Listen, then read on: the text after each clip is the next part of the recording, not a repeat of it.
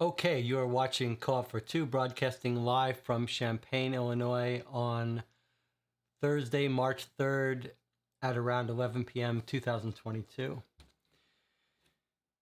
If you could let me know in the chat if the video is coming through okay.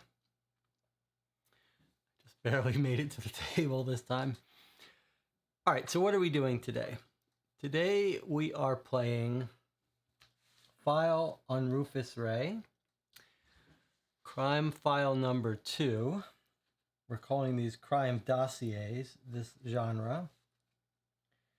And I'm going to talk a little bit about the history of this book that Jonathan Warner, who's in the chat, found for us, this whole genre of game. I've talked about the history of these in so many streams that it's probably getting boring for Jonathan, I'm sure. But for historical reasons, we have to go over it. 1936, Dennis Wheatley, a very prolific, famous writer, although not really a detective police procedural writer, created this idea of a crime dossier with his friend J.G. Lynx, and they produced the first crime dossier called Murder Off Miami or File on Bolitho Blane. They did that in England. And it was such a huge hit that they went on to make 3 more. And we have played all 4 in that series, all written by Dennis Wheatley and J.G. Lynx. In 1936, when this first crime dossier book by Dennis Wheatley came out, which was a landmark event because it really ushered in the modern cold case file type games that we play now in 2022. It was such a hit that American company bought it and sold it. They changed the name for some reason to File on Bolitho Blane, and they sold it in America. And then rather than license the other 3 books, they hired their own set of writers, American detective mystery writers, to make 3 more books.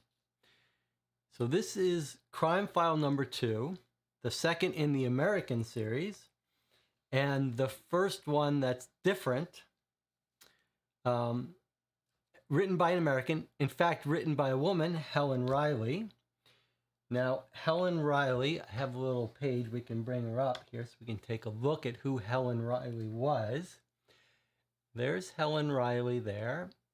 And she was quite a famous and well-known writer of detective mystery books and police procedurals. Much more focused on police procedurals. And there's a bunch of writing about her. Both her daughters went on to be writers, and she's written like 30 books, quite well known. She lived in New York City. Her most famous series was this series by about this detective McKee of Center Street. Center Street is a street in Lower Manhattan where the police headquarters would be. And so it's interesting, though, to see.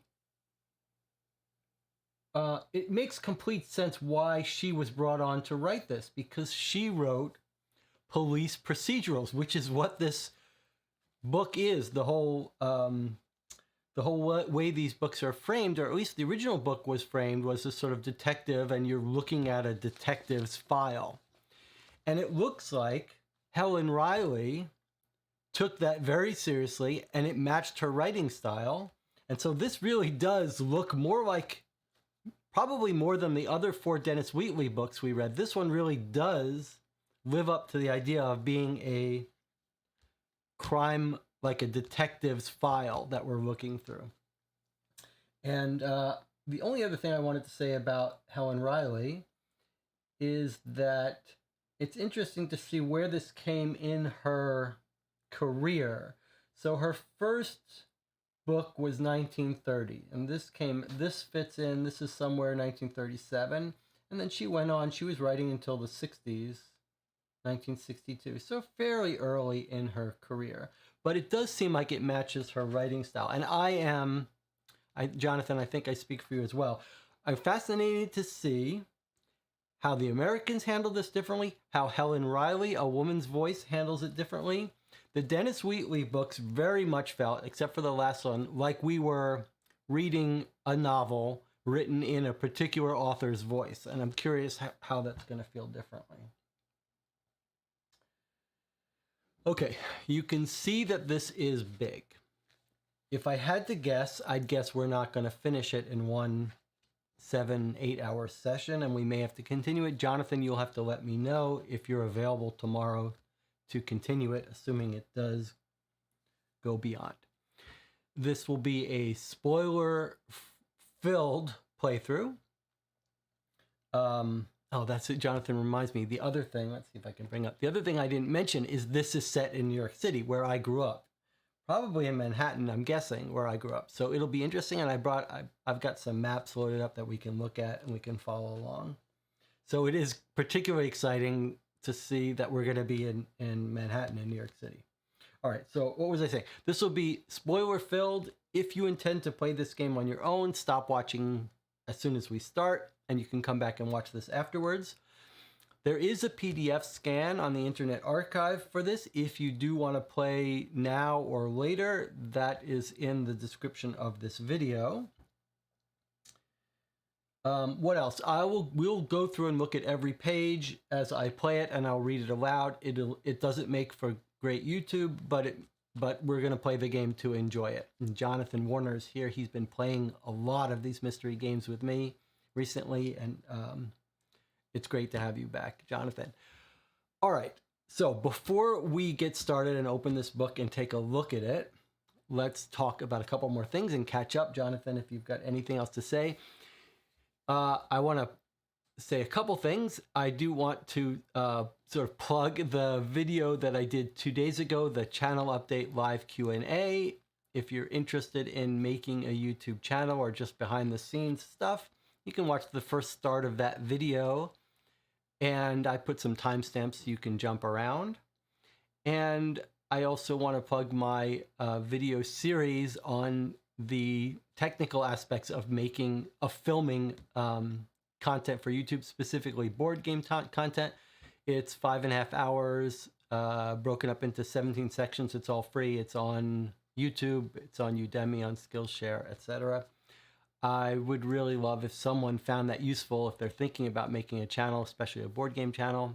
If it is of any use to someone, I'd love to hear about it. And I'm happy to answer any questions and maybe set up some live stream Q&As about that specifically when the time comes. All right, what else? I just made a post on BGG offering to buy a copy of Adventures by Gaslight, the rare out-of-print Sherlock Holmes consulting detective game that Jonathan and I spent 45 hours on the channel playing, and then wrote a 45-page PDF file and spent hundreds of emails. My offer stands. If someone wants to play it, I will buy it. The offer I made is I'll buy it, but you have to play it soon and then pass it along to the next person that wants to play it. So if anyone wants to take me up on that, there are some scans of it online as well, because it's out of print. The morality of that seems reasonable. Jonathan is giving us a little update. He says, I've rewatched most of the live-action Batman films by now and rewatched 7. Yes, I think 7 is appropriate for Batman. It definitely has the feel of 7 for me, and 7 is one of my favorite movies. The Batman movies are not my favorite movies. They're pretty terrible, but that's a good way of lowering your expectations for the new movie, which I haven't seen yet, but I've heard good things about. And I know Jonathan is looking forward to seeing it as well. What else? Now, I've recommended High and Low, the police procedural sort of film noir Akira Kurosawa movie, black and white. But one of my favorite movies, one of my favorite Akira Kurosawa movies. There's something about it that just feels really nice to me. Jonathan, I forget if you've said whether you've watched that yet or not. I mean, if you haven't, you should. It's not got like the modern... It's not going to be satisfying the way a modern movie is satisfying, but it feels very special to me. Like, you can see the director is really skilled, and there are certain things that Akira Kurosawa does with humor and sort of subtle details that are so enjoyable to watch. And the cinematography is amazing. Jonathan says, I feel a problem with a lot of the Batman films is they're overloaded. The Burton ones feel like they could be expanded into miniseries to me. Okay. I remember walking out of a Batman movie. I do not tend to walk out of movies, but I remember walking out of a Batman movie, and my memory of it is they're wearing roller skates or something. They're in like a roller skating rink, is that right? If you've watched them all, maybe you can tell me if I'm just misremembering that. I think it was the one made by, maybe that was Tim Burton. It was the one directed by someone who has no business directing superhero movies. That might have been Tim Burton. Jonathan says that one is considered the worst. Yeah, that must have been it. I just couldn't do it. I couldn't do it.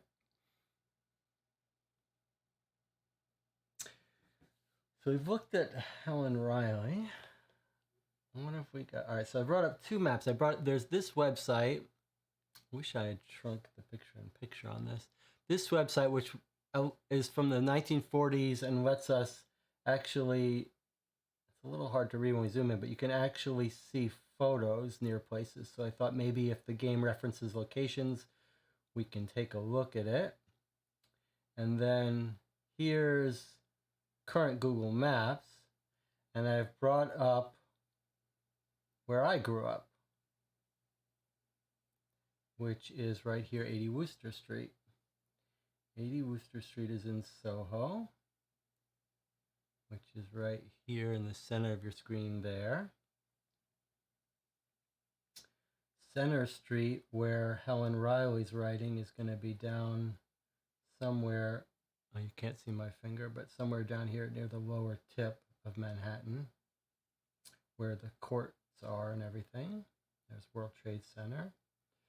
and then you go uptown and you hit Central Park eventually, which is there.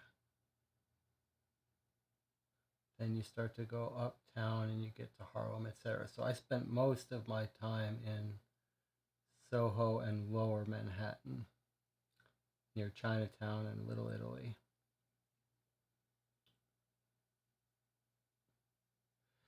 All right, so we'll get to do a little bit of history as we go about the area if it becomes appropriate.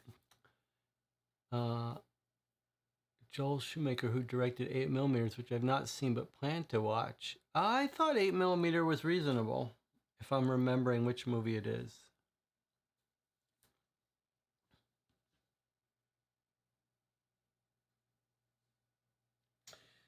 The other thing to mention is that we do have another crime dossier book set in New York City, written in 1950s, that we are also very curious about. I'm very curious to see how the genre changes. So, and I don't have crime file number 3. I have number 4, not number 3. So we're going to have to make a hard decision after this one what we want to do, whether we want to jump around to more modern games or not. But I guess we'll focus on this one. All right. Jonathan, are you ready to get into this? Anything else to say before we start? Anyone else in the channel want to say hello? I can't, there's no way for me to know if anyone else is on the channel. I'll assume, I'm going to assume there are thousands of people watching. I think that's a pretty safe estimate of viewer count. So I'm just assuming there's 1,000 people watching and 999 have just chosen to remain silent.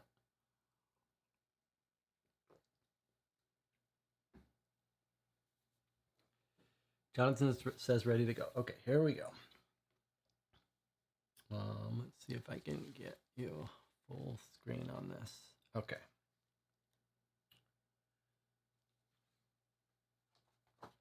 All right. And this really does feel like it's from 1936. It's sort of coming apart in our hands, but that gives it more of a realistic feel. All right, publisher's note. Oh, you know what I didn't get? I didn't get my glasses. All right, let's see if I can do it without the glasses. We have pleasure in presenting to the public between these covers Crime File Number 2, File on Rufus Ray, a new portfolio of a murder in the same sensational format created by the overnight bestseller File on Bolitho Blane.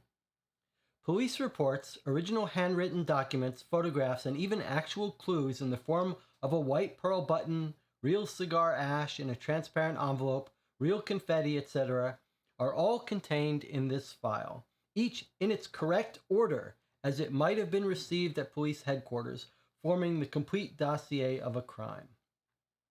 The mystery is presented to the public in exactly the same sequence as that in which it was unraveled by Captain Andrews, the investigating officer, without any extraneous or misleading matter.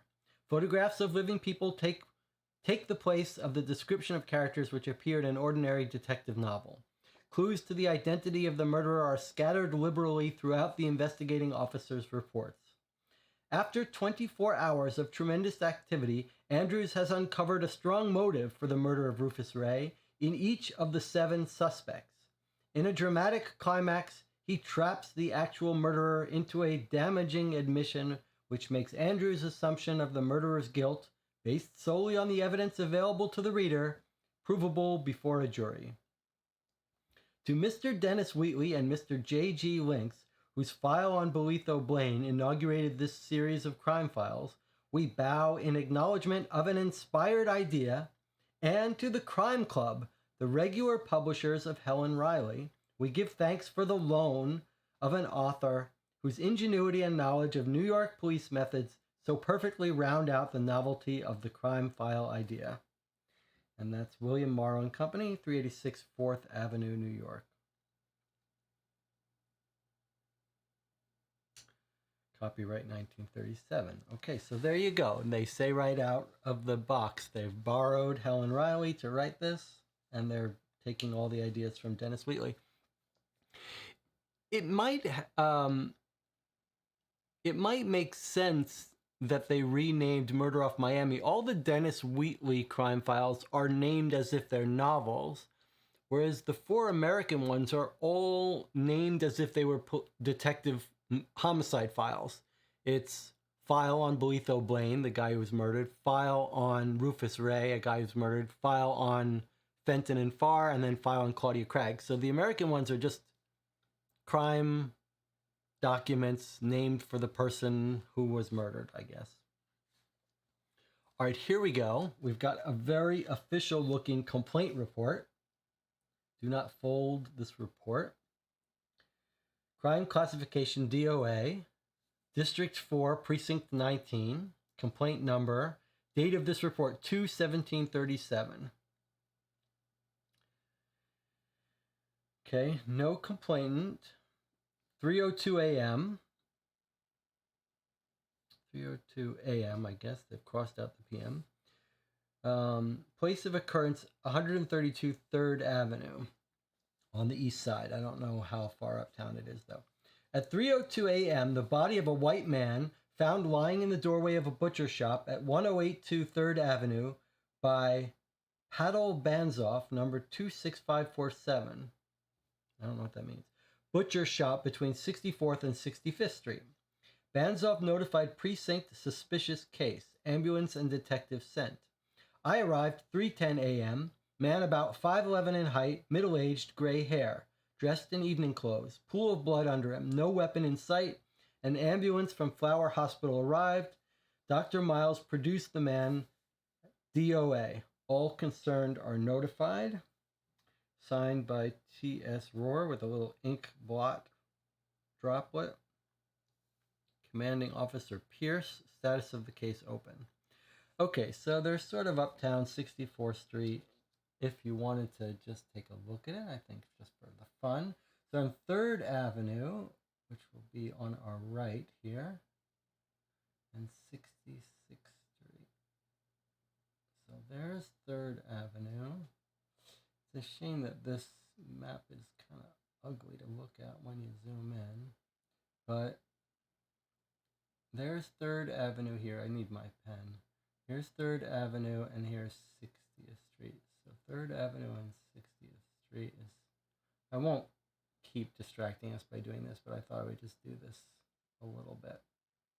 There's 65th Street. So there's right here in the center of your screen is 63rd and 3rd Avenue, and no photos of the scene. No photos. I thought I brought up historic photos when you got near the area. But there we are.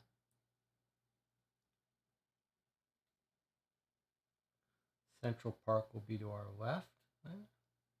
So this is a pretty good neighborhood. All right. Oh, you couldn't see any of this as I was doing it. Sorry. So there's our map. I was just talking to the screen. You couldn't see it. Okay, so there's... Oh, let's see. Do I have it? So just... It's not going to let me write on it. But here is where we were, right in the center of the screen. 63rd Street and 3rd Avenue. And just to show that to you in context, still keeping it in the center of the screen. There it is. It's sort of uptown, but that would be a good neighborhood. Lenox Hill, I guess. Not a neighborhood I'm that familiar with. Jonathan says PATL is patrol officer. That makes sense. Patrol officer Banzoff. Okay, and that's his badge number. In New York City, when we were kids, someone told us a trick. I don't know if this is a trick that was true everywhere else, but probably in most cities. In New York City, when I grew up in junior high school and so, there are payphones everywhere. Kids these days don't know what payphones are, but except in the movies. If you picked up a payphone, you could dial a number. You could dial the operator and ask to be connected to a number and say, connect me to this number, patrol officer badge number, and you'd make up a badge number and they would put the call through. I mean, I think we tried it once or twice to verify that it did work, but I'm not sure at some point they'd probably catch on, and you're giving the number you're dialing, so someone could follow up if they weren't happy. But yeah, so if you said you were calling based on, if you gave your badge number, they'd let the call go. They put the call through for free. All right, let's continue. So this is a supplementary complaint report. Same district, same day, 217. In response to an alarm from Patrolman Banzoff sent in over the phone at 3:02, I proceeded to 1082 3rd Avenue, arriving at 3:12. Detective Rohr was already there. I examined the body of a middle-aged man whom Dr. Miles from the Flower Hospital pronounced dead on arrival. The man was lying partially on his right side with his arms flung up over his head.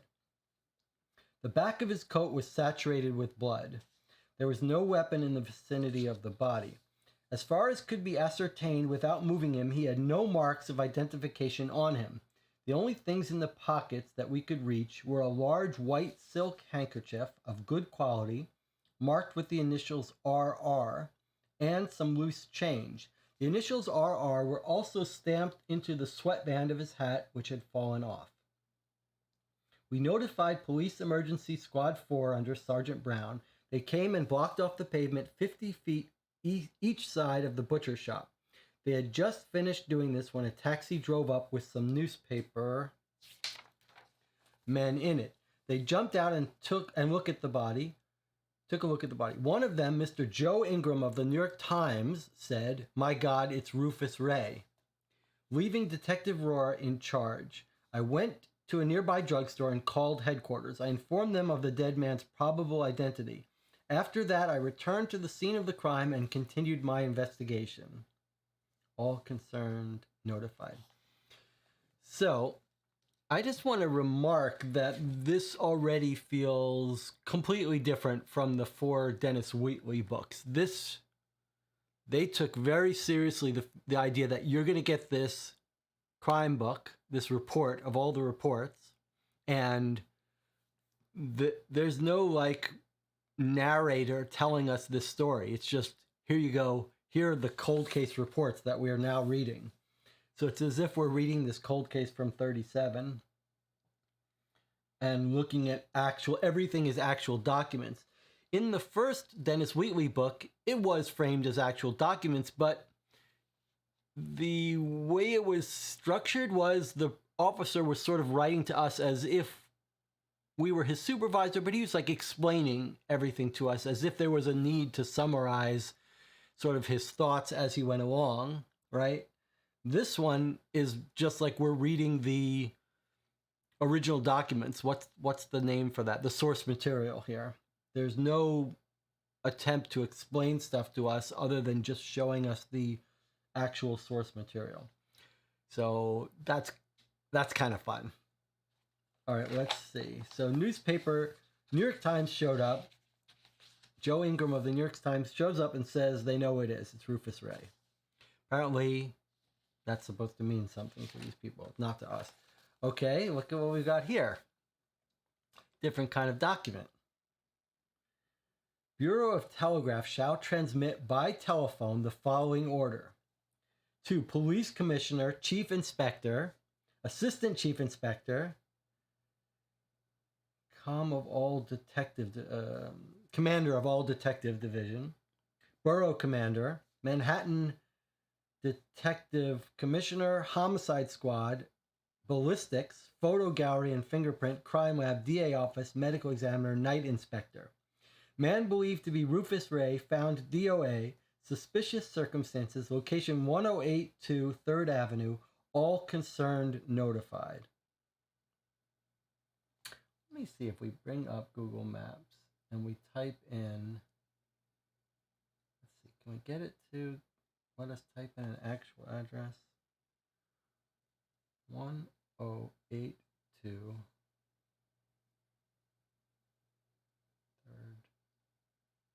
3rd Avenue. Let's see if we can get an actual location. There it is. Oh my God, I keep forgetting to bring it up for you. Okay, so here it is. Here is the actual location. Although they said 63rd, but there it is. And can we shift to street view here? Wait, how do we do that on this? Oh god, it didn't. I don't know how to get it to change the street view in the mobile map. We could look at it like this. So there we go. There's 3rd Avenue. That's 63rd or 64th Street. Take a look around. All right, so pretty good neighborhood. Not amazing, but good neighborhood. All right. Now, how do I get out of that? Okay. Butcher shop became a supermarket. That's right. That's right. It's too hard to find things on this map. All right. So signed by Becker, Lieutenant of the 19th Precinct. So what is he doing? He's sending this to all involved just to keep them aware? He's not asking them to do anything, is he? He's just notifying everyone. Okay. And now we've got a photo of the crime scene. There we go.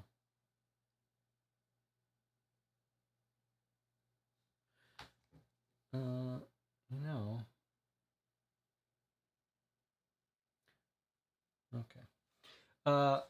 Well, that looks like a nice, realistic crime scene. There he is, lying on his side. You can see a little bit of blood here. Police credit RCS photos. Prominent attorney. Aha, he's a prominent attorney. Photo shows body of Rufus Ray as it was found by the police in the early hours of February 17th. So there he is in front of the butcher shop. In fact, I can see this is a real butcher shop. There's Hormel ham can here in the upper right. Okay. Anything noticeable here? He's got his hat. He's got a watch. Doesn't look like he was robbed.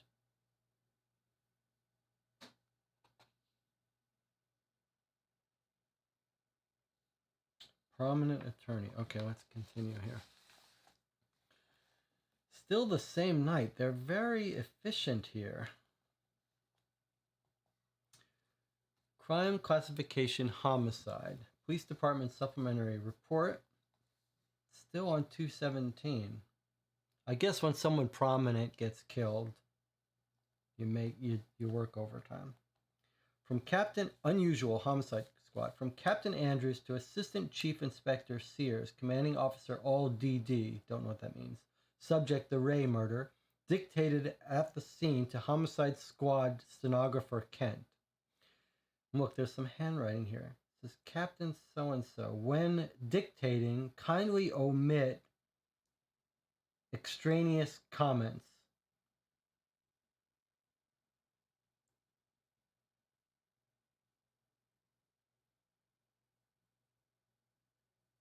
Something to the pool, and then he's got his name, I believe. What do you think? What is this word here?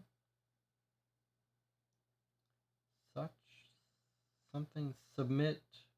So don't know, but he's saying when dictating, kindly omit extraneous comments. Something to the police or something. Stick to the facts. Stick to the facts. I think that's what it says. I think it says stick to the facts. Okay.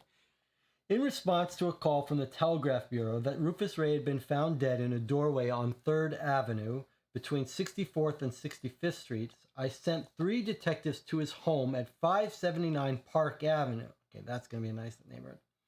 And took a cab to 64th Street. The night was misty and the visibility poor. People and objects any distance away were mere blurs. Commissioner Crowell, Borough Commander Parr, Chief Inspector Flynn, and Dr. Krause, the medical examiner, were there when I arrived. I expected to find them. I knew the whole department would roll on a case like this. Lambikin, the photographer, was taking pictures. There was so much blood, and the tears or rips in the clothing were so indeterminate that Krause couldn't tell whether Rufus Ray had been stabbed or shot. Krauss ordered the body to the morgue and went away. Lucky guy. Oh, look at what's happened here. Okay, this is nice. So now I get it. Okay, I'm loving this already. But okay, so look, he submitted this report, which is continued. We're only halfway through, right? He submitted it, and this guy, his boss, is admonishing him a little bit. He's saying, next time, just stick to the facts. We don't need your commentary about lucky guy and all that. Is that how you read this? That's what he's saying. This guy's received this, and he's like, hey, next time, I just need the facts in your report. You don't have to write like you're a novelist. Yeah, okay, I like it. That's what's happened. The person who's received it has written this commentary. Okay, lucky guy. Before the wagon arrived, I examined the body myself. If robbery was the motive, the thief must have been scared off. Ray's wallet, containing $28, was in the inside pocket of his coat, and there were what looked to be valuable cufflinks and studs in his shirt. The only other things on him were a white silk handkerchief with some small change. What became of his watch, keys, etc.? Why take those and leave the wallet and studs? Okay, I thought I saw a watch, but maybe that's something else that we're seeing. Why take his watch and leave the wallet? And keys. He's got no keys on him either. That's interesting. From the position in which Ray was lying, he seems to have been proceeding north at the time he was attacked. He lives in the Shenley, 2 blocks away. But the soles of his patent leather Oxfords were damp, which indicated that he had walked some distance. So he hadn't come from his home, and he couldn't have been going there. Otherwise, he would have turned west at 63rd Street. I had men from the local precinct and 2 of my own men make a thorough search of the roped-off area and of nearby garbage and ash cans. The only things of any interest were close to the body were several tiny squares of red, yellow, and blue paper caught on the rough hairs of Ray's topcoat. At the back of the recessed doorway in which he lay, a dead cigar from which a small amount of ash had fallen. There was no match in evidence, either on Ray or on the sidewalk nearby. There was no weapon in the vicinity. The only other thing anywhere near the body that might be significant was a small white mother-of-pearl button in a doorway 15 feet from where Ray lay. The button was quite clean and had not been there long. The cigar, the ash, the confetti, and the button were removed by Detective Hahn of the CP laboratory for examination. The search of the vicinity will be continued by daylight when we may find more. Wow, they found a little button 15 feet away. They are efficient cops. After a talk with the commissioner, the chief inspector, and assistant district attorney Hogan, I took a walk in the direction in which Ray must have been proceeding when he was attacked. I feel like we are going to benefit from having a map we could mock up. Maybe when we take our first break, I'll try to download a map that I can annotate. The layout gives me plenty to think about. An occasional L train banging along in the gloom overhead. I don't know why they wrote this L. Is that how they... Or E1 train? There's an L train. There's an E train. Let's see. They're on the east side. L train, I think. Not an E train. E train is 8th Avenue and so... Okay, anyway. I don't know why they're writing EL train. Banging around in the gloom overhead. Foghorns hooting from the river. The streets dark and deserted and filled with mist. A made-to-order night for murder. I figure that one of 2 things must have happened. Ray was killed by a companion who was with him, or he was on his way someplace, and he was bumped off either by someone with whom he had an appointment, or by someone who knew about the appointment. I think we can wipe out the first theory. The companion would have had to have it in for Ray, and Ray would have been smart enough to know it. He didn't trust anybody. Rufus Ray was a close-mouthed, suspicious, careful man, which leaves us with the following fact. His destination was some brightly lighted spot where he thought he would be safe. At my direction, a list is being made of all drugstores, cafes, taverns, lunchrooms, taxi stands, etc., within a radius of half a mile. I am now on my way to the 4th DD office to wait for reports. Now we have the evidence. Okay. So there's some confetti. These are actual pieces of confetti in an envelope that we could open up, although it actually looks like it's just, we could open this up if we wanted to, but we have no reason to. Pieces of confetti. There's ash. There's actually tiny, I don't know how well you can see it, but there actually is little tiny bits of ash down here at the bottom of this envelope. I can feel it. There's the button they found in the doorway 15 feet from Rufus Ray's body. Could be completely unrelated to our case, of course. And then here's a photograph of the cigar. Actual size, cigar found near Rufus Ray's body at 3:02 a.m. Okay, so someone was smoking it, either Rufus Ray or the person who killed him, or someone who was with him when he was killed. Obviously, if it was a modern investigation, we would DNA it. Oh, and now we've got some newspaper. All right, let's take a look at this newspaper excerpt. Divorce lawyer found dead. Rufus Ray's body discovered in 3rd Avenue butcher shop doorway. Rufus Ray, nationally celebrated attorney, famous for the fireworks of his behavior in court and for his brazen baiting of judges, was found dead this morning at 3 o'clock, face downward in a pool of blood in a 3rd Avenue shop doorway. Mr. Ray, the cause of whose death has not yet been ascertained, was discovered by Patrolman Banzoff of the 19th Precinct in the doorway of a butcher shop at 1082 3rd Avenue between 64th and 65th Street.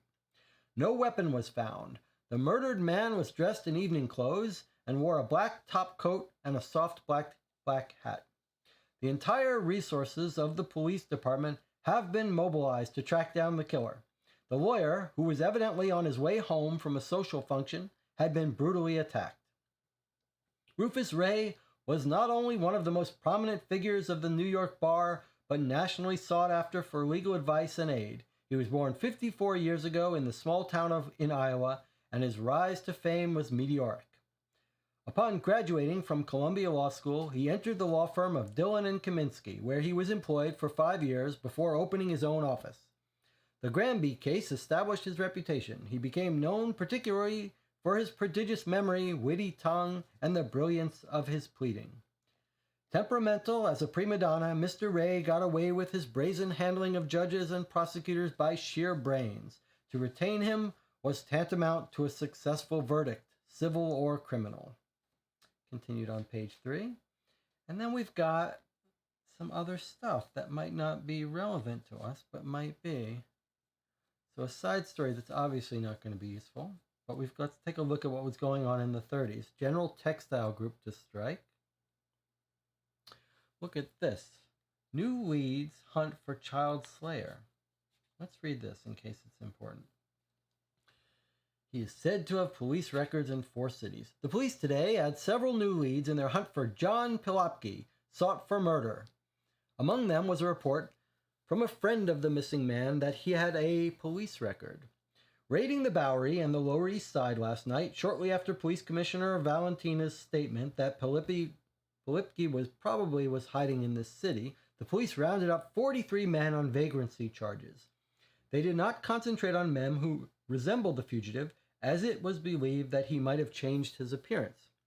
Fingerprints of all the men will be compared with those found in the apartment where the slaying took place. The prisoners all pleaded guilty before Magistrate McGee in night court and were sentenced to 5 days each. Was McGee the Helen Reilly detective? What's her series called? Her famous series. McGee. Spelled It's McKee, not McGee. Okay, but this does look like it's a little bit of a callback to her other stories. Okay, the prisoners all pleaded guilty, all the vagrancy prisoners. Verification was awaited of a report received yesterday from an acquaintance of Pilapki that the missing man had been arrested in Chicago for stealing an automobile.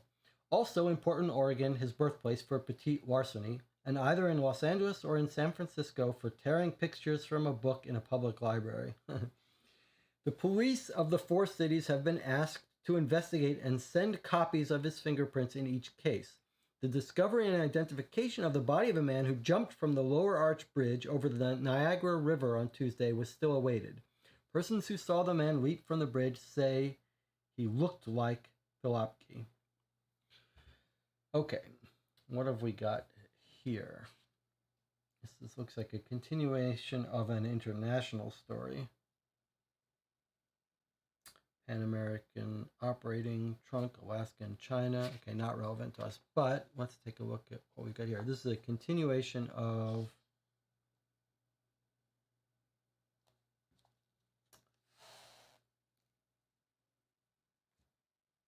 some other story. Story about World War. We got an advertisement here. Town Hall Inc. retail liquor store, specializing in fine imported wines and liquors, 3 Scotch whiskeys of exceptional quality. Okay, you want to buy some whiskey? That's how much it costs.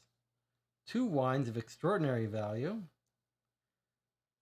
Webfrau Milch Cluster, 1929, $35 per case. Townwell Inc., 141 East 61st Street. So they're kind of nearby our case, just a couple blocks away. Could be important, could be relevant for us. There's their telephone number, Regent 4 5190, old style telephone number. Little side story here, missing 10 days. The 4 canaries which Mrs. Isidore Mafuski had as house pets for more than 3 years have been missing now for 10 days. Yesterday she called in the local police and they are using every effort to recover the canaries. Foul play is suspected, and there have also been reports that the canaries have been seen in various parts of the country. All right, we're going to skip this newspaper. It doesn't look relevant. Jonathan says that this newspaper is missing from the PDF. Maybe didn't get scanned.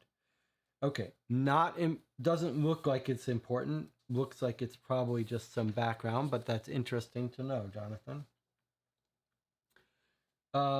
Let's take our first little break here.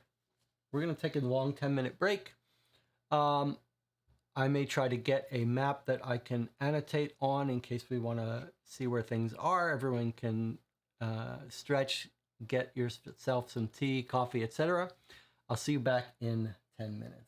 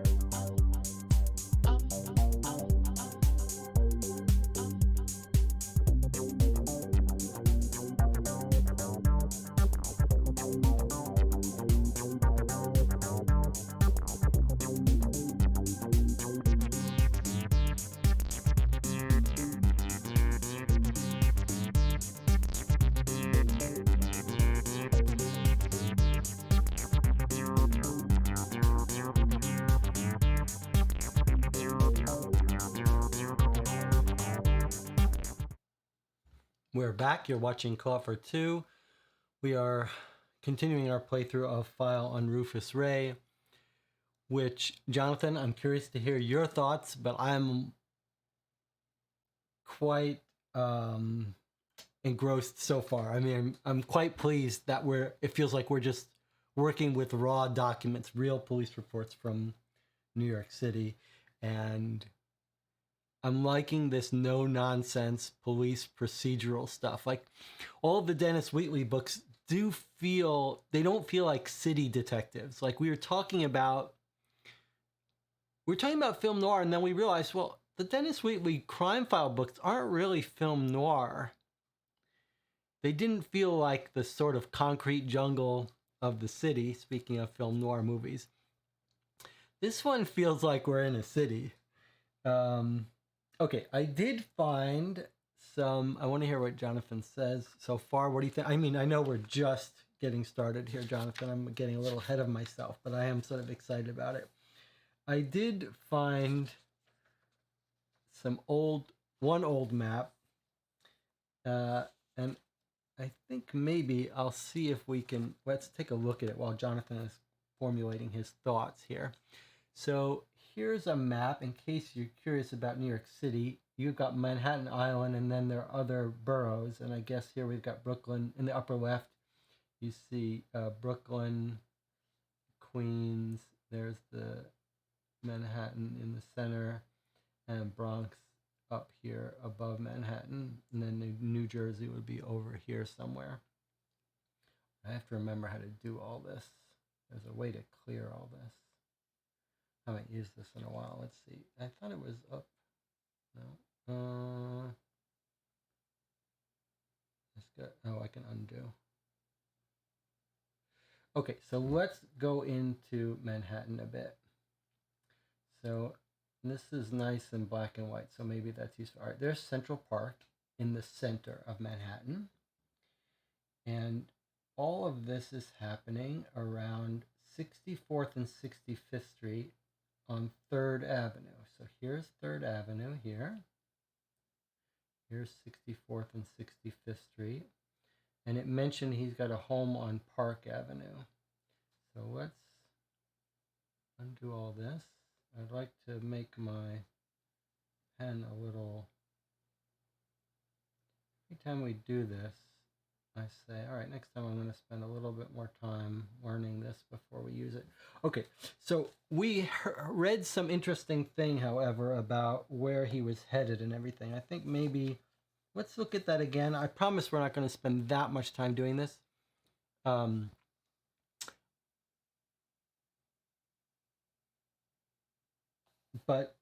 I was just looking at the chat here. I did want to read that part about he couldn't have walked home, etc. Okay, so let's read this again just so we can...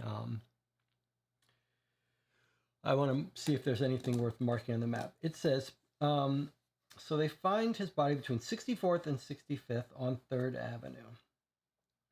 He lives in the Shenley 2 blocks away, but his soles of his patent leather feet... I'm going to put a little marker here. His soles are wet, so he had to have walked some distance. But he hadn't come from his home, and he couldn't have been going there. Otherwise, he would have been turned west. Otherwise, he would have turned west at 63rd Street. He hadn't come from his home.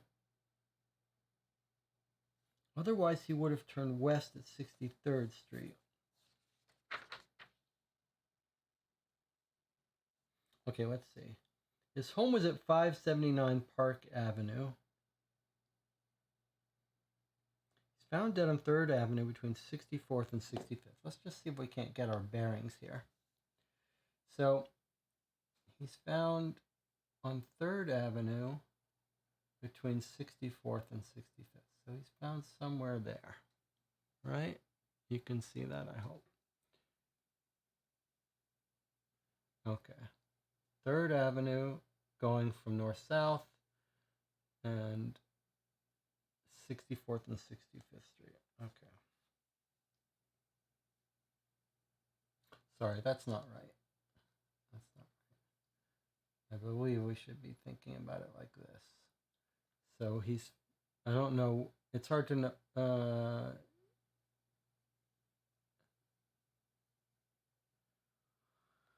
57th Street. I'm trying to think. It's 64th, this street above or the street below? I guess it's the street above. So maybe it's more accurate to say that this is 64th Street. So he's found here. Let's say somewhere in there, in along 3rd Avenue between 60. It's a little confusing that this is 64th Street. This is the street here. Is 64th Street the one below it or the one above it? But this line here suggests to me that it's the one. That it's the one above it. 57th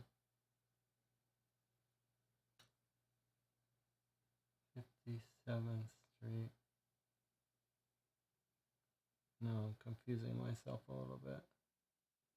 That's 57th Street.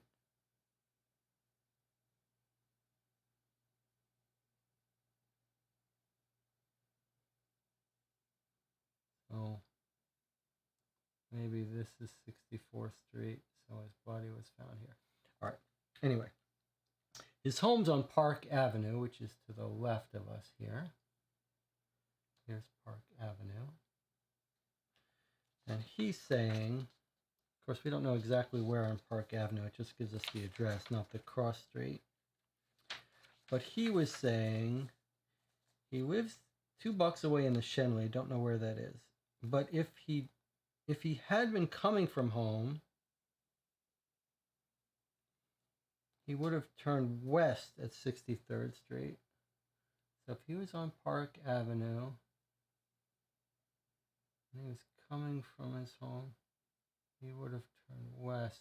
So I think they're saying he's coming from up here somewhere. And so if he was coming down this way from his home, he would have come down here and turned. No, that doesn't make sense. Turn west on 63rd. West is to our left.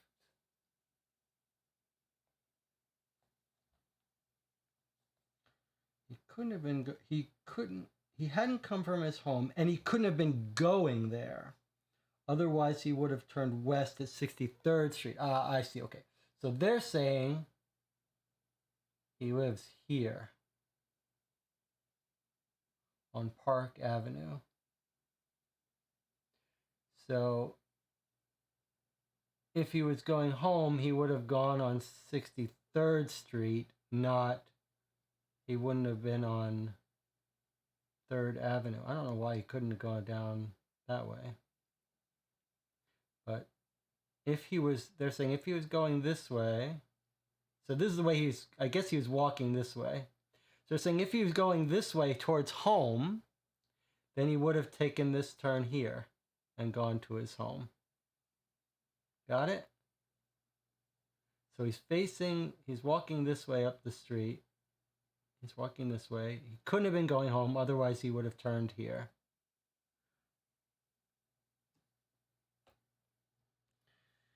He hadn't come from his home, and he couldn't have been going there, otherwise he would have turned west at 63rd Street. Okay. So there you go. That took us a long time, but I think it's useful for us to spend enough time with this so that we can get some idea of where things are and when it's telling us what it thinks. So he didn't come from home and he wasn't going home. Okay, that's why this guy thinks he was heading somewhere to meet someone. He says, okay, after a talk with the commissioner, I took a walk in the direction in which Way must have been proceeding when he was attacked. And then he thinks he was meeting someone. His destination was some brightly lighted spot where he thought he would be safe. Okay. And he said he wants to search within half a mile. Okay, well, half a mile is about a radius of half a mile. Half a mile in New York City, the general rule of thumb is 20 blocks is a mile. So 10 blocks would be like this.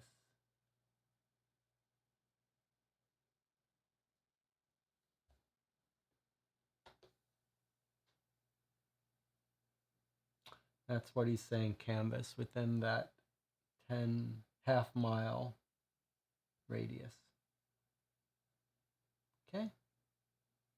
All right. Here we go. Then we looked at our stuff. Jonathan is just saying, it's interesting that the small paper insert was present before the Malinsay massacre.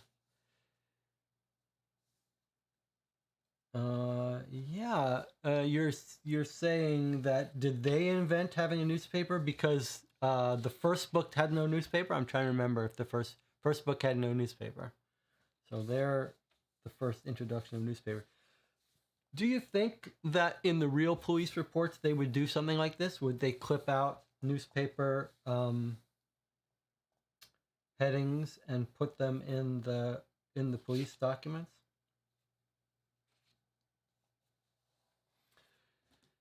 All right, let's read. Report of Lieutenant Phelps to Captain Andrews, subject Ray murder. Last night at 3:45, acting on instructions from Captain Andrews, Detectives Gish, Bergman, and myself proceeded to the apartment of Dr. Rufus Ray in the Hotel Shenley at 579 Park Avenue. Okay, I'm going to pause this here, and I'm going to have us see if we can't. Let's see if we can't find this location. 579 Park.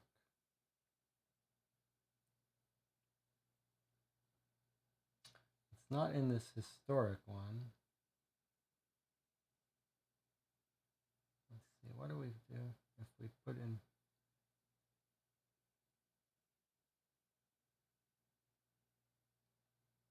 579 Park Avenue? I don't think that's correct. No, let's put us in some totally other place.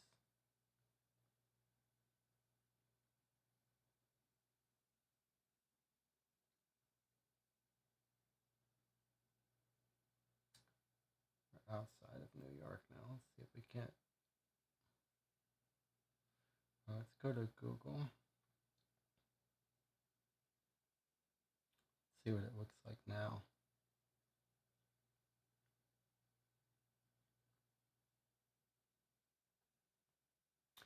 Okay, so here's 579 Park Avenue as of 2022.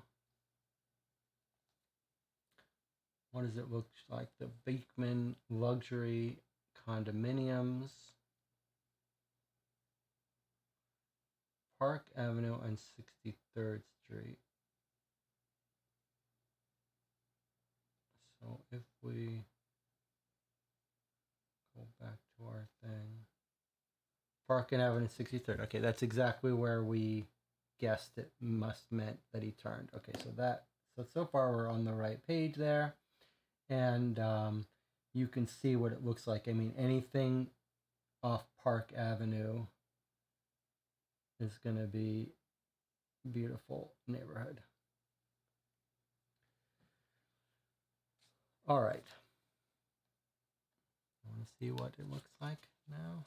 Park Avenue, look at those buildings. So he lived in one of these beautiful tall buildings.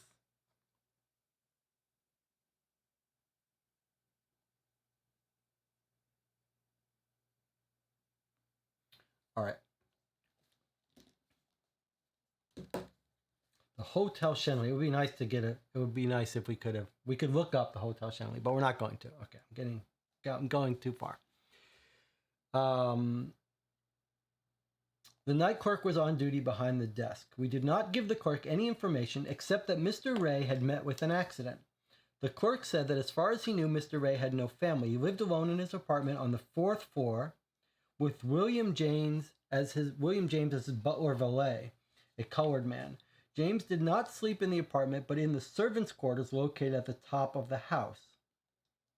I did not permit the clerk to telephone upstairs, but rode to the 4th floor accompanied by a bellboy with a pass key.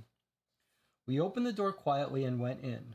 The lights were on in the foyer and in the living room, but the apartment was empty. I sent Bergman to get Ray's valet, and Detective Gish and I looked around. There was a door key lying on the plush cover of a small table beside the couch. Some whitish substance that looked like powder had been spilled on the table. A desk, remember that Rufus Ray was found without his house keys. A desk in one corner of the living room had been opened, and the papers in it were in considerable disorder, as though someone had been rummaging through the desk. So did someone kill him, take his keys, and then come into his apartment? The doorman presumably should have seen that, though. So someone rummaged through his desk drawer. It is a desk with a front that pulls down, the flap being supported by a movable bar of wood. Okay, so here's a photo of it. So this is what they're saying. Here's the desk they're talking about, and the front folds down. There's a name for those. I don't know what the name is. Okay, so someone was rummaging through his stuff. Corner of living room of Rufus Ray's apartment, 1937. So here's a 1937 apartment. Let's take a look at the style here. Pretty simple stuff.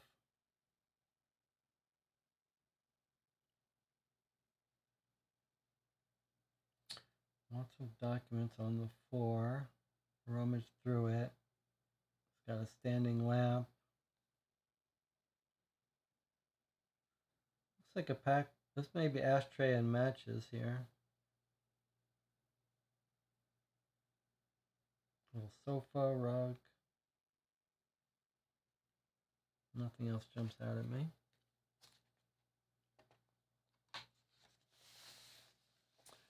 Okay. Report of Lieutenant Phelps to Captain Andrews, subject the Ray murder. Oh, we're continuing here. Okay. Move a desk with a front that pulls down, the flap being supported by a movable bar of wood underneath. This bar had not been pulled out, and the flap was sagging, and one of the hinges was loose. We went through the papers in the desk and emptied the trash basket. The bar had not been pulled out, the flap was sagging. I don't know if they're just suggesting that someone yanked it down and broke it or something.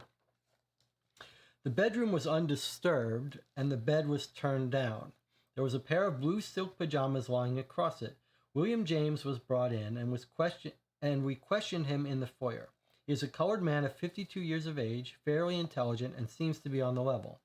We did not tell him Ray was dead, but repeated that Ray had met with an accident. William James was very much upset. He said that Mr. Ray had come home from the office as usual around 6 o'clock last evening. He seemed in good health and spirits. He dined in his apartment. The dinner consisted of roast lamb, fresh peas, alligator pears, don't know what that is, cheese, and coffee.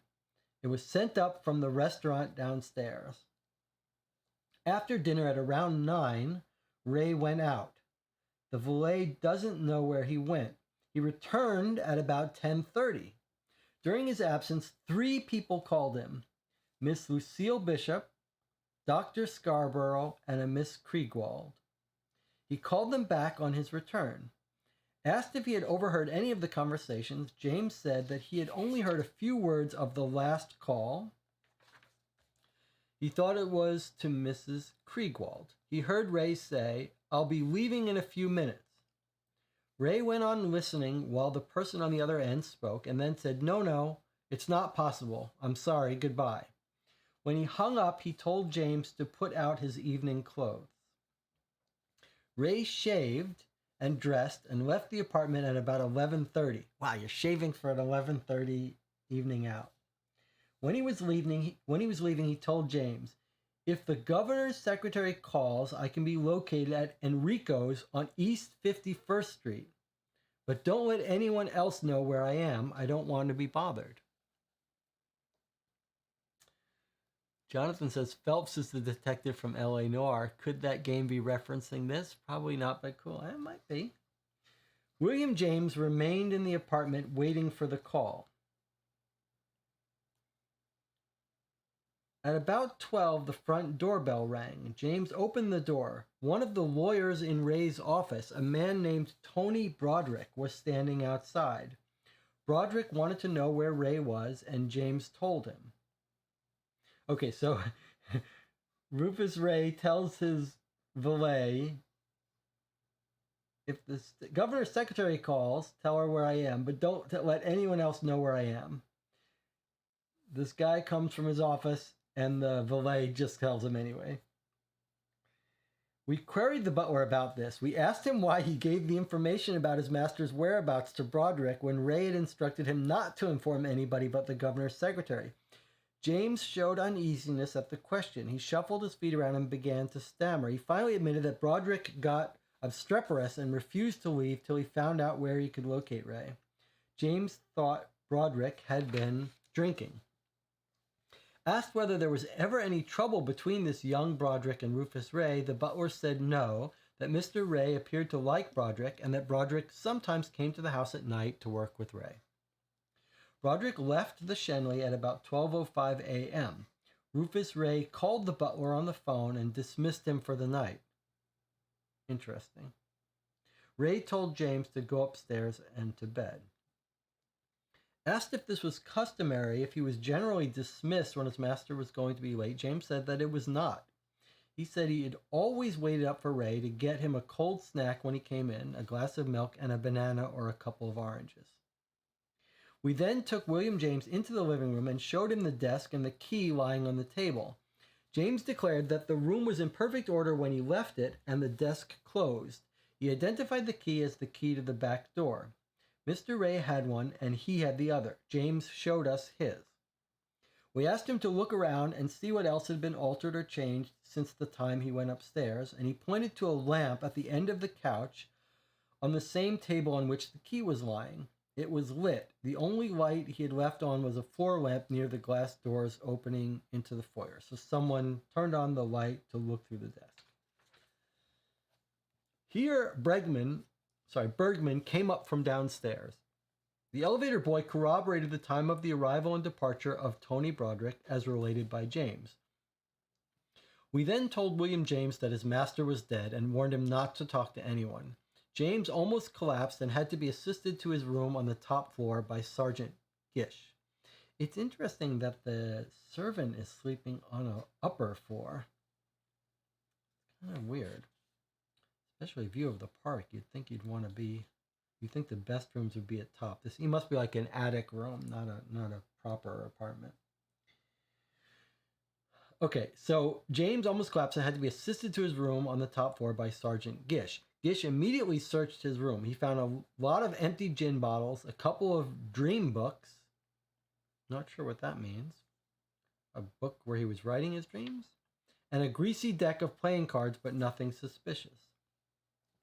Using an outside phone, I called Captain Andrews and told him what we had discovered. The captain said to leave Bergman in the apartment until the photo gallery and fingerprint men arrived from headquarters, and for me to proceed to Enrico's with Gish and find out what we could there. He suggested we go out the back way so as to get the hang of the building. We did so, taking the powder and the papers from the desk and trash basket with us. The back door opens on a service staircase which ends in the basement. From the basement, a small side door opens into the street. It would be easy for anyone to slip in and out of this way without being seen. Okay, so that's why the doorman didn't see this person come in. The nightclub was deserted when we arrived, except for a couple of drunks who couldn't be moved. Okay, let's bring ourselves back to our map here and mark. So, I wish I knew better how to. Okay, so this is his home. And this is the body. All right. And now we're told that he was at Enrico, that he was going to Enrico's, East 51st Street. So 51st Street is here. but we don't know where on 51st Street. We know it's east, meaning it's east of Broadway, so somewhere like this. But we don't know exactly where. So we'll just leave that blank for now.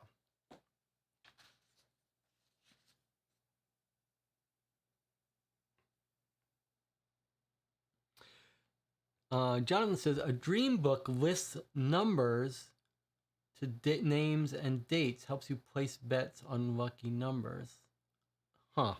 Interesting. Okay, so far we've got some interesting timeline and information, and we've got a couple of different people. I'm not going to write down their names yet. I'll just put a little note here. Lucille Bishop, Dr. Scarborough, Mr. Kriegwald, and then his partner from the office comes in, demands to know where he is. Okay. The nightclub was deserted when we arrived, except for a couple of drunks who couldn't be moved. But the waiters were all there straightening things up. I located the waiter who served Rufus Ray. His name is Carl Stieg, and he lives at 5762 Ashburn Avenue in the Bronx. Stieg gave me the following information. Mr. Corey Bishop, who is a regular patron, reserved a table early in the evening by telephone. There were 4 people in the party: Mr. Corey Bishop himself, his sister, Miss Lucille Bishop, Rufus Ray, and a Dr. Scarborough. These are the people he spoke to on the phone. The only other guest at the table while the party was there was a Miss Una Garth, who had been at Enrico's before with the Bishops. The place was crowded, and Stieg wouldn't have noticed Miss Garth, except for one thing. She broke a wine glass while she was at the table, and the head waiter signaled Stieg to go and clean up the mess. Stieg said Miss Garth seemed very nervous. He noticed it because when he held a match for her cigarette after replacing the cloth, her hand was shaking so that he had difficulty giving her a light. The party, Mr. Corey Bishop, Miss Bishop, Rufus Ray, and Dr. Scarborough, all came in around the same time, but they left at different times. Interesting. Approximate time of departure for Miss Garth. I guess I'll put a marker here. It seems like we might need to know this. Departure time of Miss Garth was 12:20. Departure time of Miss Bishop, 12:50. Dr. Scarborough and Rufus Ray left together a few minutes after 1. Then Corey Bishop leaves 1:15 and 1:30. I obtained a partial list of the guests from the head waiter. They don't know everybody was there, but the list will be completed as far as possible tomorrow. The Bishop table had already been dismantled and the floor in that part of the room swept. The rest of the room was littered with black and white dominoes, paper hats, streamers, balloons, etc. The head waiter explained that there was a Mardi Gras celebration there last night, and it was Shrove Tuesday, the eve of Ash Wednesday, when Lent begins. This is all some Christian holiday that I don't know. All the ladies were given white dominoes when they left the dressing room, and all the men black. Some people put them on and some different. What is a... They're not talking about dominoes that you play the game of dominoes. What is a white domino? Dominoes when they left the dressing room. Some people put them on and some didn't. We took a sample of the confetti and also got the name of the doorman and his address. Back to the office at 5:45 a.m.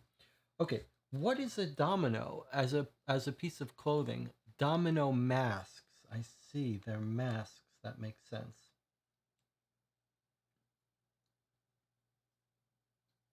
Okay. These pages seem to be numbered in the upper left too, by the way. Okay, here we go. Report of Sergeant Gish. This is one of the officers on the scene at the apartment.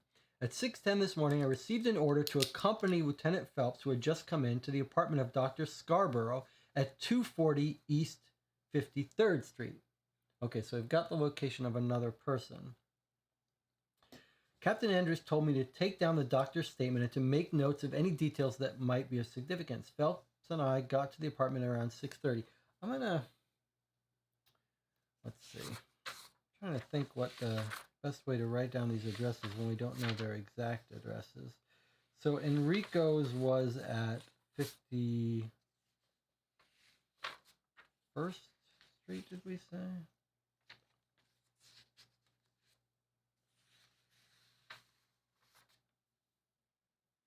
I wonder if this is a real place. 51st Street. All right, so what I'm going to do is I'm going to... Where's my colors? Here we go. Okay, so I'm going to pick a color, a different color. 51st Street. I'm just going to pick a place on 51st Street. Let's say it's a bar, so I'm going to put it somewhere over here, somewhere. Let's just say this is Enrico. Question mark. Okay. This person...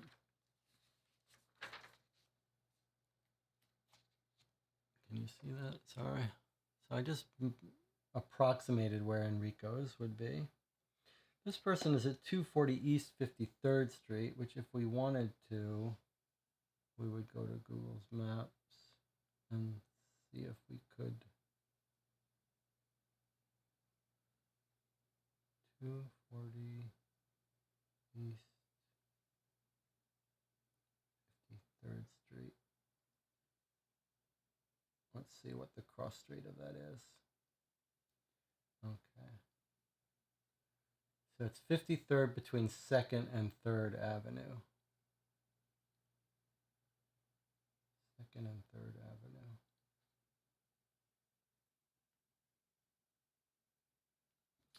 Okay, so he lives here. This is Dr. Scarborough. For what it's worth.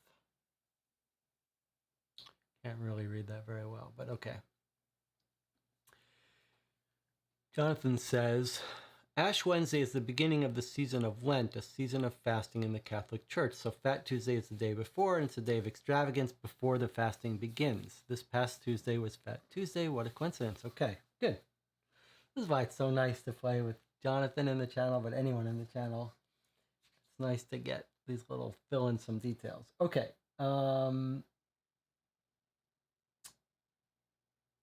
It's too bad. Is there a way in comments for people to post photos and stuff? Probably not. Okay, so we're going to Dr. Scarborough's house at 240 East 53rd Street, right there. So they live nearby. Captain Andrews told me to take down the doctor's statements and to make notes of any details that might be of significance. Phelps and I got to the apartment around 6:30, having stopped for donuts and coffee on the way. A hall boy announced us and the doctor said to come right up. He admitted us to the apartment himself. He had on a bathrobe over gray flannel pajamas. He showed surprise at our being there. Phelps told him about Rufus Ray, that Ray was dead. The doctor stood staring at us with his mouth open. He seemed flabbergasted. I thought he was going to keel over, and I grabbed his arm, but he recovered in a couple of minutes. He asked how Ray had been killed, who had killed him. Oh, look, there he is. There's a photo of him in his bathrobe. Okay, retired surgeon refuses to make statement to press. Photo shows Dr. William Scarborough at the door of his apartment on the morning following the death of Rufus Ray. Okay. I can't tell if it's significant that he's got, looks like he's got some dress shoes on, but okay, that's a colorful outfit.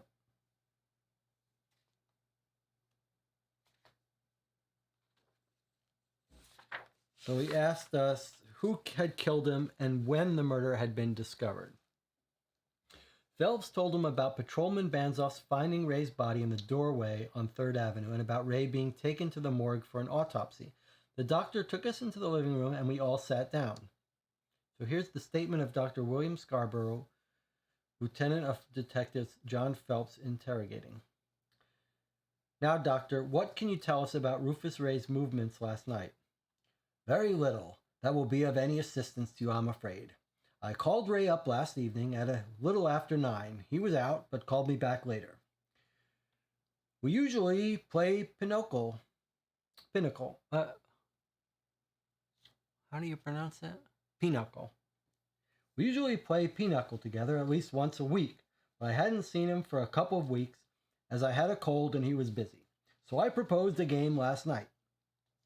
He said he had an engagement with the Bishops to go to at a nightclub, a place called Enrico's, and he suggested that I go along. I did so, meeting Rufus, Corey Bishop, and Miss Bishop in the lobby of the club. We remained in Enrico's for about an hour. The party more or less broke up when Miss Bishop went on to another function.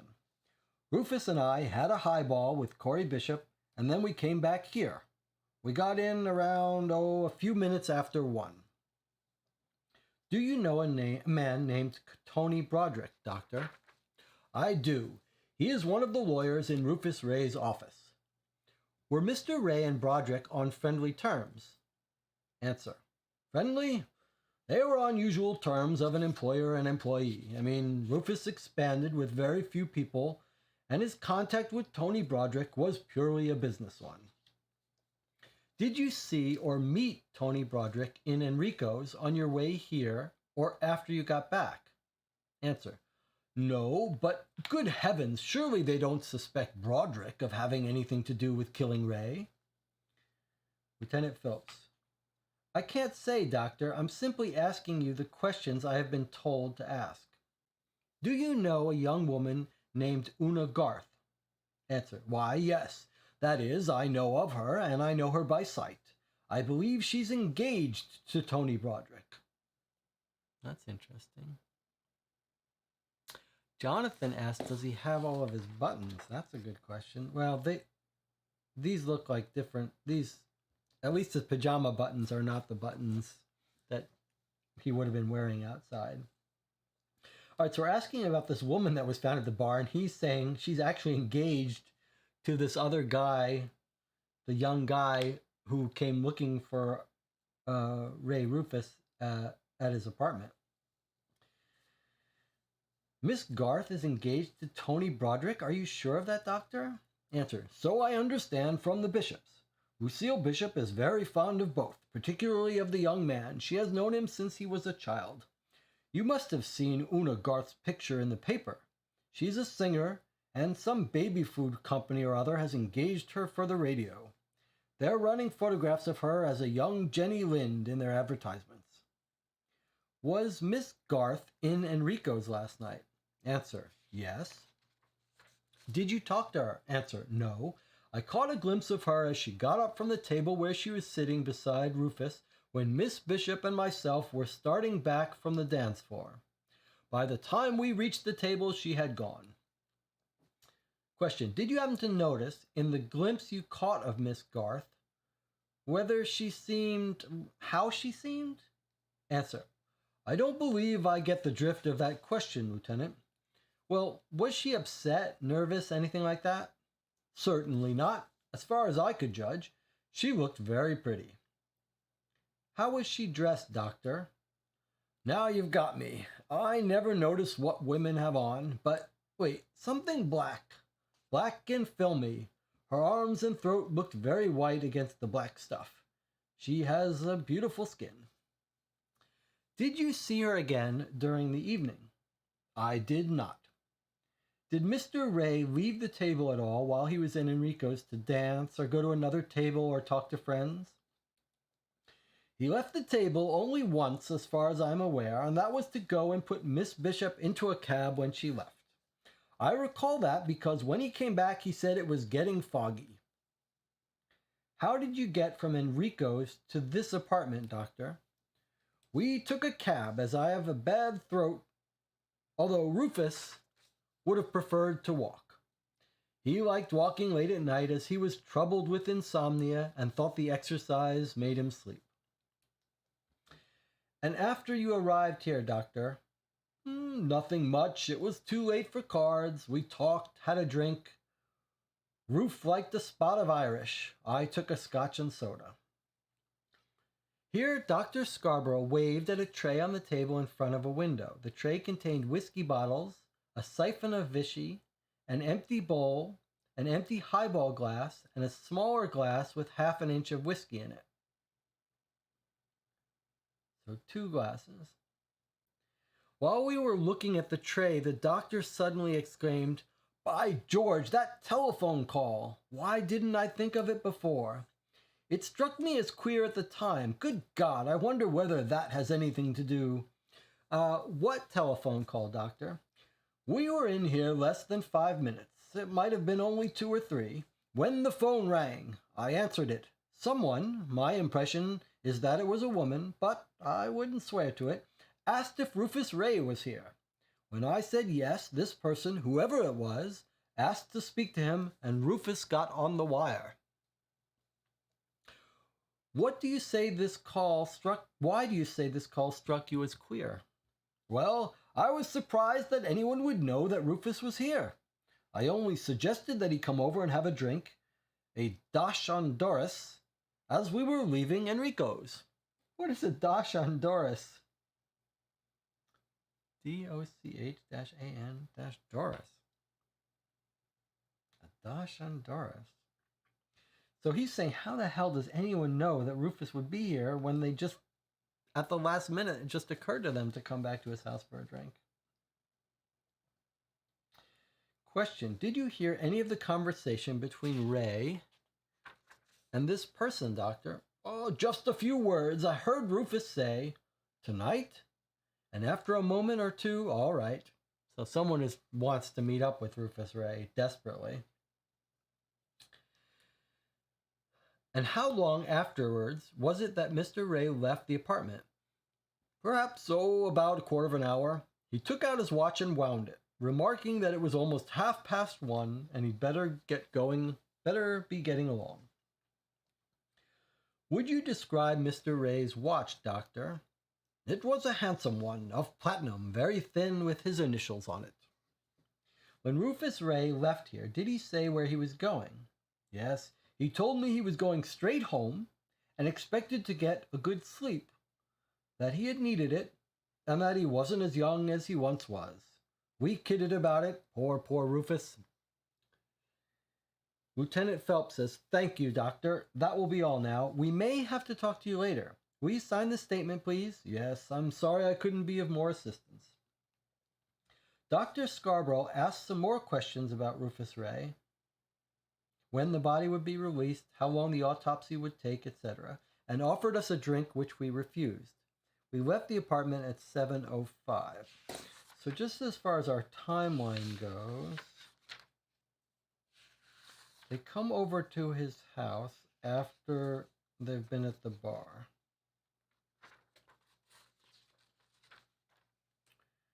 We ask when he arrives. Let's see. What timeline did he give us? Okay, what did you do after you came here? They took a cab.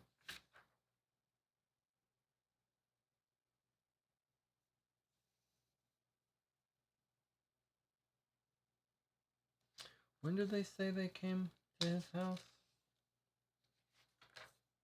He gets a phone call. Someone wants to meet with Rufus Ray right away. Where's our timeline? When does he tell us? He says we're here only a couple minutes when he got the phone call.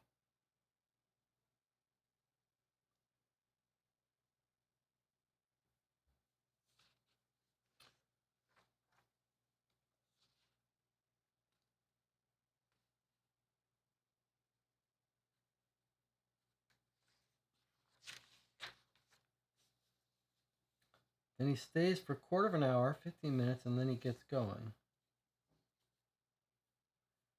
Why don't we have a timeline here? We must have been told what time it was that he left. There we go, 1:30. He took out his watch and wound it, remarking that it was almost 1:30. So 1:30 a.m. he leaves the doctor's house, which, remember, is here, down here in the lower right of your screen. But he's not, he might be heading uptown. But remember that we're told because of where he was found, he couldn't have been heading straight home. But he's meeting someone near his home. Although, yeah, somewhere between 1:30 and 3 a.m. he's killed. We don't know when yet, though.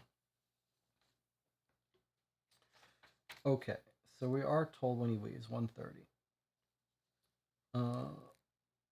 He asks some more questions about how on the autopsy he offers the drinks. We leave his apartment at 7:05 a.m. In the lobby, we ran into a bunch of newspapermen. We managed to shake them off, and Phelps telephoned to Captain Andrews. Andrews said while we were at it, we had better get statements from the bishops and then come back to the office.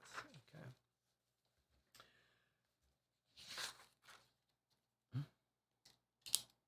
I should probably write on these little notes why I'm marking them.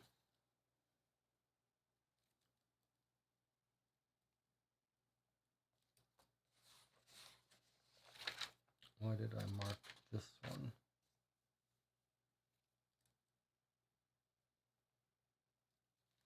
Okay. All right, so this detective, Gish, is asked to go talk to the bishops, the other people that were at the bar with him. The bishops live, so Jonathan has filled this in. A Dashondoris seems to meet a parting drink, one last drink. Apparently from Gaelic means drink at the door. Okay, so that's a cool little expression, like a last parting drink. Nice. Okay. The bishops live in a small red brick private house at 116 East 89th Street, way uptown. All right, what's 89th Street? Way uptown, farther uptown than I would ever go, have cause to go. So let's just put them somewhere here. Bishops. So there they are on 89th Street somewhere. You can see where they are in relation to the rest of the people. Boy, that is hard to see, that green, huh? Okay, doesn't matter. We rang the bell at 7:20 a.m. and were admitted by a maid with a duster. As we stepped into the hall, there was a loud crash upstairs, as though something heavy fell down, and then we heard voices and footsteps, but couldn't hear what the voices were saying. The maid looked frightened. Phelps asked to speak to Mr. Corey Bishop, and the maid showed us into a little parlor to the right of the hall. Mr. Corey Bishop came in a minute later. He had on a pair of lavender silk pajamas and a purple dressing gown with black flowers on it. He looked very white and upset. He said right off, "You are police officers? Dr. Scarborough just telephoned to me about Rufus Ray's death. This is terrible." He then asked if we had had breakfast, and when we said yes, he rang for the maid and told her to bring him some coffee. So here's the statement of Corey Bishop, and Lieutenant Detective Phelps is interrogating. "You last saw Mr. Ray when, Mr. Bishop?" "I can't tell you the time. It was in Enrico's, a nightclub on 51st Street, late last night. He left with Scarborough." Oh, there he is. There are the bishops. Look at them. These are some upper-class people with maids and servants hanging out in their pajamas. So these are cigarette smokers, I can see. Socialites at opening of Enrico's new club at 51st Street. So this is a file photo, not a photo taken when he's interviewing them. Photo shows Mr. Corey Bishop and Miss Lucille Bishop at their table at the opening of the nightclub, November 20th, 1936. Okay, so they hang out at Enrico's quite a bit. Will you give us a list of the people who sat at your table last night, Mr. Bishop? Certainly, there was. Would you mind writing it down, Mr. Bishop? Mr. Bishop said not at all and wrote it down. List appended. Mr. Ray went to Enrico's on your invitation. Yes. You and Mr. Ray were friends? I have known Rufus for 30 years. We went to law school together. You were in the habit of going out together. Yes, quite a lot. Is Dr. Scarborough also a friend of yours, Mr. Bishop? Not particularly. I met him through Rufus. Did Mr. Ray ask permission to bring the doctor along with him? That wasn't necessary. We didn't stand on ceremony with each other. Here, Lieutenant Phelps asked Bishop the same questions he had asked Scarborough about Tony Broderick and Miss Una Garth. Mr. Bishop said he had known Tony since he was a child and had helped him get his job with Ray. Tony had introduced him to Una Garth. He didn't seem as surprised at the questions as the doctor, but he was more on his guard and kept watching me while I wrote the answers down. He told Phelps where Broderick lived and where Una Garth lived, and Phelps called the office and gave them the addresses. Okay, so we asked him to write down the people at the table. Here they are. Miss Lucille Bishop, Miss Una Garth, Mr. Rufus Ray, Miss Lucille, that's got to be Dr. Scarborough, right? And myself. And this is Corey Bishop. So William Scarborough, that's the doctor. Okay, so these are the people at the table. Interrogation resumed. You yourself, Mr. Bishop, what did you do after Rufus Ray and Dr. Scarborough left Enrico's? I stayed on for a while, had another drink, maybe two, and then came home. Was there anyone up when you arrived? Did anyone admit you? No, the servants were in bed. I let myself in with my own key. And that would be about, say 2, maybe 1:15. Asked here if he knew of anyone with a motive for killing Rufus Ray, or if he could give any information that might lead to the murderer, Mr. Bishop replied, Good God, no. It wasn't that Rufus didn't have any enemies. There were plenty of people who hated him, like poison. But murder? That's something else again. When you say enemies, what do you mean by that, Mr. Bishop? Oh, men and women and corporations he got huge judgments against. Husbands paying alimony to wives whose divorces Ray's engineered. Defeated litigants in all walks of life. End of direct statement. Mr. Bishop signed a copy of the foregoing, and Lieutenant Phelps asked if he could talk to Miss Bishop. Mr. Bishop said first that Miss Bishop was asleep, then that he would see. He left the parlor and was gone for 4 or 5 minutes. When he came back, he asked us to step up to his sister's bedroom. He said he had broken the news to her she was deeply shocked. So this is sister, not wife, that he's living with. Jonathan says, note the handwriting sample. Yes, that's a very clever observation, Jonathan, that we now have handwriting of Corey Bishop in case we need it.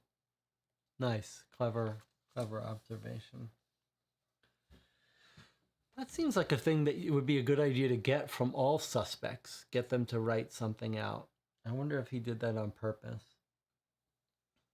Okay, so he breaks the news to his sister. She's deeply shocked. The shades were drawn in a big bedroom upstairs. Miss Bishop was lying on the bed with a green satin thing around her shoulders. She looked ill. There was a red welt across her right temple running from the corner of her eyebrow up to the roots of her hair. Lieutenant of Detectives Phelps is interrogating. I'm sorry to trouble you, Miss Bishop, and at such an early hour, but can you tell us anything about Mr. Ray's movements after he left Enrico's with Dr. Scarborough last night? How could I? I don't know when Mr. Ray left. He and Dr. Scarborough were still there when I left, around 1. And the last time you saw Mr. Ray alive, Miss Bishop? When he put me into a cab outside the door. You did what then, Miss Bishop, after you had left Enrico's? I drove to the home of a friend of mine, Dora Lyons, on Central Park West. Dora was giving a party, and from Dora's I came home. It's no good your asking me the time I got in, Lieutenant. We bishops are shocking people where clocks are concerned. Absolutely shocking. I never know what day it is, and I'm always getting mixed up in the year. Like her brother Corey, Miss Bishop has a latchkey and admitted herself. Did you see Mr. Tony Broderick at any time last night? Tony? No. What makes you ask? Lieutenant Phelps says, Mr. Broderick went to Mr. Ray's apartment about 12 o'clock last night. Mr. Broderick had been drinking. When he was told that Mr. Ray was at Enrico's, he left immediately.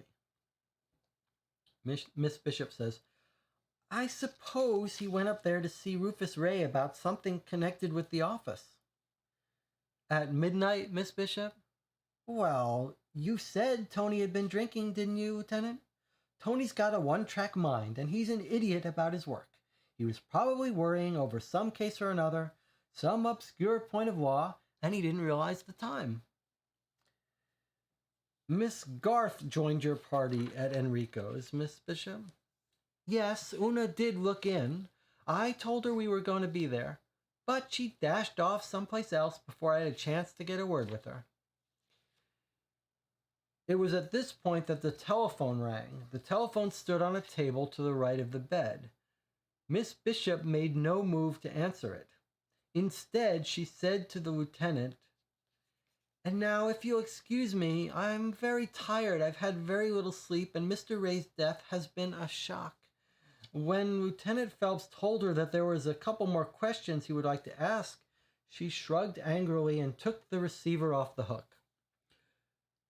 All Miss Bishop said was, yes, and again, yes. I was sitting in a chair about 4 feet from the telephone. I distinctly heard a voice at the other end of the wire say, Hello, is that you, Lucille? I'm half mad. There were more words, some of them blurred. One of the words was Tony. Miss Bishop into the phone. I can't talk to you now, dear. I'm busy. Miss Bishop then said, There are policemen here, and hung up. Interesting. So is Tony Broderick calling? He seems deeply involved in this case. While Miss Bishop was telephoning, Lieutenant Phelps walked about the room and took a sample of Miss Bishop's face powder from her dressing table. When she was, that's what you can do in the 1930s. You just take evidence from the suspect's house. Okay. When she was through, Lieutenant Phelps returned to the bedside and said, Who was that, Miss Bishop? Miss Bishop replied, Just a friend of mine. But really, Lieutenant, I must absolutely decline to answer any more questions now. This has been all so dreadful and my head is splitting. If you'll come back later when I feel better. Lieutenant Phelps said all right, and the examination of Miss Bishop was concluded. As we were leaving the house, a call came for Phelps. The call was from Captain Andrews. When Phelps put the receiver back on the hook, he told the maid who was waiting to show us out to tell Mr. Bishop he wanted to speak to him again. Interrogation of Corey Bishop renewed by Lieutenant Phelps. Question. You said that Dr. Scarborough and Rufus Ray were close friends, Mr. Bishop. Why, that was always my impression.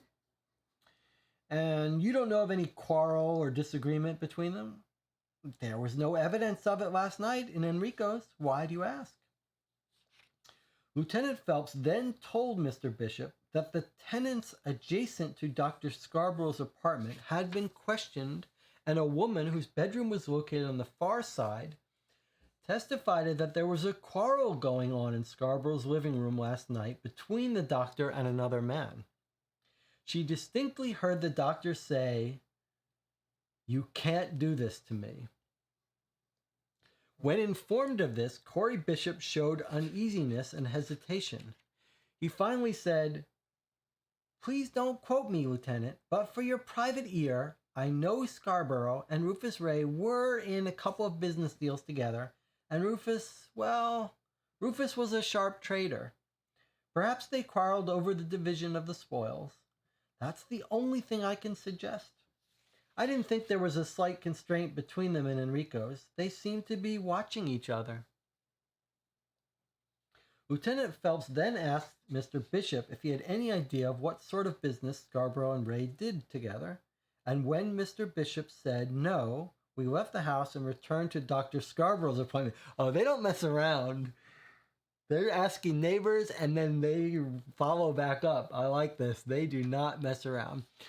Jonathan says it could have been Miss Garth on the phone. Yes, it could have been Miss Garth, or talking about Tony. That would make sense. Or it could have been, I guess it could have been Tony, but the fact that they said Tony makes it more sense that it was Miss Garth. Yes, absolutely could have. He doesn't say whether it's a woman's voice or a man's voice. He says he can hear. He's 4 feet away. I heard a voice at the other end of the wire say, "Hello, is that you, Lucille? I'm half mad." Okay. It's a little surprising when you whisper, it's a little hard. When you just hear a voice faintly, maybe it's a little harder to hear whether it's a man or a woman's voice. Okay, so we go right back to the doctor's house. Dr. Scarborough was surprised and annoyed to see us back so soon. Interrogation of Dr. Scarborough resumed by Lieutenant Phelps. Now, Doctor, you told us earlier this morning that you and Rufus Ray were on the best of terms, didn't you? I did, and I tell you again. What are you trying to get at? What are you trying to insinuate? Would it surprise you to hear that we know that when Rufus Ray returned here with you from Enrico's, you had a quarrel in the course of which you shouted, "By God, you can't do that to me." Well, of all the... What utter rot! I suppose that curious, snooping, desiccated old maid next door was your informant. She's trying to get back at me because I complained of her dog's barking. Rufus and I were arguing over politics. That was the extent of our so-called quarrel. We had nothing else to quarrel about. Mr. Bishop states that you and Rufus Ray were in business together. Oh, he did he? Well, Corey Bishop, eh? You know, Lieutenant, I've been sort of expecting this. Now I'm going to ask you a question. Why did Lucille Bishop invite Ray to Enrico's last night? This is Lieutenant Phelps answering. Well, why shouldn't she? She and Corey Bishop were friends of Ray's. Oh, they were they? I wonder how solid the friendship between Bishop and Ray really was. However, I'll tell you this much. Corey and Rufus were intimate, all right, but maybe too intimate for Corey's comfort. But Lucille Bishop wouldn't have anything to do with Ray. They didn't meet socially at all. Ray had asked her out half a dozen times, and she always refused. He told me so himself. He admired her, I guess, because she didn't fall for him. He said to me once, "There's a woman who'd be worth taming." I'll get around to it someday. It's going to be a pleasure. Why did Lucille Bishop invite Ray to Enrico's last night, the night he died, suddenly and mysteriously, on his way home from here? Question. This is Phelps, or Gish, asking. The Bishops both knew he was coming back to this apartment with you, Doctor? Corey Bishop knew. And the business deals you were in together, Doctor, you and Rufus Ray? Just a couple of real estate transactions. They've got nothing to do with Rufus's death. I must refuse to discuss my private affairs.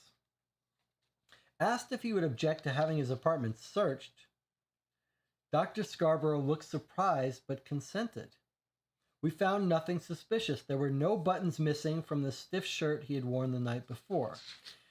The examination of Dr. Scarborough ended after a vigorous declaration by the doctor that he and Rufus were on the best of terms and that there was no quarrel or serious difference of opinion between them, either last night or at any other time. Returned to the office and forwarded sample of Miss Bishop's powder to police laboratory. So, I just want to make sure we understand this. We start questioning him about this. He gets mad at the snooping, desiccated woman next door. And then we say, yeah, but also Mr. Bishop said that you and Rufus Ray were in business together. Then the doctor gets pretty upset at Corey Bishop for tattling on them being in business. And then he starts asking us questions, like suggesting who we should be suspicious of. He says, like, don't you find it suspicious that Lucille Bishop invited Ray to Enrico's? And the investigator's like, well, why shouldn't she? They were friends, right? And then the doctor says, were they really friends? I wonder. But I'll tell you this much. He says, Corey and Rufus were intimate, all right. Maybe too intimate for Corey's comfort. I don't know what that means.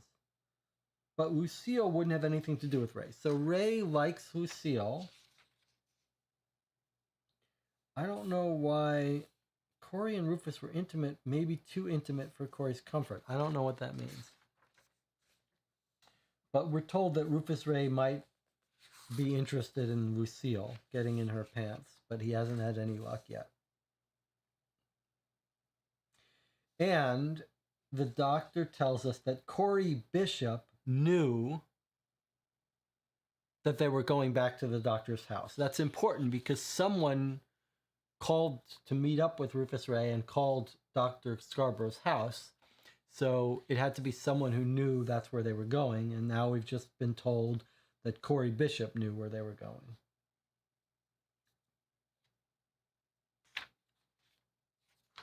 Okay, now what have we got here?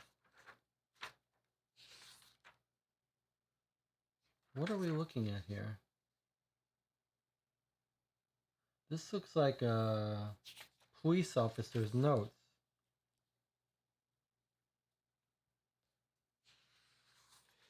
Jonathan says, is the line saying too intimate mean Ray knew some dirt on Corey? Maybe. Let's see. It says, she and Corey Bishop were friends of Ray's. Were they? Really? He says, I wonder how solid the friendship was.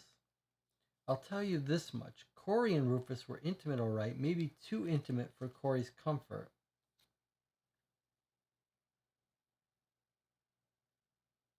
But Lucille wouldn't have anything to do with them.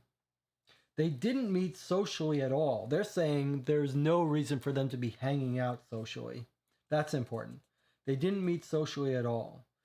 So, in other words, there must have been some reason they were meeting up at that bar other than just the social thing. We ask, why did Lucille Bishop invite Ray to Enrico's last night, the night he died? Oh, this is the doctor suggesting to us, this is something you should check into. Like, the doctor is saying to us, why would she invite him out? That's suspicious that she's inviting him out the night he dies. But then the police officer gets back to our questions for him. Okay, so that's something to keep in mind. All right, this looks like a note from the detective to us. Handwriting. Let's see if we can understand this. Enrico's. Oh boy. Okay, so Enrico's. I don't know what something. This is saying half crooks, half society. RR and underworld connections. What is this first one here? Enrico's. Something. It's a little comment about this nightclub, the Enrico's nightclub. It's saying it's half filled with crooks, half society, Rufus Ray, and underworld connections. What does this say? Check. What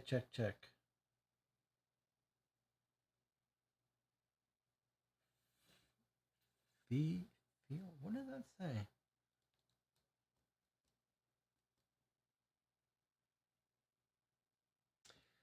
This is saying something and women that men and women there in masks.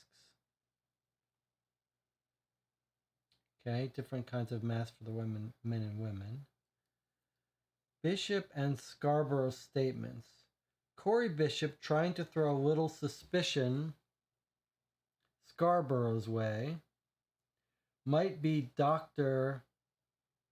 certainly throwing it at the bishops. BS.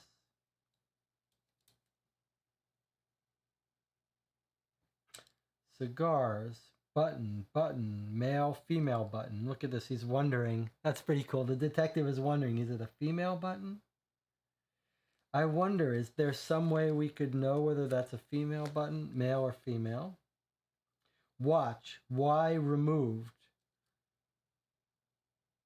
Initials of thief, too hot to handle.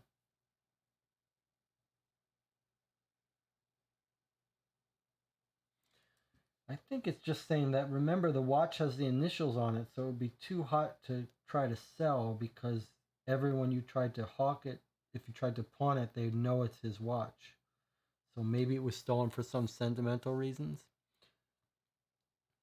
Jonathan says he thinks it says Enrico's unusual setup. Half crooks, half society good. Okay.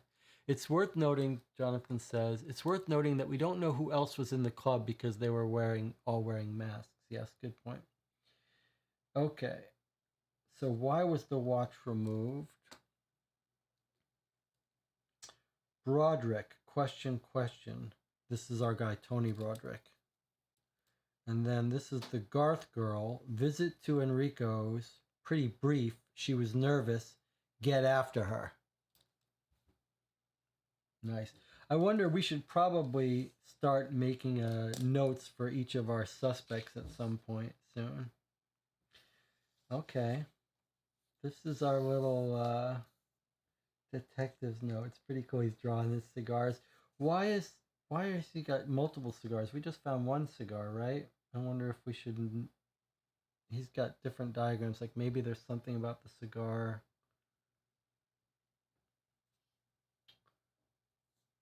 What does this line say, Jonathan? He's got like 4 check marks near it. What does that mean? He's talking about the bar. What is that word? P-H-E-O-L-C.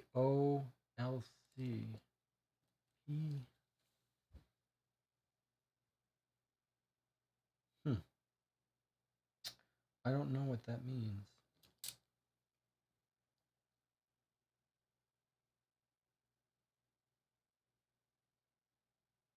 Let me get you a close-up on that.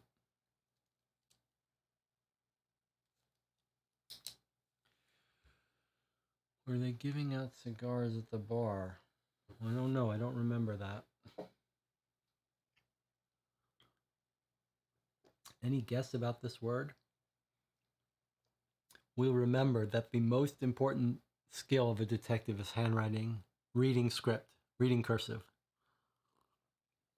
From all the crime dossiers we've read, we've learned. And Sherlock Holmes Consulting Detective, Adventures in Gaslight, that's where we really hit trouble with the cursive. But I feel like that is the most important skill of a detective.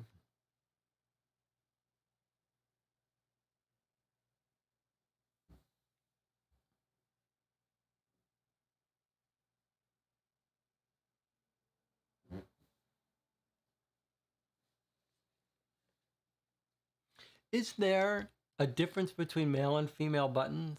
Like one has 2 holes, one has 1? We have had a case in the past where the side of the button is different for male and female clothing. And that can give you a clue. All right, I guess it's a good time to take a break. I think we discussed like a 5-minute break is too short. 10-minute break seems pretty long. I wonder if I need to program in an 8-minute break for the future. But let's take a 10-minute break as we agreed. We're not in a rush. I'm loving this framing system of like just reading reports. So far, and that's the police siren outside. So far, I'm really enjoying this whole setup. And okay, I'll see you in 10 minutes.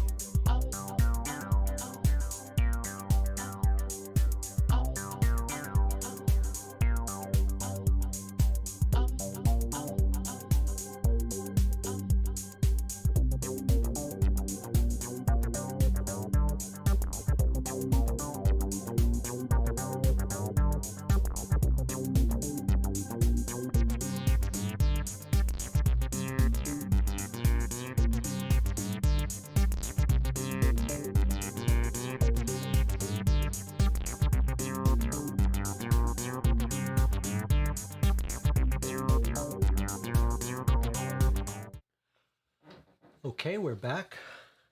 Continuing our playthrough of File on Rufus Ray. Jonathan is saying, feels like drilling into the suspects much earlier than Murder off Miami.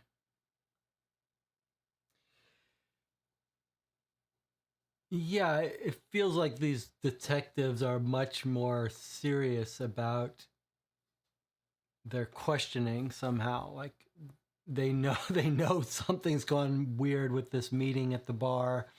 They've got their suspect list.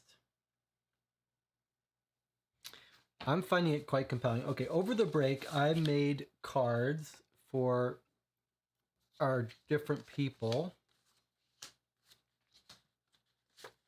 I believe I've got them all. So Corey Bishop and Lucille Bishop, the brother and sister. Then Tony Broderick, who's the employee of Rufus Ray, who's off screen, but we know is trying to hunt him down desperately. Then his girlfriend, his fiancée, Una Garth, who's nervous at the club. And then Dr. Scarborough, who's got some quarrel. And I started making notes of things to that we shouldn't forget to resolve. So maybe the doctor quarrel. Why is Garth nervous? Just various things to write down. Why steal the watch? Who called Lucille? Who knows he's at the doctor's office, etc.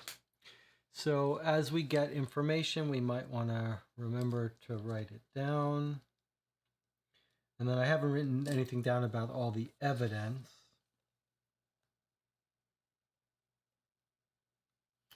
Masks.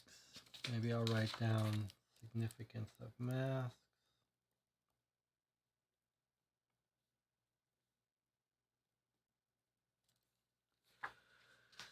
Just so we can keep a list of things we want to not forget to tie up, wrap up before we try to solve anything.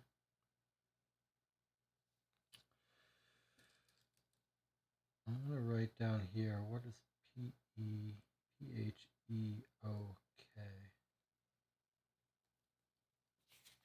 All right, so continuing. Jonathan, before we continue, anything you want to say? We've got our map here as well, but maybe we'll just recap what's going on here. Rufus Ray is found at 3 a.m. on 3rd Avenue between 64th and 63rd Street here in the center of your screen. He's found at 3 a.m. No weapon, watch stolen. Don't know why watch is stolen. From his location, we know he wasn't headed home because he was going up north on 3rd Avenue, and he would have turned on 63rd if he was going home. So he's going to meet someone is what our detective hypothesizes. When we track his timeline, we find that he went to Enrico's on 51st Street, which is now at the center of your screen, where they were having a celebration. That's where the confetti found on his body came from. And he sat at a table with a bunch of suspects, which we have listed here. Except Tony Broderick wasn't there, but Tony Broderick's fiancée was there. We don't quite know why he was meeting with them, because we're told that he wasn't friends with some of them, but he was friends with a few. We're told a little bit of the timelines when one Miss Lucille Bishop goes home early. Rufus Ray and Dr. Scarborough, who are two friends, possibly involved in some business dealing, they go home at a little past midnight to Dr. Scarborough's house. They're only there for a few minutes when there's a call to Dr. Scarborough's house for Rufus Ray. He's heard to make plans to meet with someone. Dr. Scarborough's house is here on 53rd Street. So presumably he made some agreement. There's Dr. Scarborough's house in the center of your screen. Some possible arrangement to meet someone between Dr. Scarborough's house and his home up 3rd Avenue, where he was murdered. So that's our situation. And now the detective has been questioning people that were with him at Enrico's to see if we can figure out who was the last to see him. Who, right now, the last person to see him is the doctor, but he left the doctor's to meet someone, according to the doctor. Jonathan says, did Miss Bishop say where the other party she attended was? Yes, she did. It was on Central Park West or East. She did say. And she gave us a time.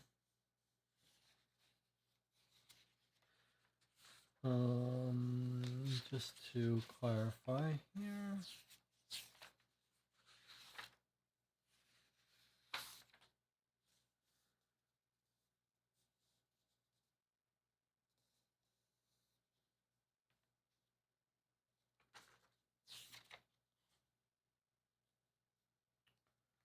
Let's see. Where does she say where she goes? She says she goes to a friend's house on off Central Park, I believe. Maybe at around. Maybe it's important.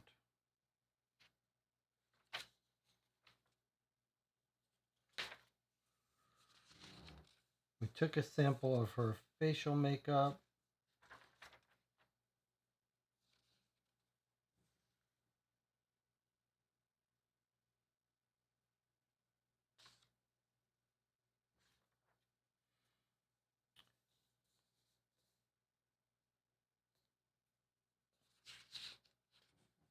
Yeah, here she says, we say, what did you do after you left? Remember, they put her in a cab.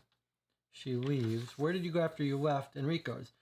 I drove to the home of a friend of mine, Dora Lyons, on Central Park West. Should we make a card for her? Dora Lyons, Lucille's friend, Central Park West. So that's the other side of Central Park. Probably irrelevant for our concerns. Jonathan says, are we comparing the facial makeup to the white powder found in Ray's apartment? I think that's his idea, yes. I think that's what the detective is thinking, because there was some powder found at the apartment. Why she would have her facial powder there, I don't know. We are told that Rufus Ray is trying to get into Lucille's pants, but is not having any luck. All right, here we go.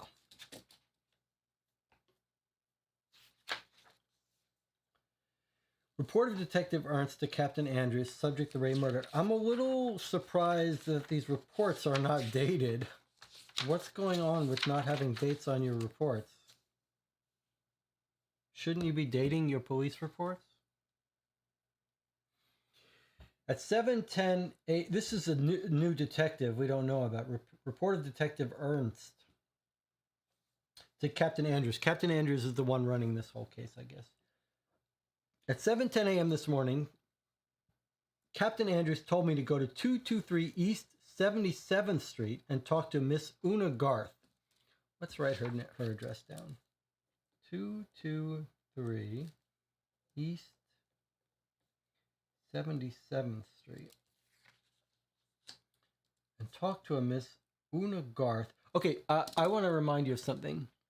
The doctor, when he meets with Rufus Ray, we ask, how did you get to your apartment from the club? He says, we took a cab, but Rufus would have preferred to walk. He has insomnia. He likes walking. So this woman's address being uptown, we really should find out whether if her address might have been where he was going. So I am going to look up 223 to see if she would have been on the way. She's at, I wish they give us cross streets, but 223 East 77th Street. So let's see where this is. It's between 2nd and 3rd Avenue on 77th Street. So, yeah, that is quite...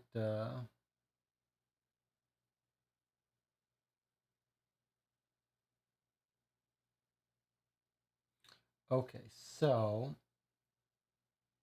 2nd and 3rd. So that's kind of important for us because what it means is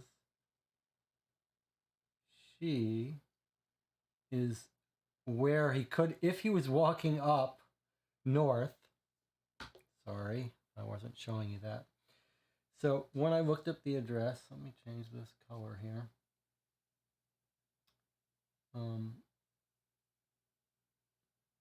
Okay, so she was on 77th between 2nd and 3rd. So she was here.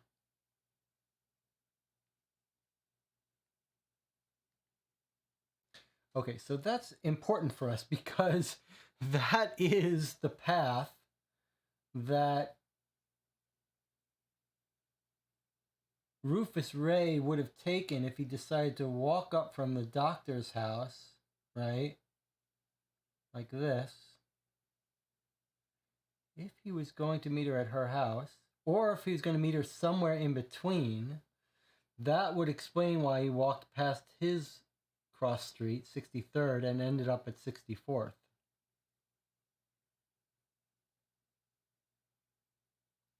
So that's quite interesting, right? Let me undo this line.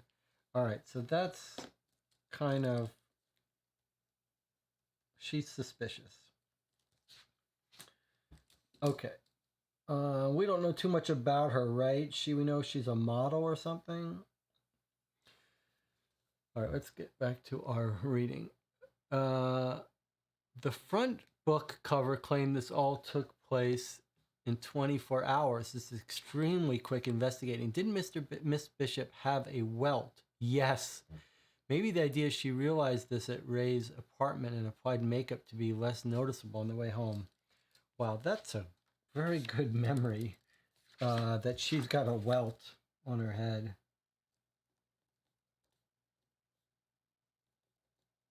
Good. You picked up on that, Jonathan. At the time, I was like, oh, was she... In fact, there's some noise we hear, right? When we visit the bishops. I was thinking like that the brother hit her when we came in. Let's reread that for a second. The Bishops live in a small red brick private house. We ring the bell at 7:20. We get admitted by the maid. As we stepped into the hall, there was a loud crash upstairs as though something heavy fell down. Then we heard voices and footsteps, but couldn't hear what the voices were saying. We speak to Corey, and he says, eventually he says, my sister's asleep. She doesn't want to talk to you, but then he eventually gets her. Let's read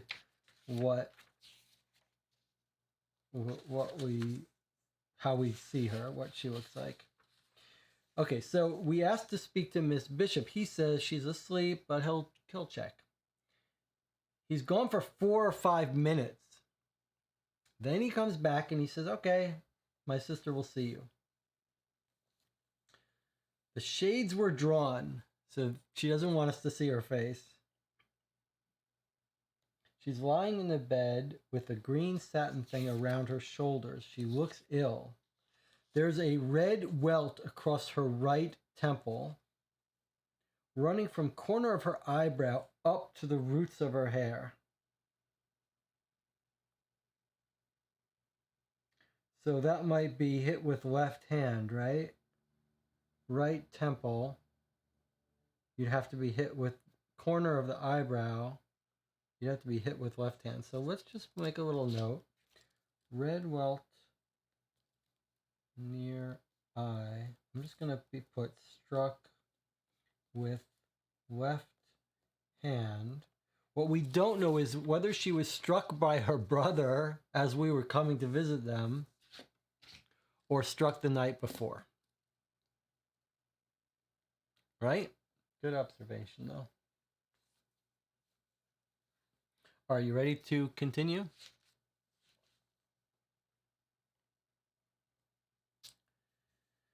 "7:10 a.m. this morning, Captain Andrews told me to go to 223 East 77th Street, walk and talk to Miss Una Garth, who has got an apartment there on the 10th floor. I got there at 7:40 a.m.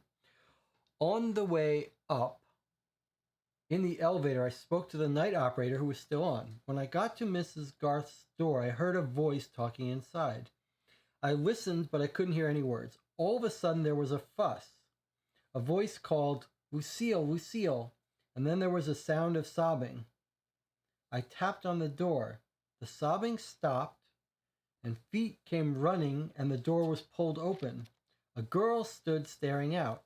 She had on a black evening dress. She was wearing a black evening dress that night before, we're told. Her arms and shoulders were bare. Her face was tear-stained. She said, 'What do you want?'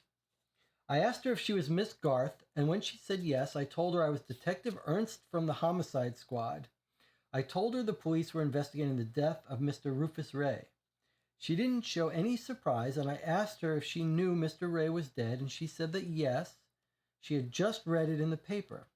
I said, well, we were talking to everybody who was with Ray last night, and I would like to ask her a couple of questions. She said okay and took me into the living room. She sat on a sofa. She sat up very straight. Oh, there she is. Okay, she's kind of a looker. Radio singer, questioned in connection with death of prominent attorney. Photo shows Miss Una Garth escorted by a detective of the Homicide Squad on her way to headquarters. She's a radio singer, I see. She's got on, looks like white gloves. Don't see any missing buttons.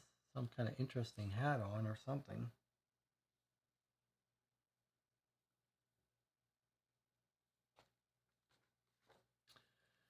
She's sitting on the couch, her hands clasped tight. It's, this is an efficient. Oh, that's so clever what Jonathan is saying, because I was just about to make a related comment, but I didn't make the connection. I was going to say this homicide detective squad in New York City is so efficient. They just split up. They've got one person talking to one guy, one person talking to another person, different detectives. And Jonathan has just made a natural conclusion from that. Like, we're told this is happening at 7:30. We're talking to Una Garth, and she's saying into the phone, Lucille, Lucille. No, someone on the phone, or a voice says, Lucille, Lucille. Okay, that's probably her saying.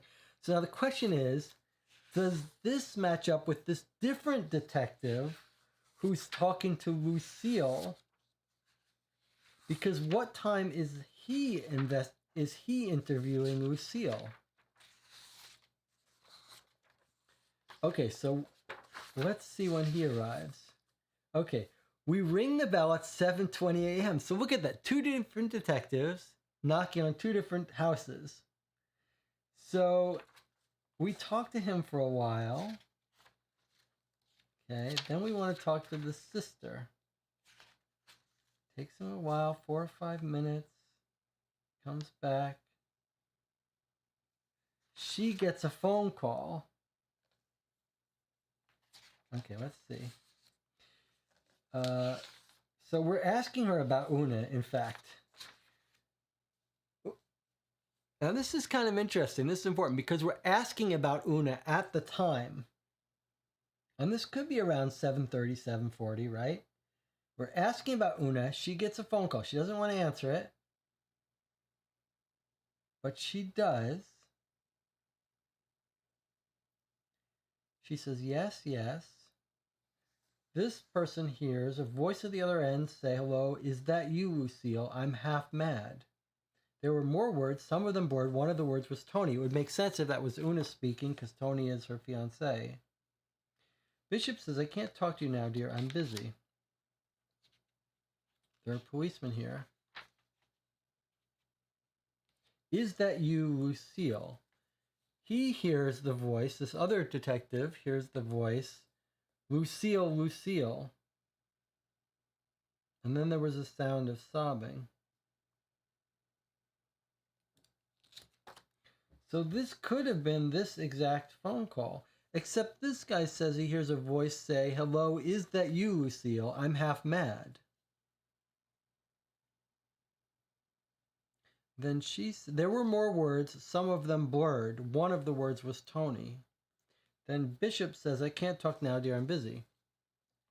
On this end of the phone call, we hear Lucille, Lucille, then the sound of sobbing. Tapped on the door, the sobbing stopped. So, notice we're not sure she's talking on the phone, right? But if it's only her, it would make sense that this could be the other end of that phone call, even though it's not exactly matching, but it absolutely could. So it could be that this is Garth calling her. It is very suspicious then, if that's true, that when we're asking about Una Garth and Bishop gets the phone call from Garth, she wouldn't say, hey, the detective's here asking about you. All right, let's continue. This could be the very same conversation. That's a very good catch, Jonathan, that these are happening at the same time. And there she is. Okay. Her hands are clasped together in her lap. She has on a red satin slippers and some red roses at her waist. The roses were faded and the slippers were stained with wet and mud. Remember, Rufus Ray has got wet on his shoes. She's still in her same outfit from the night before. She said she didn't know anything about Mr. Ray's death and she couldn't give me any information about it positively. I said, but you saw Mr. Ray last night? And she said yes.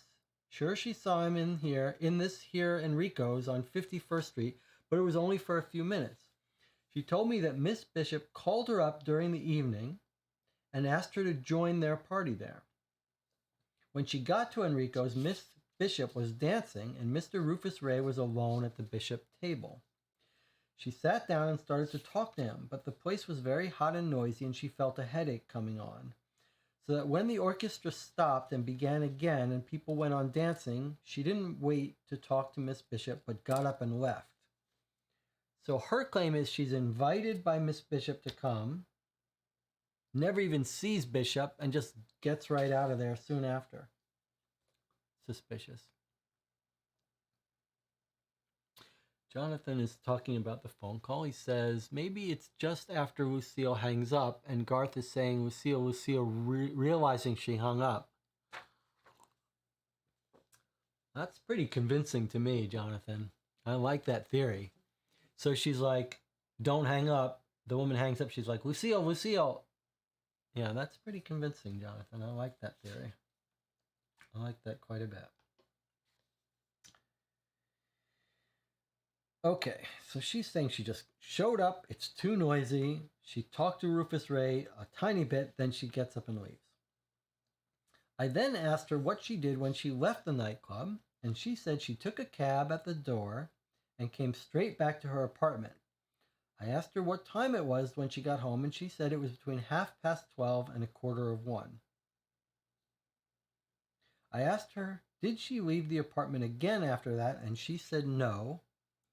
And I knew we had something. Because the elevator man told me on the way up that the last time Miss Garth came in, it was after 3 o'clock in the morning. He thought she had been in and out a couple of times, but he was sure of that one time. I then said to her, how does it come, Miss Garth, if you got home at before 1 o'clock last night, you still have your evening dress on? Didn't you go to bed? She says, what has that got to do with you? What has it got to do with Rufus Ray's death? When she said that, I told her I was sorry, but I would have to ask her to come back to the precinct with me for further questioning, as there were discrepancies in her statement. I thought she would make a fuss, but she didn't. She said sure she would, and jumped up and went into her bedroom to get dressed. When she came out, and we went down in the elevator. When we got out on the street, there were some newspaper men and a photographer there. We didn't talk to them. Miss Garth didn't want to anyhow. We got into a cab and drove to the precinct. So that's how that photo got taken by the newspaper people as he's escorting her down to headquarters to find out why is she lying about her whereabouts on the evening of the death of Rufus Ray. Well, she's in the thick of it. Jonathan says, let's note how Miss Bishop seems to have orchestrated this meeting between Ray and Miss Garth. Yes, absolutely true. Absolutely true. At least according to Miss Garth, but yes. And I'm trying to think of the timeline. I mean, you would imagine that Miss Garth and Mr. Broderick are in some communication. It's interesting that she's looking for it's interesting that Tony Broderick is looking for Rufus Ray while he's meeting at Enrico's with Tony Broderick's fiancée, Una Garth. That's kind of weird. All right, here we go. Oh, we've now got the autopsy, it looks like. Police Department. Preliminary report of Assistant Medical Examiner Krause to Captain Andrews. Subject, autopsy on Rufus Ray. Andrews. I'll get this in shape later. We're not through yet. Rufus Ray was shot. He was shot twice. I have just dug the bullets out of the brain and have sent them over to ballistics. For your own information, he was shot through the right ear. Wow, shot through the right ear. And that was the bullet that got him. And through the back of the head. Just inside the opening of the right ear, there was a stellate wound of the skin measuring 1/4 of an inch by 1/4 of an inch in size. Over the ear, there was dark brown material which was dried blood, and mixed with the dried brown material was a white substance which was brain substance. It had come out and dried at the outer opening of the ear. That's pretty gruesome. The anterior surface of the body was negative. The front. I found on the back of the head, 1.5 inches below the external occipital tubercle, just at the point where the head joins the neck, a round hole with inverted edges from which a dark fluid was oozing. That's the entrance of the second bullet. No exits, no powder burns. Couldn't have been suicide. No powder burns meaning not shot contact. Not super close. Had to have been a little bit farther away. But wow, shot once through the ear and once in the back of the head. That's serious. We incised the scalp across the top, making 2 flaps, anterior and posterior. On reflecting the anterior flap, just above the point where the forehead joins the skull, we found a bruise, and under the bruise, a linear fracture. Enlargement of bullet taken from the body of Rufus Ray. These people are really on top of this investigation. Autopsy the next day. Okay, so there's a bullet. Wow, that bullet got beat up. Look at all those marks on it. What is that? That's just, I guess it's lodged in his head. So it got kind of beat up. But it's kind of weird, all these striations or something. It's a little odd.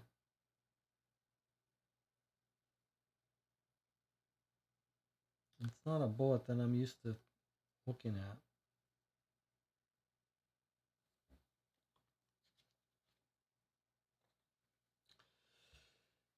The posterior flap was dissected far back. We found a hole in the bone of the skull corresponding to the hole in the skin. The skull cap was then removed by sawing off the top of the skull and exposing the covering of the brain, the dura.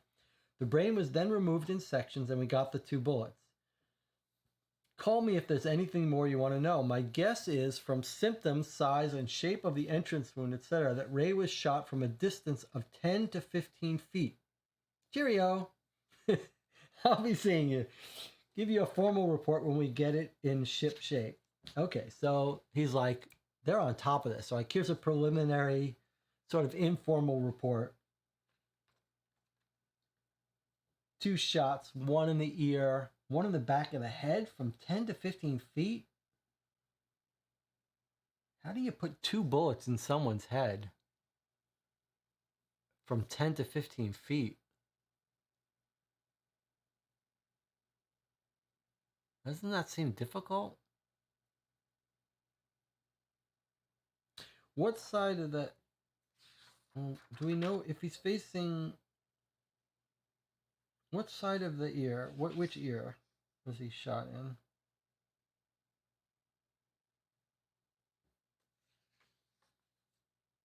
Shot twice. Just inside the opening of the right ear.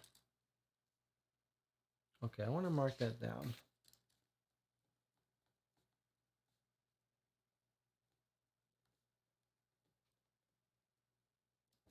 That's a little odd that he was shot in the right ear, because if he's walking north,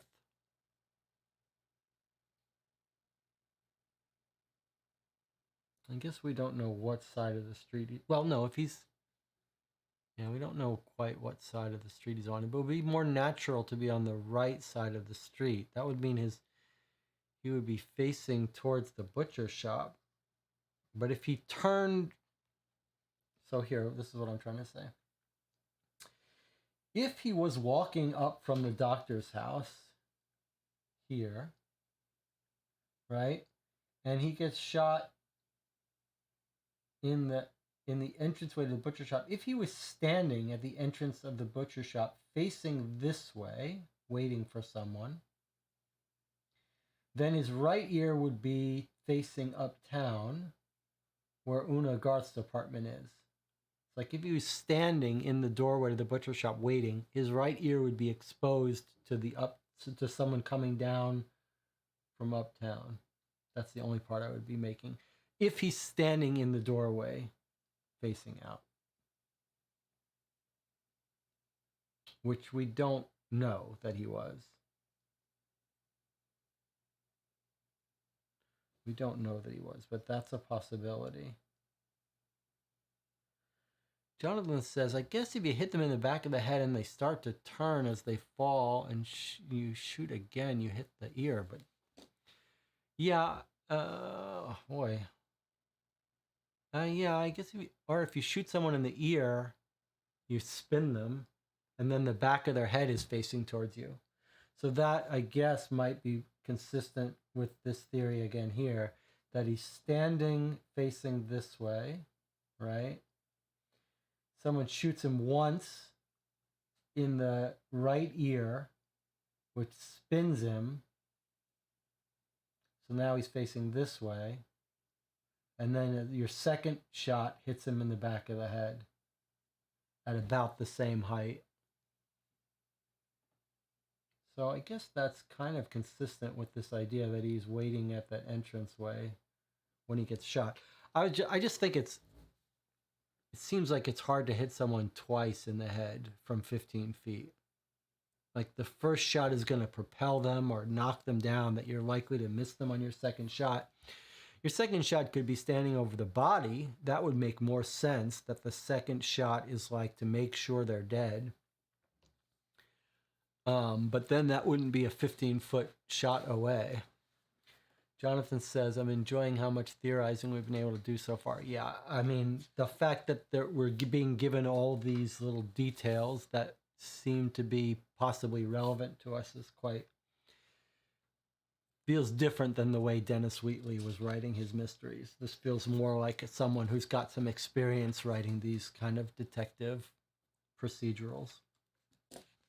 I love this guy saying cheerio after he's talked about the brain matter and stuff.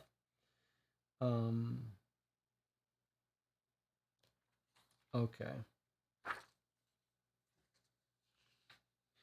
So then we've got a little message here. 7:55 a.m. They are so efficient, this homicide department. And he's only been found 5 hours ago. So Captain Andrews is asking ballistics, hey, Rufus Ray was shot. Any discarded shells in the vicinity? The telephone message. Looks like he's getting a call back from Sergeant Cutts. Search by daylight, a vicinity in which Ray was killed has brought to light 2 discarded shells. One was found in the doorway 15 feet from where Ray was lying. It had rolled into a corner.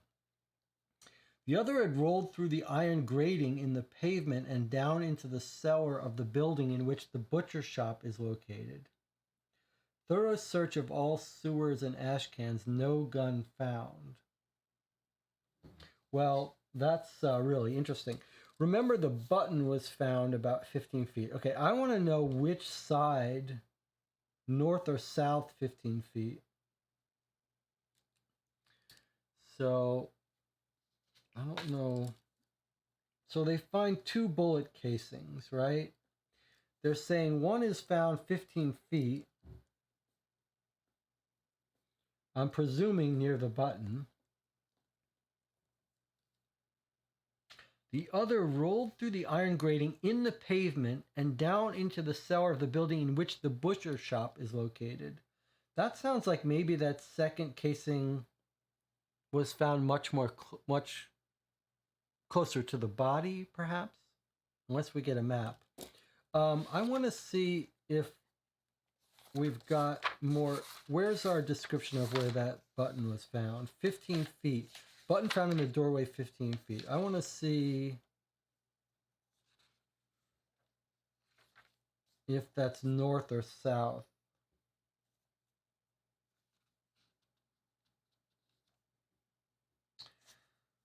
There's ash. A dead cigar from which a small amount of ash had fallen. There was no matching evidence either on Ray or on the sidewalk nearby. What's the significance that there's ash found? Does it mean, are they trying to say that it was lit and being smoked when it fell on the ground?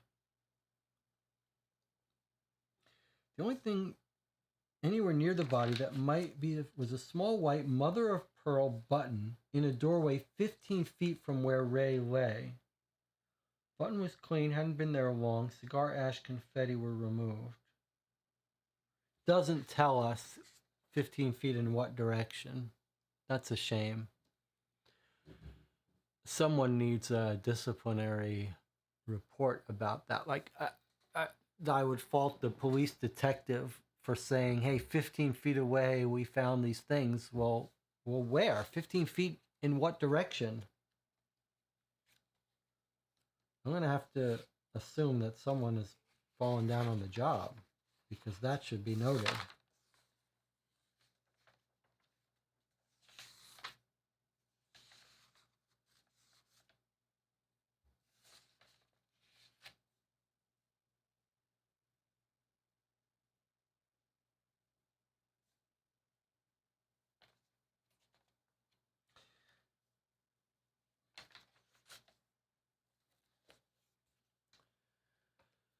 Jonathan says, sounds like it supports your theory that the shot closer to make sure he's dead. Yeah, that's possible. Although the autopsy guy says he doesn't see any, well, I guess the person's lying down. You could make that second shot while he's down on the ground through the back of his head. Well, I don't know. Let's look at his body for a second. Do you have what do you have access to while he's laying on the ground? So here he is. All right, well, I got news for you. There's no access to his head while he's down on the ground. So You could not make that second shot. Well, I take it back. I take it back. You certainly couldn't make a second shot into his right ear or the back of his head from this position if this is where he fell. However,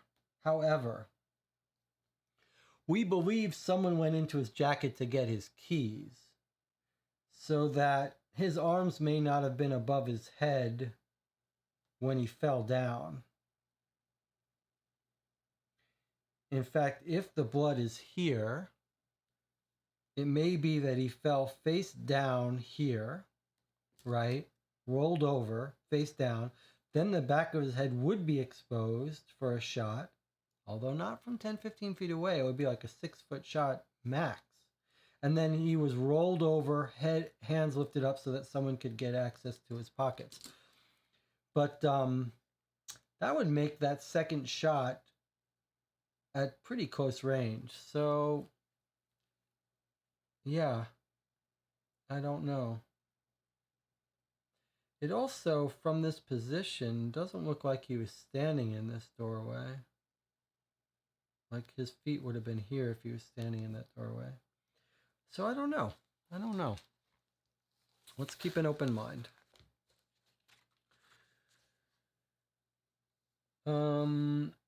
15 feet in which direction? I really want to call in the detective and ask in which direction, but maybe we'll get told later. Okay, here we go. More notes from the detective. I guess this is Andrew's probably. Shell in the doorway with the button. What does this say? Shell in something doorway with the button. Button probably dropped by killer. What does this say? Come on, guys. Don't make it impossible for us to understand what he's writing. It's like, this is super important. Question, question, question, question. This looks like it might say missed. But why would that be? And look what he's doing. He's drawing diagrams of different kinds of buttons, like a 4 button, a 2 button, 3 button. It's out 2 plus 2 equals 4. What the hell? It looks like he's trying to tell us that we should be paying attention to people's buttons. Now he's just doodling. A little game of tic-tac-toe. This looks like he's drawn a diagram of the desk where people were searching with the light. What does this say? Mist. Yeah, it kind of looks like mist to me, although I can't say that I see an M there. And he was shot twice, 2 casings. So why is there any mist? What is... I don't...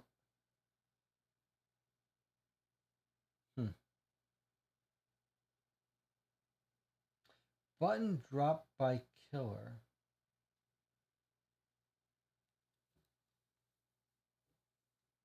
What would make you lose a button? Don't know. This says, send Ernst back to the Garth apartment for the clothes and a sample of powder. Look for gun button? What? Look for something button, but look for gun and button. he's drawing a little hangman noose. All right, so send Ernst back to Garth apartment to search for powder and clothes and look for the gun or the button. I really wonder what this says, though. There's missed. Maybe it is missed, but I don't know why he would think someone missed. Okay, let's continue. Is it desk or doodle of an electric chair? I see. You think this is electric chair doodle. he's passing time, just looking forward to when he can electrocute someone for this murder or hang them.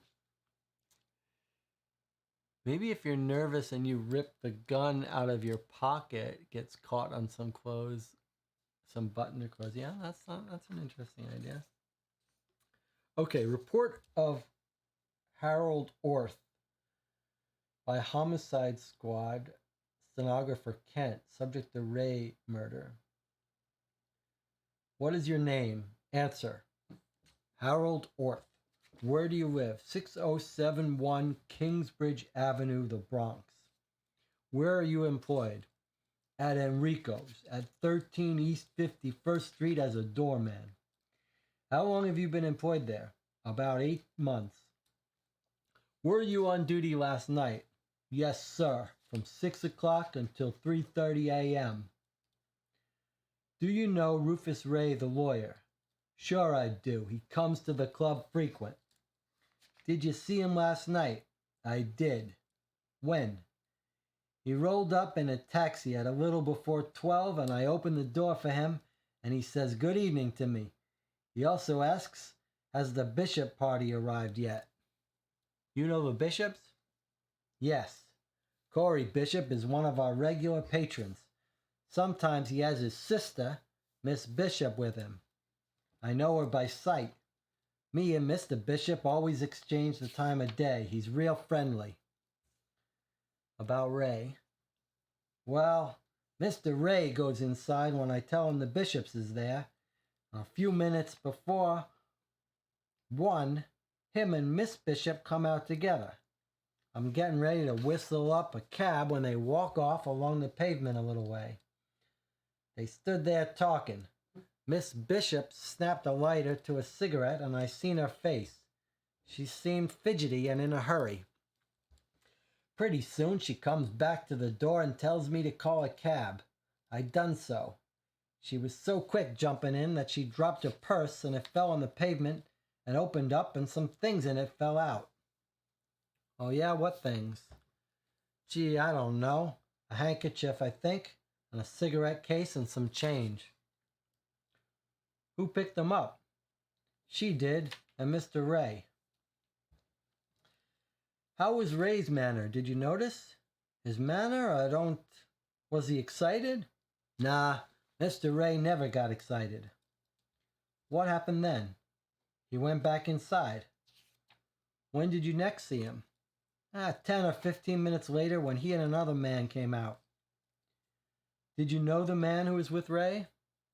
I seen him a couple times before, but I never found out his name till last night. Well, how was that? As they came out, Mr. Ray said, "Want to walk, Scarborough?" And the fellow he's called Scarborough said, "Nah, I got a cold. I'm afraid of my throat." They got a taxi, and Mr. Ray told the driver to go to some place on East 53rd Street. I remember, 'cause the driver is a guy I know, and he was after me to find him a good fare. I had to laugh 'cause it was only a couple blocks away. Did you see Mr. Ray again? No, sir. Do you know a girl by the name of Una Garth? Yeah, she sung at the club a few weeks ago, and I seen her around with the Bishops. Was Miss Garth at Enrico's last night? Yeah. When? She came the first time about 10 minutes after Ray.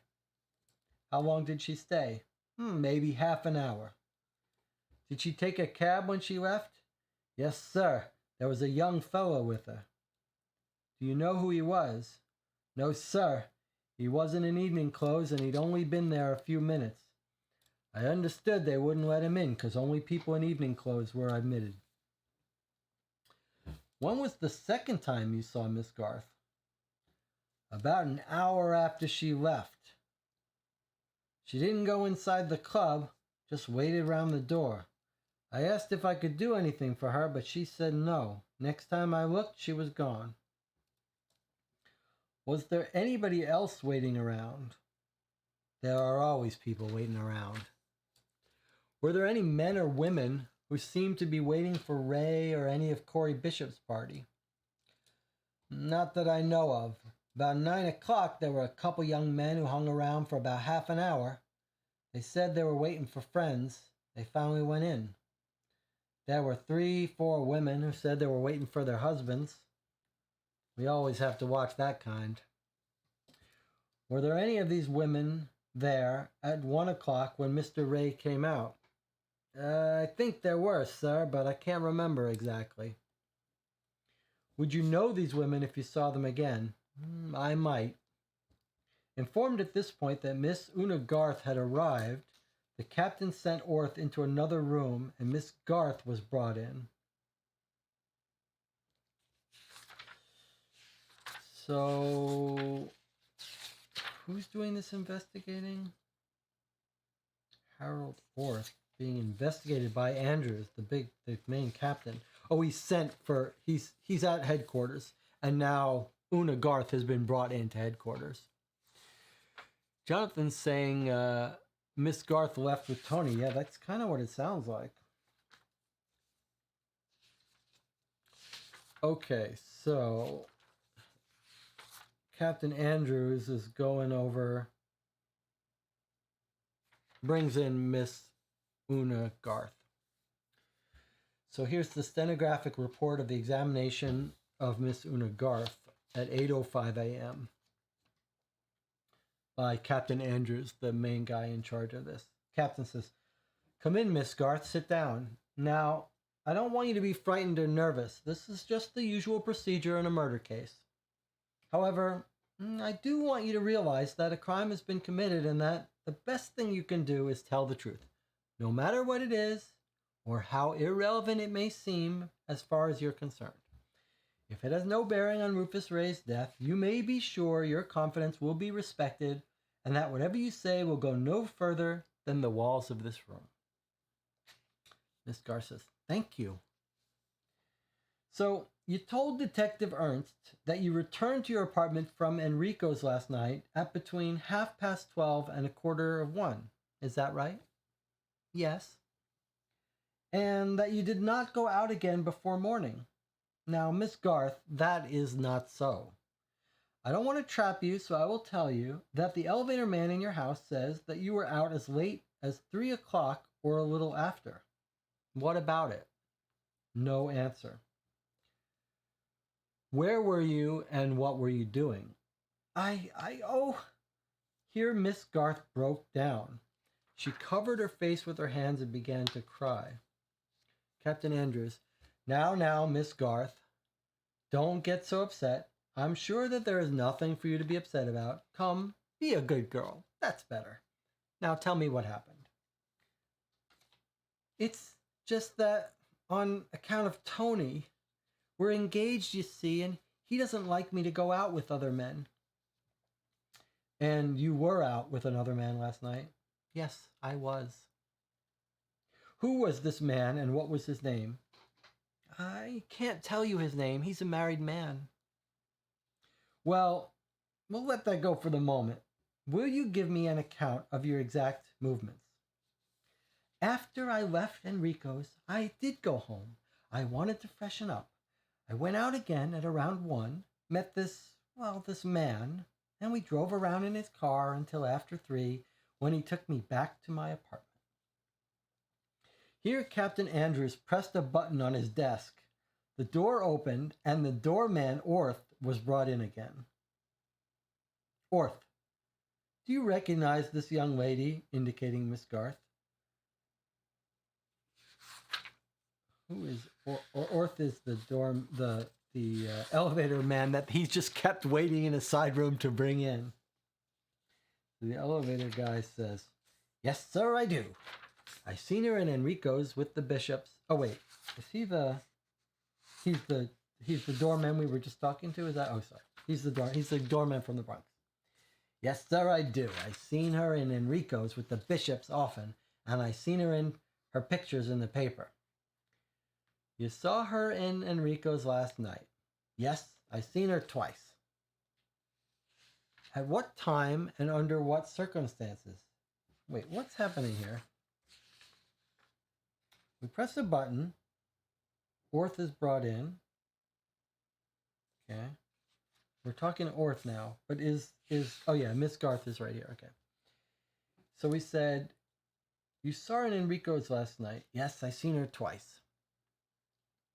At what time and under what circumstances? Answer. Come on, man, speak up. What happened? I seen her when she left the club the first at a little after 12, looking sick, and I seen her again when she came back an hour later. You're sure of that, Orth? Yes, sir, I'm sure. One night a couple months ago, she sung a solo in Enrico's. She wowed him. The president of this here baby food company was there that evening. He listened to her, and I heard later that was how she came to be hired. My God, the young lady's gonna faint. Miss Garth did not faint. She sank sideways in the chair, and her eyes closed, and she got white, but in a moment she recovered and sat up again. The captain dismissed Orth, and when Orth has gone, he resumes his interrogation of Miss Garth. Okay, so she says, she gives us his alibi. We bring in the doorman that we were just talking to. We ask him in front of her to describe that he's seen her twice. Now she's going to have to come clean.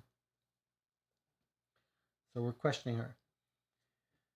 Do you feel well enough to answer any more questions now, Miss Garth? We don't want to take advantage of your physical condition.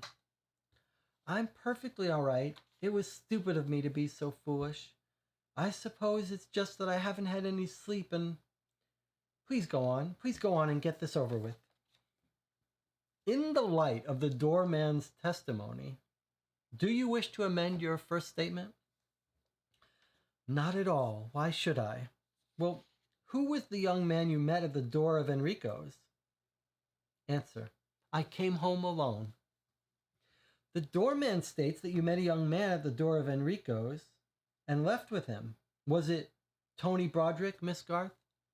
No answer.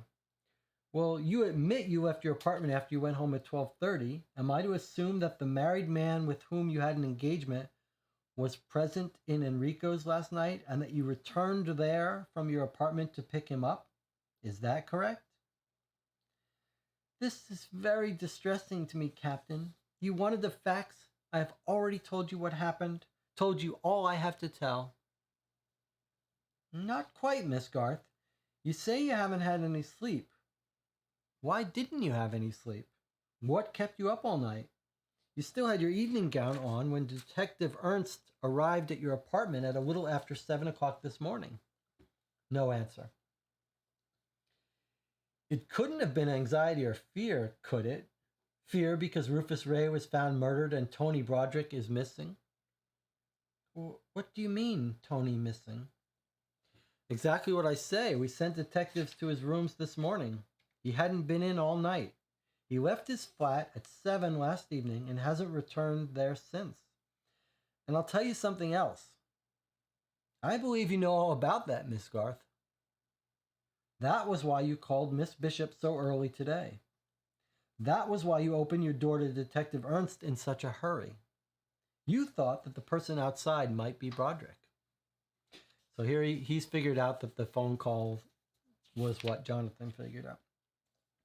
Miss Garth flushed and jumped to her feet. She said, I refuse to stand any more of this. You have no right to say, to imply, Tony wouldn't ever kill anybody, ever, ever, ever.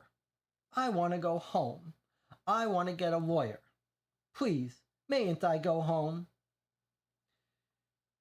Now, don't get excited, Miss Garth. Of course you may. I should like your permission first, however, to send Detective Ernst back with you to search your apartment. Miss Garth started to refuse, and Captain Andrews said, If you're innocent of any connection with this murder, Miss Garth, it will be to your own advantage. She hesitated a moment and then agreed. End of interview. Detective Ernst took Miss Garth downstairs and got into a cab with her. As soon as she left the office, the captain detailed Detective Smith to cover her and keep her under observation. Immediately afterwards, he went down to headquarters in answer to a summons over the telephone from Commander Crowell.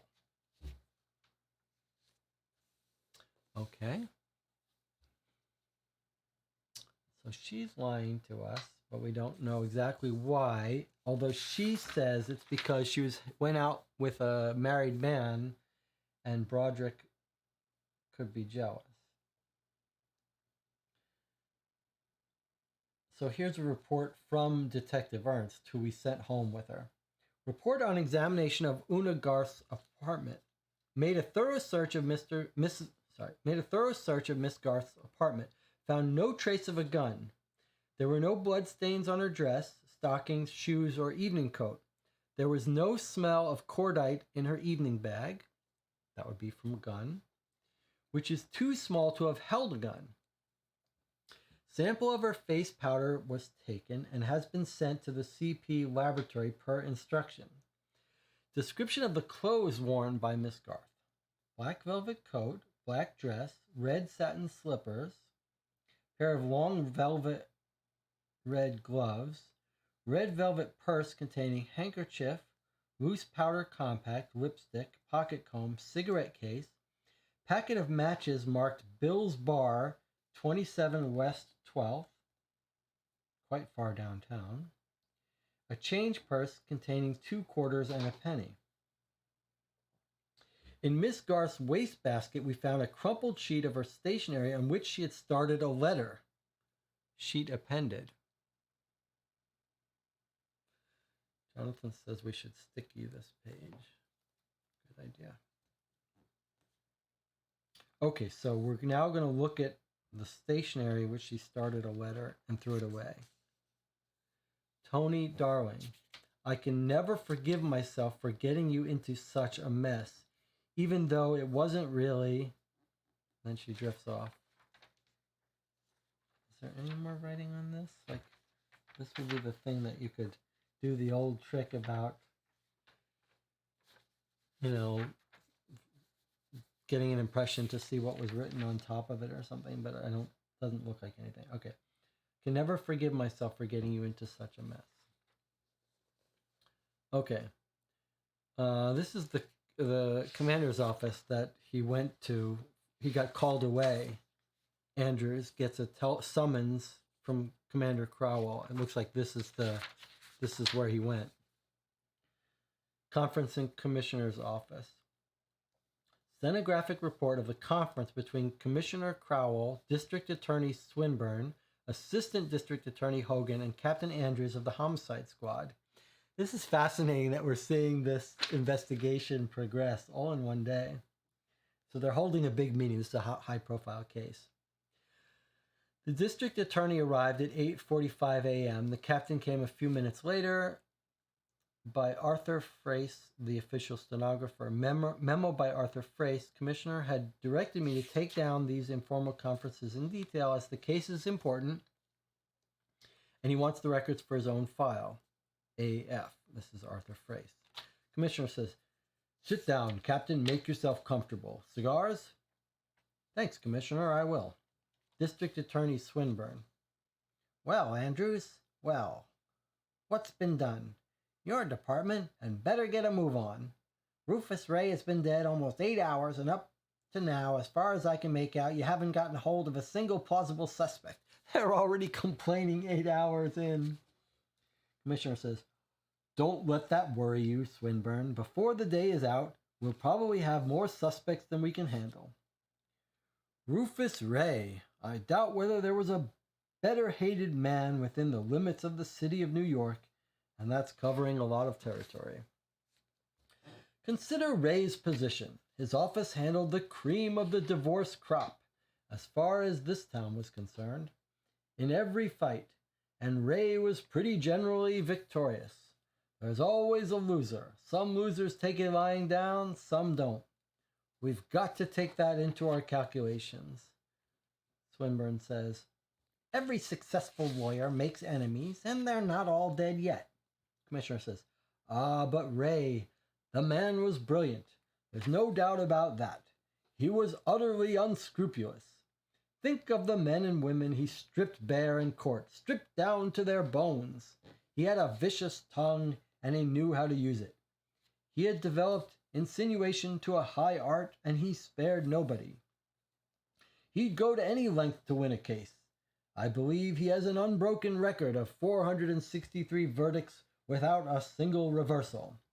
What happened to the clients afterwards is something else again. What's the matter with that cigar, Andrews? Don't you know which end is which? I generally smoke cigarettes, Commissioner. Then have a cigarette. No, Commissioner, I'm interested in cigars just now. Commissioner says, what do you mean? Ah, you're referring to the cigar found close to Ray's body. What about it? Andrew says, 3 significant points. It was when Ray stopped to light the cigar that he was shot. He would have been shot anyway, but the point of entry of the bullet would probably have been at a different place. You read the autopsy report. Second, there was no means of producing a flame, such as a match, a light, etc., found on his person. It scarcely seems likely that whoever rifled Ray's pockets would go to the trouble to remove these. However, we'll pass that for the present. That sounds like he's saying he thinks someone lit the cigar for him.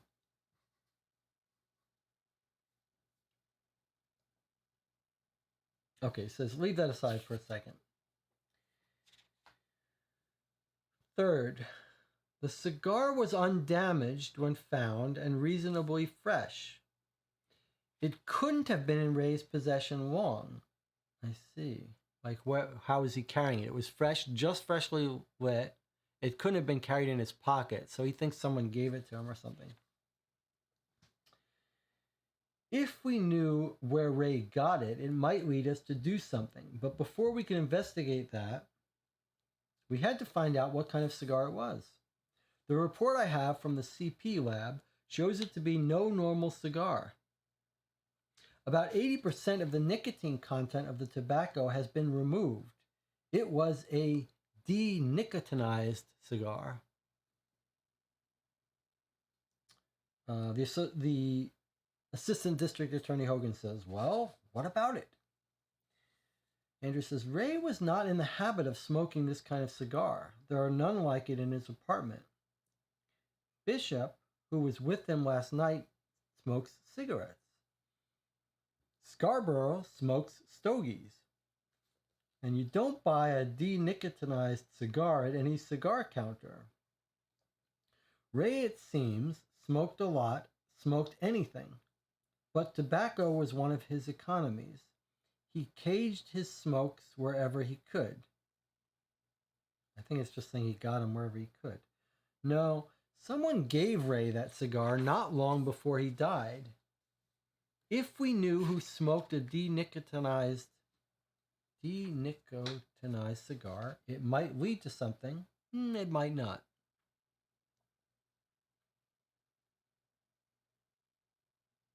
Yeah, it really, he's stopping in that doorway to get a light or get the cigarette. If someone was sitting in the doorway, let's go back to our tablet for a second.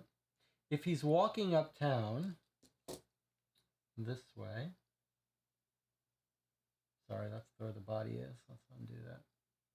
So he's walking from the doctor's house this way, uptown.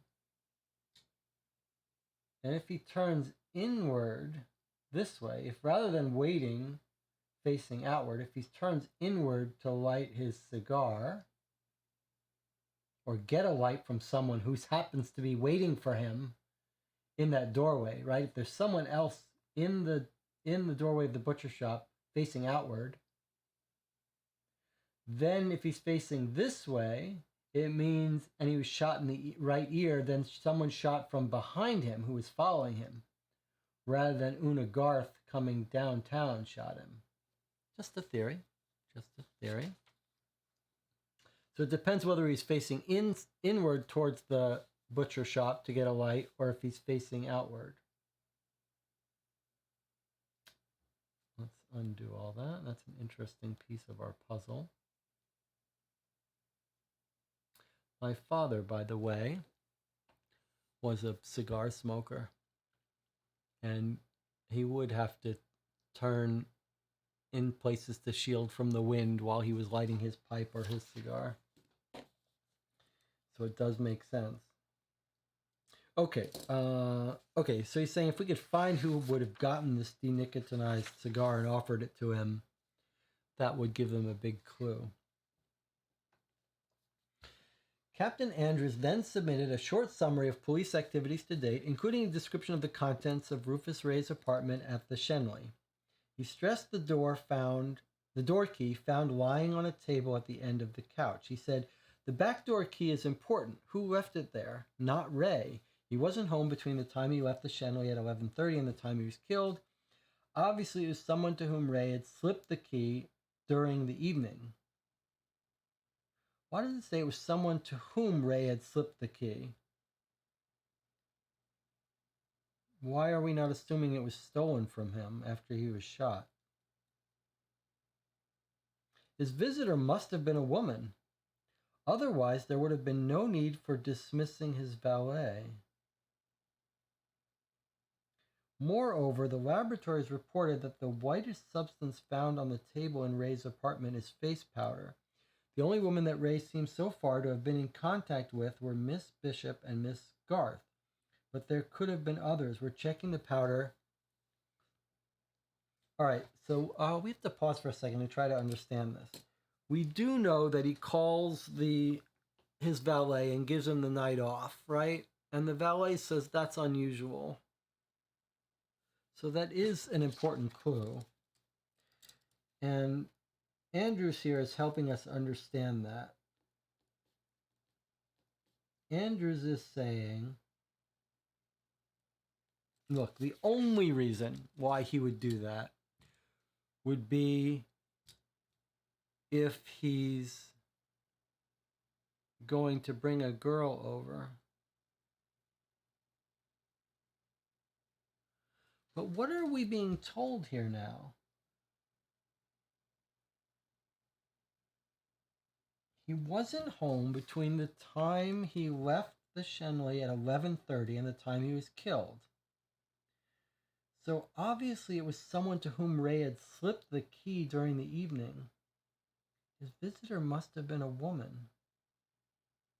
I don't really understand that.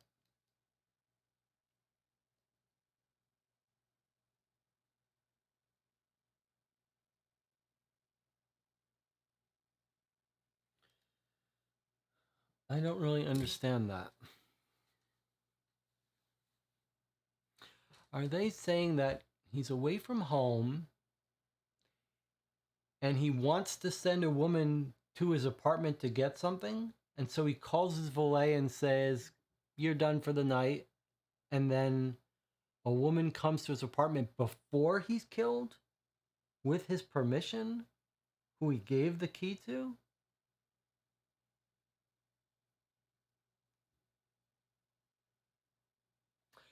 Jonathan says maybe the idea is she would come in the back and he would come in the front.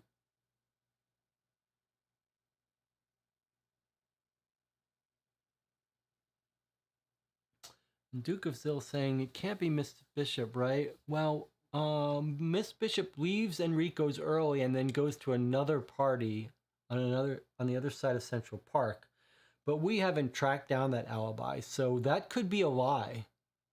In fact, Rufus Ray walks Miss Bishop out and puts her in a cab. It could be that he gives her his key and sends her off to his apartment, and she doesn't go to her friend's house. She gave us the name of her friend, Dora Lyons, in Central Park West, but we don't know if she really did go there. She could have gone to his apartment. But Jonathan, it's saying here that he was not home between the time he left his apartment at 11:30 and the time he was killed.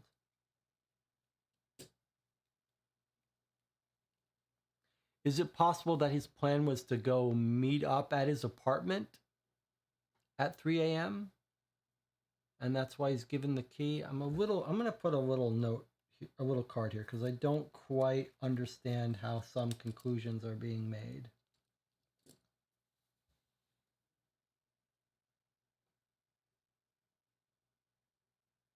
And why wouldn't he have gone in the back door with her?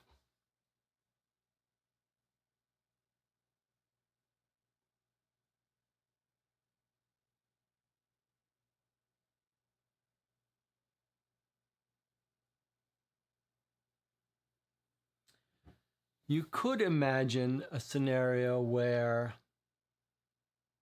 he's helping a woman hide out somewhere, or right, yeah, giving a key to the woman, send the valet away and say, you can go hang out at my house. I'll be there later. I'll meet up with you later at my house. It is a big clue that he sends the valet away. That might mean that he's planning on having a woman stay there without him there. So he gives the key to a woman who he's going to meet up at his house with later. We know he wanted to get with Lucille Bishop, but maybe he wanted Miss Garth too. And he did walk Bishop out to the cab, so it would make sense that... I wonder if we can match up that timeline when the valet says he was sent away. Like, does when he sent the valet away match up with the timeline that he walked Miss Bishop out?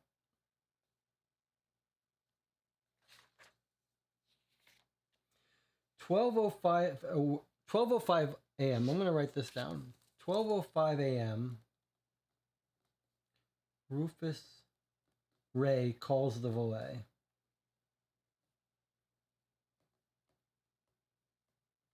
That does seem to match when Lucille Bishop leaves, right? Does that strike a bell with you correctly, that she's sending Lucille Bishop away?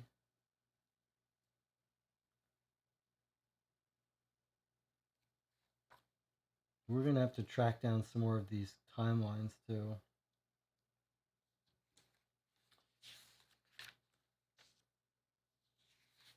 To try to remember when Una Garth was seen to be coming and going.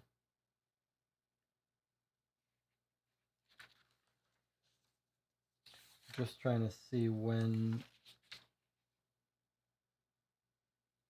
Lucille Bishop was walked out. We'll come back to that. Jonathan says, I don't know if I agree with the captain, but I think he thinks that Ray thought when he called the valet that later he would meet for a secret rendezvous with a woman.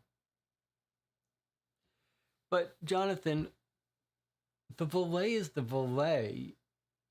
He works for you. You're not going to have to hide a woman from your valet, right? Why? Why are you trying to... He's like in your confidence. But I can see sending the valet away because you're going to be spending time with a woman, or if you're going to have the woman go there alone without you. The valet. But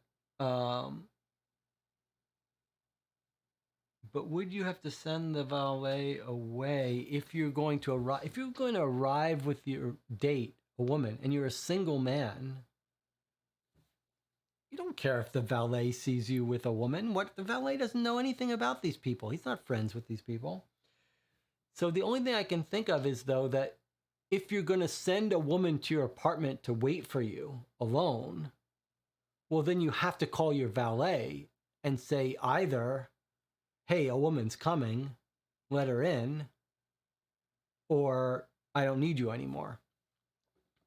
John says the woman is married. Yeah, but what does the valet know of that? The valet doesn't know if she's married or not, right? And even if she did, what does he care? It's not his business, and he doesn't know the other people. It's not like he's going to gossip to the husband. I think you send the valet home. I mean, maybe you're just being a nice guy. Maybe you know you're going to be coming home with a woman, so you send the valet home. Maybe it's as simple as that. Like, if you know you're coming home with a woman, or if a woman's going to be there, then you know that you're not going to need the valet there when you get home. So you just are nice enough to send him home. But the part here that's throwing me a little bit is how this conclusion is being jumped to, that he voluntarily gave his key to someone. I just was working under an assumption that someone stole the key. But maybe Captain Andrews wrong. I mean, this is just Captain Andrews making summary. This is not the word of God.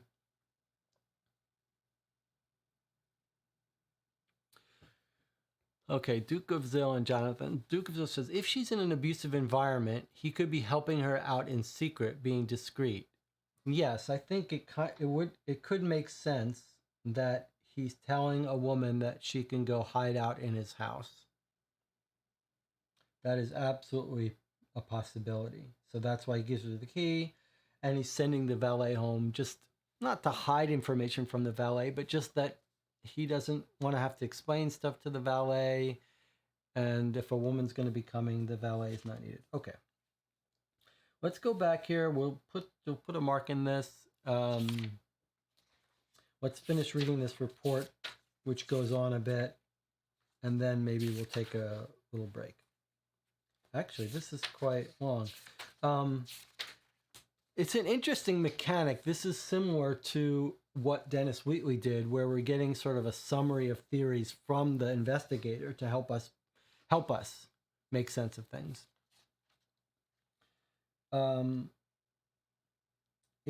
Assistant District Attorney Fogan. Before we go into them, Captain, have you come to any conclusion? Anything definite? Andrews says, yeah. I think Rufus Ray was shot last night by someone who knew him. Someone who knew his habits, that of walking late at night. Someone who knew where he was going to be, practically from moment to moment. Consider the setup. Ray didn't go about broadcasting his itinerary. He was too cautious for that. It was late, it was dark, the streets were filled with low mist, and the visibility was practically nil. There was nothing distinctive about Ray's appearance. He wore a soft black Homburg and a black topcoat with the collar turned up. He couldn't be recognized 10 feet away. You may say he was seen by someone in Enrico's, someone who we don't know about, who trailed him to Scarborough's and from there up 3rd Avenue. But I have a hunch that this was a planned murder and that it was arranged in advance. How long in advance, it's impossible to guess, but arranged anyhow. The spot where Ray was dropped was carefully chosen. Now, the engagement at Enrico's wasn't made until after 10 o'clock, and Ray didn't go straight home from Enrico's. As far as we've been able to establish, there's only a small group of people who could have known exactly where Ray was going to be at any given time. These include Una Garth, who returned to Enrico's after going home, the man she's engaged to, Tony Broderick, Dr. Scarborough, and Lucille and Corey Bishop. Here the captain was interrupted by the district attorney himself. Good God, Captain, Corey Bishop? Surely you're not suggesting you're mad. Why, the two men have been intimate for years, and while they're on different sides of the fence politically, and they tilted at each other in public, that was eyewash, shadow boxing. In private, it was a case of you scratch my back and I'll scratch yours.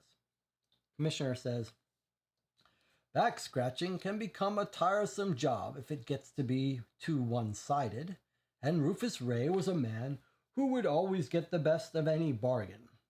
What about the time Bishop was park commissioner and that smell was raised about those concessions to Billings?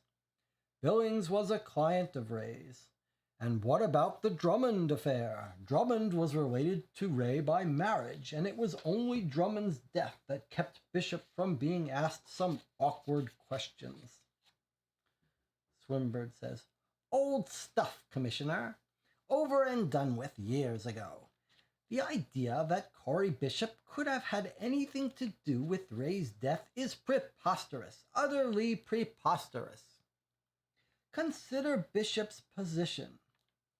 I know for a fact that Ray was working to get the attorney generalship for Bishop. Bishop couldn't get it without his help. He certainly won't get it now. No, Bishop had everything to lose and nothing to gain by Ray's death. As for Lucille Bishop, she's a disinterested, She's a distinguished and charming woman, and she's as soon think of committing murder as she would of walking through Times Square during the noon hour without any clothes on. You can dismiss them both without another moment's thought. I love how this is like the bigwigs meeting. The commissioner, the district attorney. Here's the assistant district attorney, Hogan. What about this Garth girl, Captain? And what about Broderick? Why did Broderick go to Ray's apartment, demanding to see him, and why was the Garth girl up all night? Was it Broderick who brought her home from the club? If so, where did he go? Andrews says, yeah, we're checking that angle. Una Garth is certainly lying. Her lies don't necessarily mean murder. Still, if Broderick doesn't turn up of his own accord during the next couple of hours, I'm going to send out an alarm for him. And now I'd like to get back to the physical clues. In the doorway, 15 feet from Ray's body, we found one of the discarded shells from the gun that killed Ray. The autopsy report says that he was shot at from about that distance, and I think we may assume that the murderer shot Ray from this point.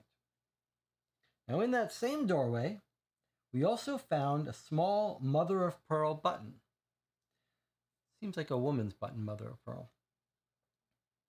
That was found a few minutes after the body was discovered, and it is quite clean, in spite of the wet and dirty pavement. I think we may safely assume that the murderer lost it either while he was waiting for Ray or when he shot him. Swinburne says, "What does that prove? Such buttons can be found anywhere. Men's and women's clothing. Are you going to arrest everyone who has one missing? This sounds like a lot of waste of time to me. The button probably doesn't mean anything at all. What's this?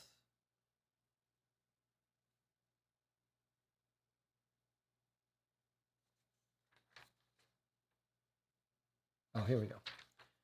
Doesn't mean anything at all. What's that other thing you have there?" Here the captain opened his briefcase and took out a sheet of writing paper. The commissioner says, "No signature and no date. Where was this note found, Captain?"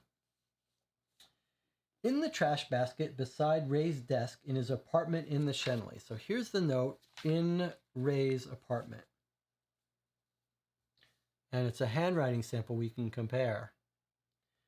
It says, "Don't try and stall any longer. Either you'll see me and explain, or I swear to God I'll go straight to the DA.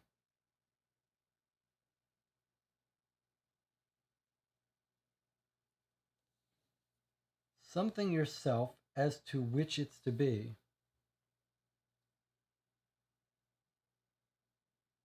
What is this word here? Suit yourself as to which it's to be, maybe? Suit yourself. Okay, don't try and stall any longer. I'm going to mark this for handwriting.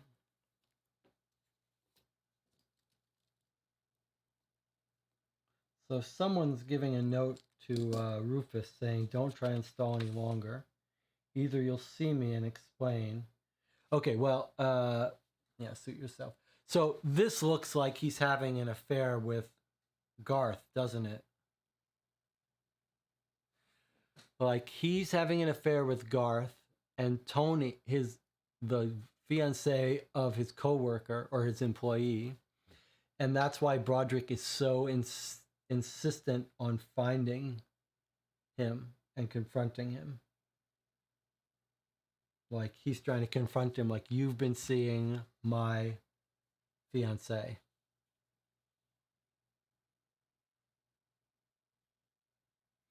And Una Garth admits she's going out to meet with a married man.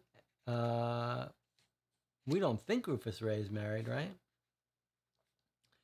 Ducaville says it's not specifically addressed to Rufus. He could have just been given the note, intercepted. It's certainly possible. Let's read more about it. "Where was it found?" he says. "In the trash basket beside Ray's desk in his apartment in the Shenley." The trash basket's emptied every morning, so it must have come on the 16th, the day of Ray's death. Is it possible that the person who was looking for documents was trying to find this note to get rid of it because they knew it would incriminate him?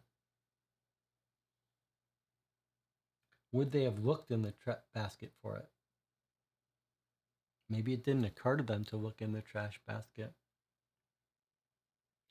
But it was right next to the desk. So you would think that it would occur to them to look in it if that's what someone was looking for.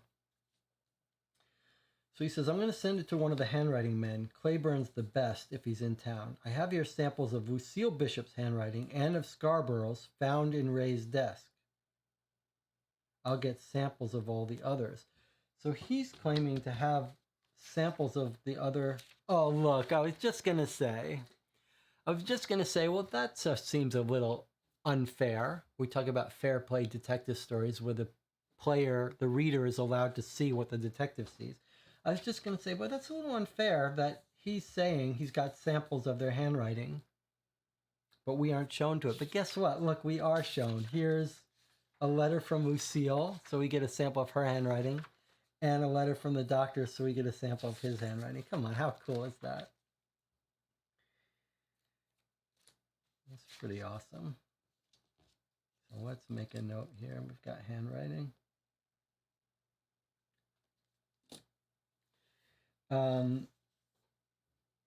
Okay, so the ADA says, what about this Scarborough, Andrews? According to Bishop, he and Ray were mixed up in business together. Andrews says, well, we're looking into Scarborough. He's a surgeon, plenty of money.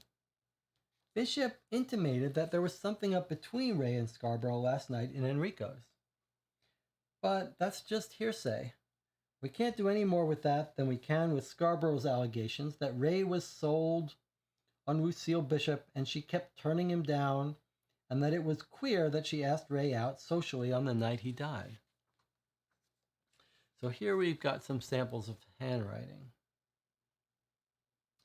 So February 8th, this is actually just 3 weeks before the murder. Dear Mr. Ray, so she's addressing him pretty formally. Thank you for your invitation. I'm sorry to say that I have other engagements for the 10th and the 14th. He tried to ask her out on Valentine's Day, the 14th.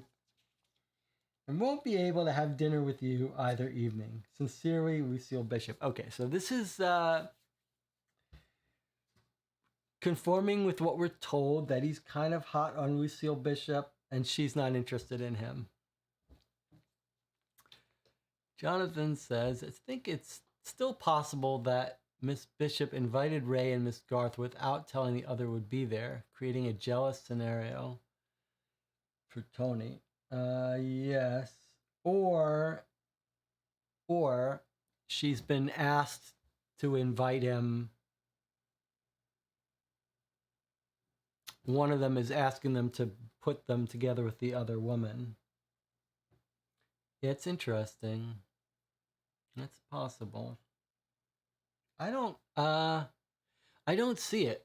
I have to say. It is a bit of a trope of the woman trying to make the husband jealous, but that's not what my instinct is telling me. My instinct is not telling me that this is someone trying to make a man jealous. This is not a woman trying to make a man jealous. I don't read Una Garth as being up to that. I feel like it's much more likely that she is having an affair.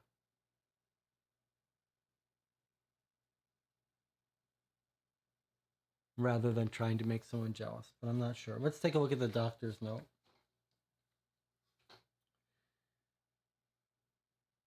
Dr. William Scarborough, 240 East 53rd Street. It's his script. Look at this for this pharmacy, General Pharmacy, Inc., Lexington Avenue and 53rd Street. Oh, God, that's so nice. My grandfather had a compound pharmacy. He worked at they owned it? I can't remember if he owned it or he worked at it. Compound pharmacy, so they would mix up the compounds for you. Here's my check for last night's losses. Maybe I'd better drop Pinochle and take up Rummy. Okay, so he gave him a check for his losses. All right.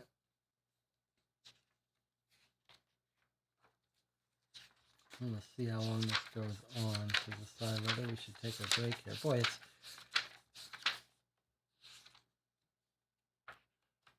I think we should probably take a little break here. All right, let's take a 10-minute break, stretch, think about everything we've read, and then we'll finish listening to this discussion of the bigwigs meeting 8 hours in. They're arguing the case. These are the top people investigating it. The district attorney, the chief commissioner, they're bouncing ideas back and forth about the case. And because there are all these big shots in the police department and the district attorney and everything, they're like familiar with this big shot lawyer because they all run in these same circles. All right, let's take a 10-minute break and we'll come back.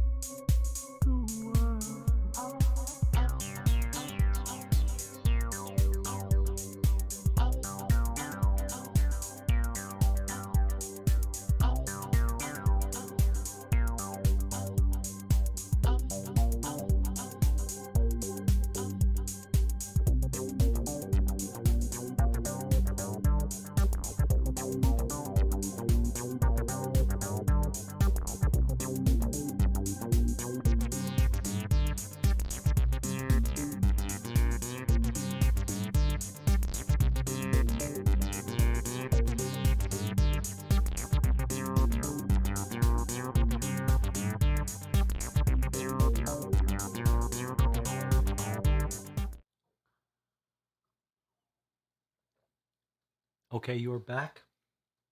We are back. Playing File on Rufus Ray.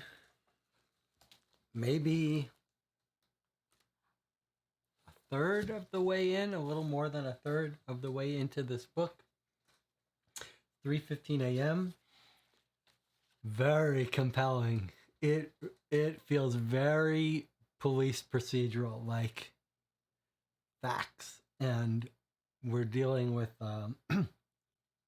it's fascinating to see these different. I feel like we're getting, when I was reading about Helen Reilly, they were talking about how she was describing like all the different, like in her most famous books, how she was describing all the different departments doing their job. And I feel like that is coming through. Like we're seeing little snippets of these different police people. The captain in charge of the case, the officers on the scene, the autopsy doctor.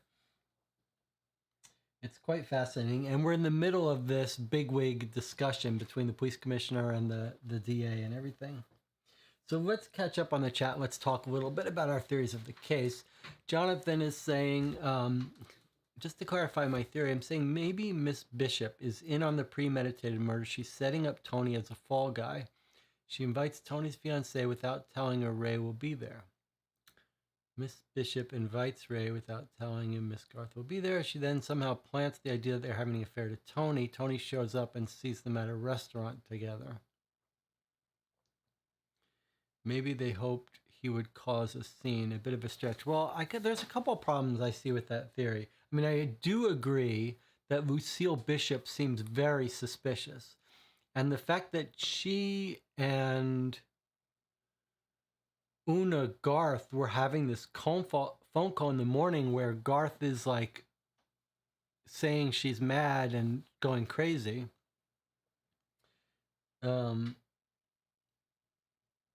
Definitely makes her think something's going on. But a couple things. First of all, Una Garth has admitted, or at least she's lying, but she's out at 3 a.m. and she's saying she's out with a married man. So she's not sort of true and honest. So if it's a frame up with Tony, there's no need, because, I mean, I'm sorry, if someone's trying to make Tony jealous, I'm not sure what the need is, because she really is stepping out on him, it seems.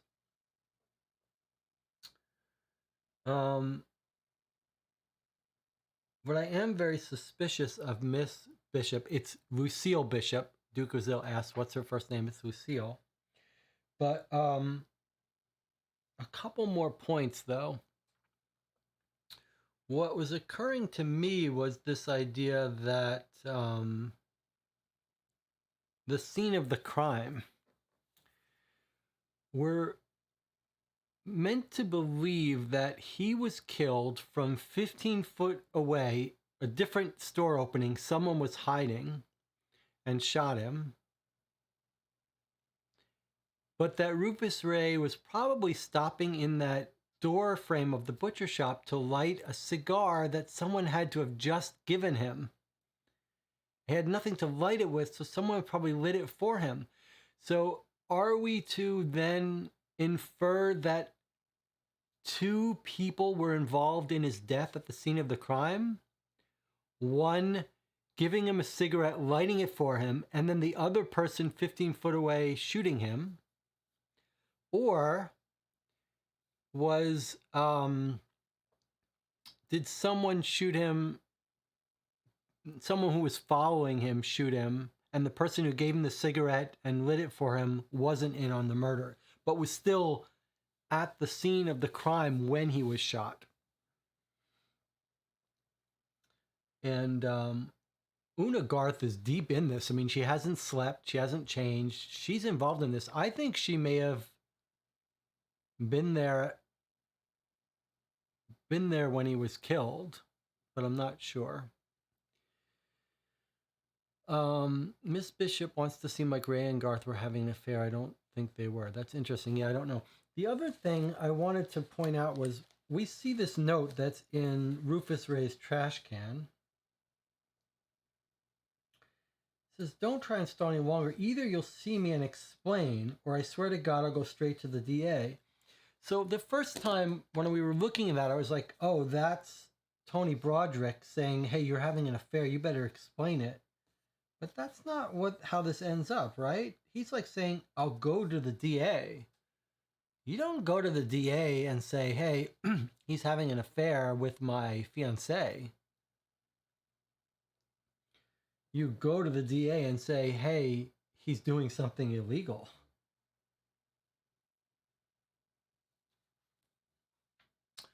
So that makes me think that maybe it's not about jealousy. I think Tony Broderick's going to turn up dead, is what I think.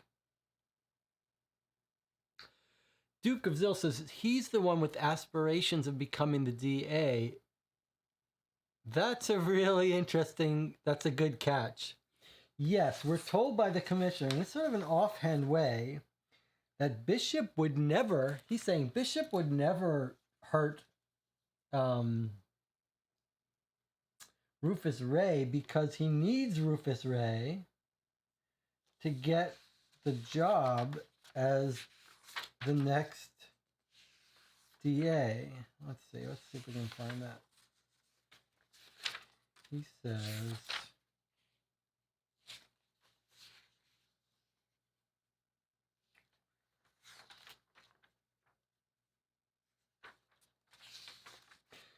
the idea that Corey Bishop could have had anything to do with Ray's death is preposterous. I know for a fact that Ray was working to get the attorney generalship for Bishop. Bishop couldn't get it without his help. He certainly won't get it now.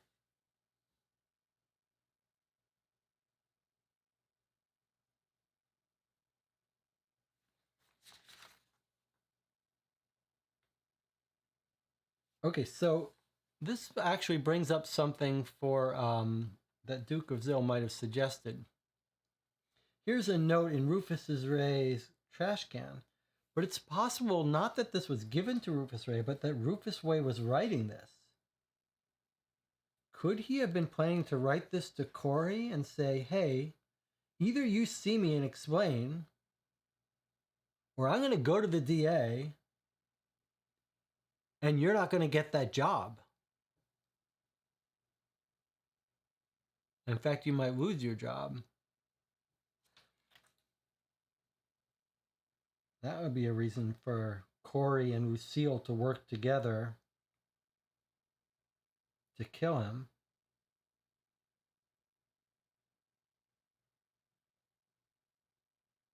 Interesting.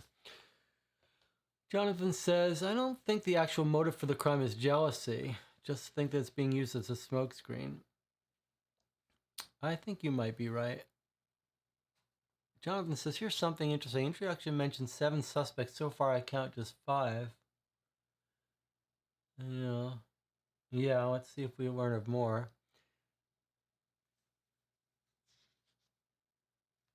So, but if you kill him, you don't get the recommendation. So that seems like not a reason to kill him. Except if he's going to reveal information, then maybe it's better to kill him. At least you won't lose your current job. So a big question we would want to answer, we're going to want to answer is, whose handwriting is this? Is this Rufus Ray's handwriting?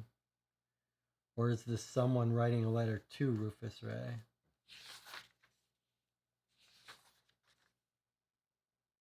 Is it from Rufus Ray or to Rufus Ray?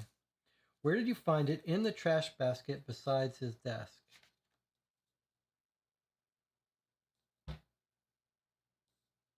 Well, maybe we're going to get a report on that. It's a very interesting case with so far a small cast of characters. Duke of Zill says, if Rufus is about to tank your recommendation, you might want him gone. Absolutely. Although the commissioner or the DA is saying without Rufus Ray's recommendation, he won't get the job anyway. So maybe a better way to say it is, if Rufus is about to tank your entire career, so that you don't even, not only won't you get your your promotion, but you're going to be fired, then that would be a good reason to kill him. That would absolutely be true. And to rope your sister in to help you. So here's a theory that's a little bit closer to Jonathan's theory. It's the bishops that are arranging to kill Rufus Ray. So here's my theory. It's the bishops who are arranging to kill Rufus Ray. And they're going to frame Tony Broderick. This is closer to Jonathan's theory. But what if the way they're going to frame it is that Una Garth is out there when he gets killed? She assumes that it was Tony who killed him when it wasn't. So she's lying to protect Tony Broderick. And it's Lucille Bishop that set all this in motion. And so they're trying to frame Tony Broderick. This is very close to what Jonathan was saying, I think. But I'm the only thing I'm adding is that Una Garth was sort of at the scene of the crime. That's why she hasn't slept. That's why she's all freaked out and lying, because she's trying to protect who she thinks killed him, which is the husband. Where that differs from Jonathan's theory is that they weren't trying to make, well, maybe they were trying to make Tony Broderick jealous. I wonder. Let's take bets now. Do you think Tony Broderick is going to end up dead, or is he going to be back in the picture? And we're going to talk to him. Place your bets now.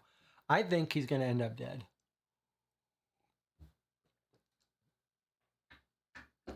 I'm developing a real appreciation of Helen Reilly, and I'm hoping she's going to put him dead.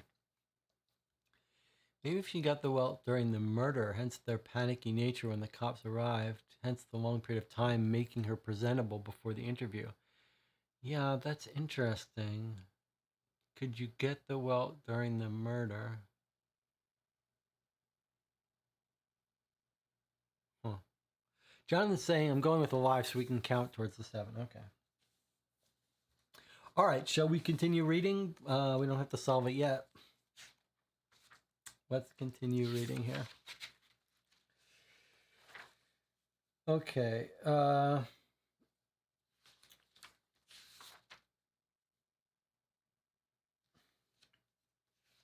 What's that other thing you have there? Here the captain opened his briefcase and took out a sheet of writing paper. No signature, no date. Where was this note found, Captain? In the trash basket beside Ray's desk in the apartment in the Shenley. The trash basket is emptied every morning, so it must have come on the 16th, the day of Ray's death. I'm going to send it to one of the handwriting men. Clyburn's the best. He's in town. I have here the samples of Lucille Bishop's handwriting and Scarborough's found in Ray's desk. I'll get samples of all the others. So we'll want to look at those ourselves.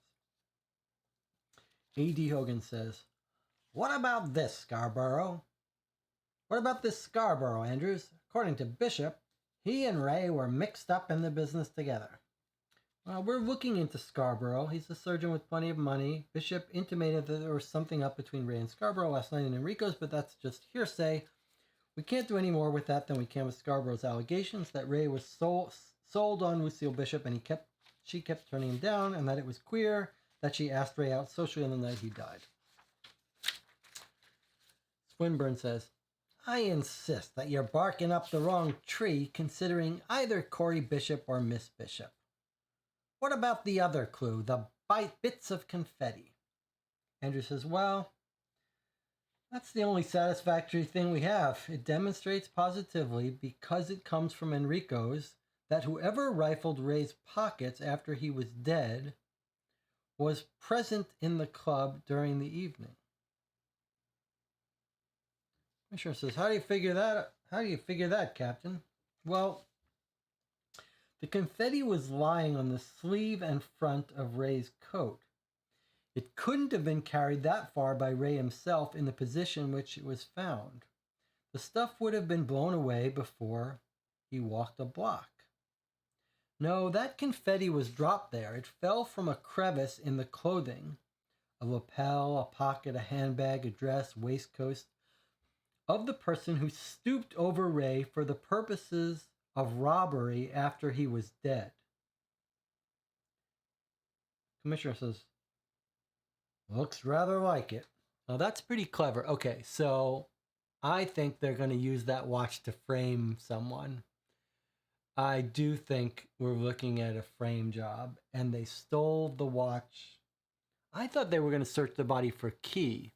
I think they stole that watch now so they could frame someone. Okay.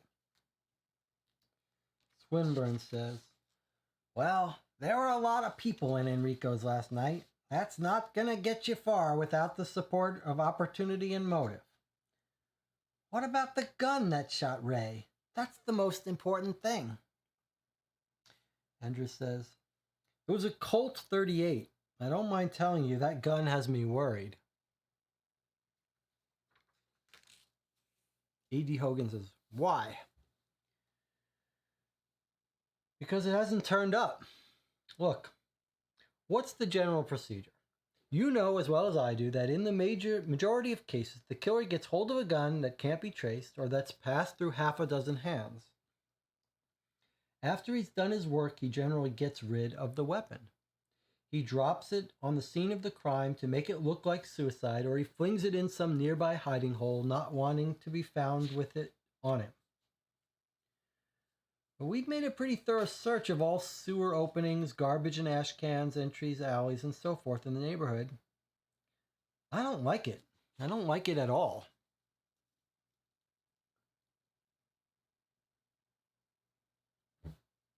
Just as an aside, Duke of Zil says, what does the confetti mean? Why does the confetti mean the killer was at the club? Couldn't it be Rufus's?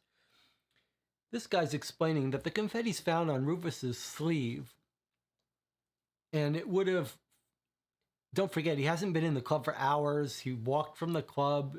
They went to the doctor's house, and then the doctor, he's walking uptown. He's saying if the confetti was just sitting on the sleeves, it would have blown off long ago. So the police captain is saying, look, the way that confetti got there is when someone bent over his body to rifle through it, the confetti fell out of like a little crevice in their collar, in their purse, in their waistcoat. So it couldn't have been there on his sleeve in Rufus's. It had to have been on the person of someone who leaned over it, stuck in a crevice until they leaned over him. Okay, you guys talk amongst yourselves. So he's saying, I don't like it. I don't like it at all that they're not finding the gun. What do you mean, Captain Andrews? What are you trying to get at? Well, I don't know. I just don't feel comfortable about that gun. I don't... Here the phone rang. The call was for Captain Andrews. He put the receiver back on the hook and stood up. He said, there's something wrong over at Rufus Ray's office. I sent a couple of men to be there when the force arrived. I can't rightly make out what the trouble is. I guess I better go and see. Commissioner Crowell told him to go ahead, but to keep in touch and keep them informed. Captain Andrews said he would and left the office. Oh, look, now they're continuing their discussion with the captain left.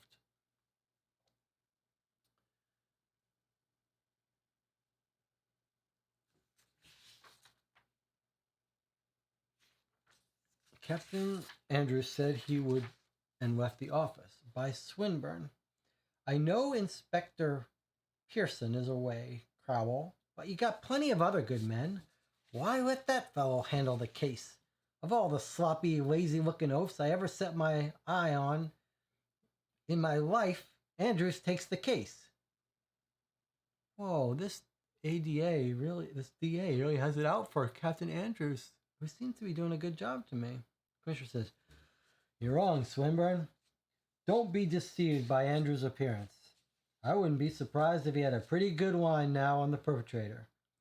But he won't say a word until he can back it up with proof. Wild horses couldn't drag it out of him, and I know from experience you can't get him in a hurry. Can't get him to hurry. He works better if you leave him alone. Give him a little time. How about it, Hogan? ADA Hogan says, that's about right, Commissioner. He's slow, but he's sure. When he hands you something, it will stick. He did good work on the Jabowitz case, and he was the one who found Duke Danzig for us. D.A. Swinburne says, time, and the scent's getting colder every minute. Well, it's up to you, Commissioner. Give me something I can hang my hat on, and I'll go to work. As the district attorney was due in court, the interview ended at 9:12 a.m. Okay, so we're back on the police reports.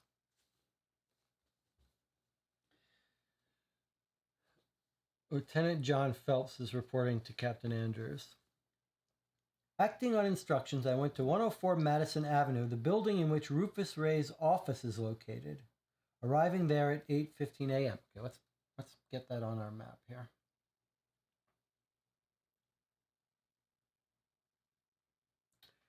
Okay, 104 Madison Avenue, an avenue I like a lot.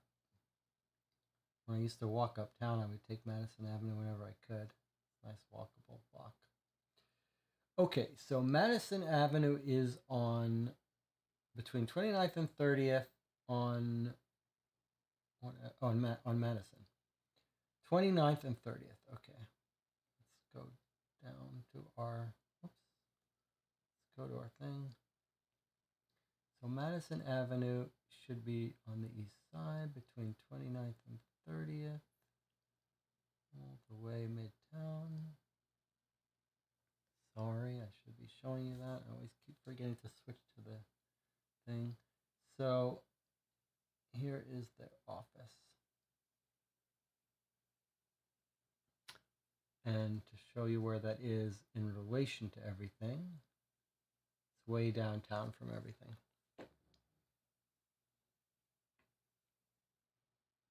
All right. So they go to his office, arriving there at 8:15 a.m. Detective Hanley and guards were with me. There was a good deal of excitement in the lobby. Everybody had a paper, and people were all talking about Rufus Ray and who could have killed him. A lot of names were being tossed around. They didn't seem to mean much, but guards stayed downstairs to keep his ears open, and Hanley and I rode to the third floor. The office was locked when we got there. The first person to show up was a Miss Fanny Kilbourne, the switchboard operator. She let us in. From an examination of Kilbourne, we got the following list of lawyers employed in the office. We'll get a whole bunch of suspects now, or at least players. Thomas Walker, elderly, chief clerk, with Ray 6 years, lives in Brooklyn. Harold Gray, 39, with Ray 2 years, lives in Summit. Kingsley Trent, 36, with Ray 4 years, lives at Hotel Spencer, West 12th Street. Anthony Broderick, with Ray 18 months, lives at 63 West 12th Street. All right, let's just... I'm going to write down that his name is Anthony, not just Tony, and he lives at 63 West 12th. It's interesting that he lives way downtown in the Village, basically, whereas his girlfriend, fiancée, lives way uptown near our guy, near Rufus Ray. She lives quite close to Rufus Ray, right? Let's see. There's Una Garth up here. And here's where our guy lives, Rufus Ray. So they live quite close to each other. And meanwhile, our guy was way down 63 West 12th. So that's going to be all the way down here somewhere.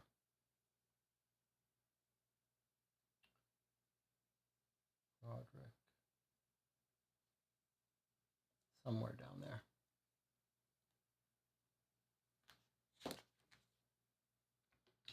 All right.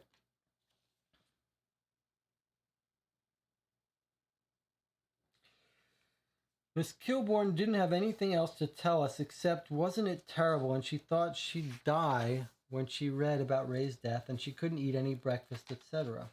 Same for 2 stenographers and a couple errand boys who came next. The first 3 lawyers arrived in a bunch at around 8:45 a.m. Broderick didn't show up. Here's the setup as far as I can make out. Broderick did more work for Ray than any of the others, although he had been with Ray the shortest time. Ray was a slave driver. He was also a secretive guy and pretty suspicious.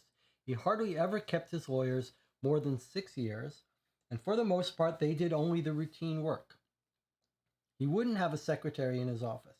The secretary sits in a little railed-off cubbyhole outside.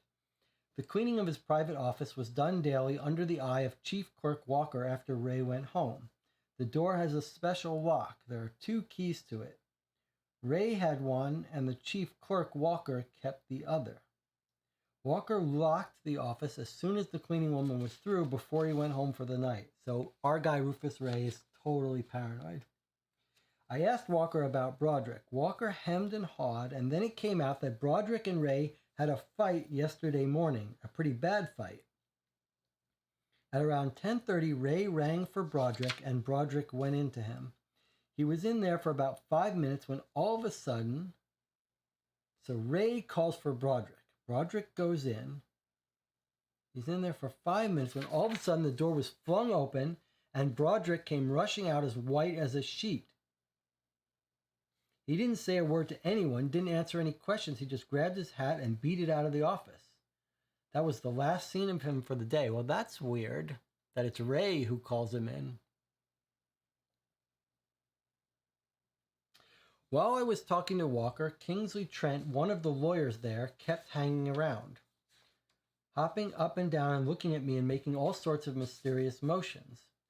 Trent is a short, plump guy with blonde hair and a pink skin and a little blonde mustache, a natty dresser. I said, "Here, you, what's the trouble? Do you want to tell me something?" He got as red as a beet and said that he would like to speak to me in private.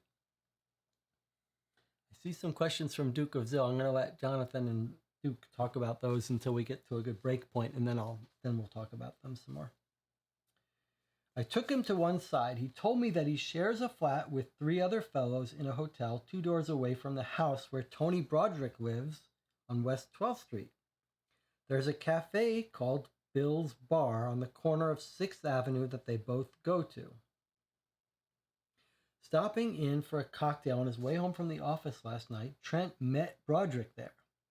Trent says Broderick was in a nasty mood and he was hoisting his elbow plenty, drinking. Trent tried to stop him. He said something about Ray and a hangover, and then Broderick exploded. He damned Ray out. He said, "I'm going to get even with that guy if it's the last thing I do." He was excited. I have a question for you. We know Rufus Ray is a divorce attorney. Is Broderick married to Una Garth? They're living separately. But is there a reason why Rufus Ray would be called to represent Una Garth? Does anyone remember that? How are we told about the relationship between Una Garth and Broderick?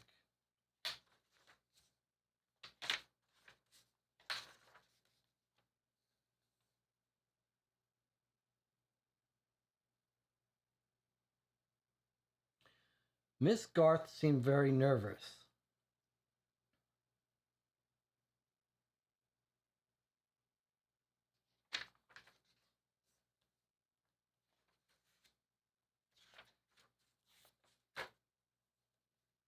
Miss Garth is engaged to Tony Broderick. Okay. So it's weird that Rufus Ray calls Broderick in and then they get into some argument. So yes, they're not married. So Rufus Ray wouldn't, I was thinking like, is Rufus Ray going to say, "Hey, Tony, sorry to break this to you, but your wife's filing for divorce. I'm going to represent her." So, but it's not that. So I don't know how to explain that. I mean, I don't know what he would call him in to say. Maybe, I don't know. Okay, I'm going to get even with that guy if it's the last thing I do. Let's catch up in the chat here. Could it not have been... Okay, so the missing key was definitely his house key, not one of his office keys. And Jonathan says, I think it could be his office key. It just said he had no keys on his body. Yes, that's the key. No pun intended. The important point is that they notice he has no house key on his body. So he had to have given his key to someone, or someone took it. But it has to be his house key. Could have had other keys in his pocket. Could have had office key as well. But the point is, his house key is not on him, so someone else had it and left it at his apartment after they got in. But we don't know if he gave it to someone or someone took it, although our captain seems to think he gave it to someone, as evidenced by the fact that he called his valet to send his valet home. That makes Captain Andrews think, oh, he gave his key to someone. He was sending someone.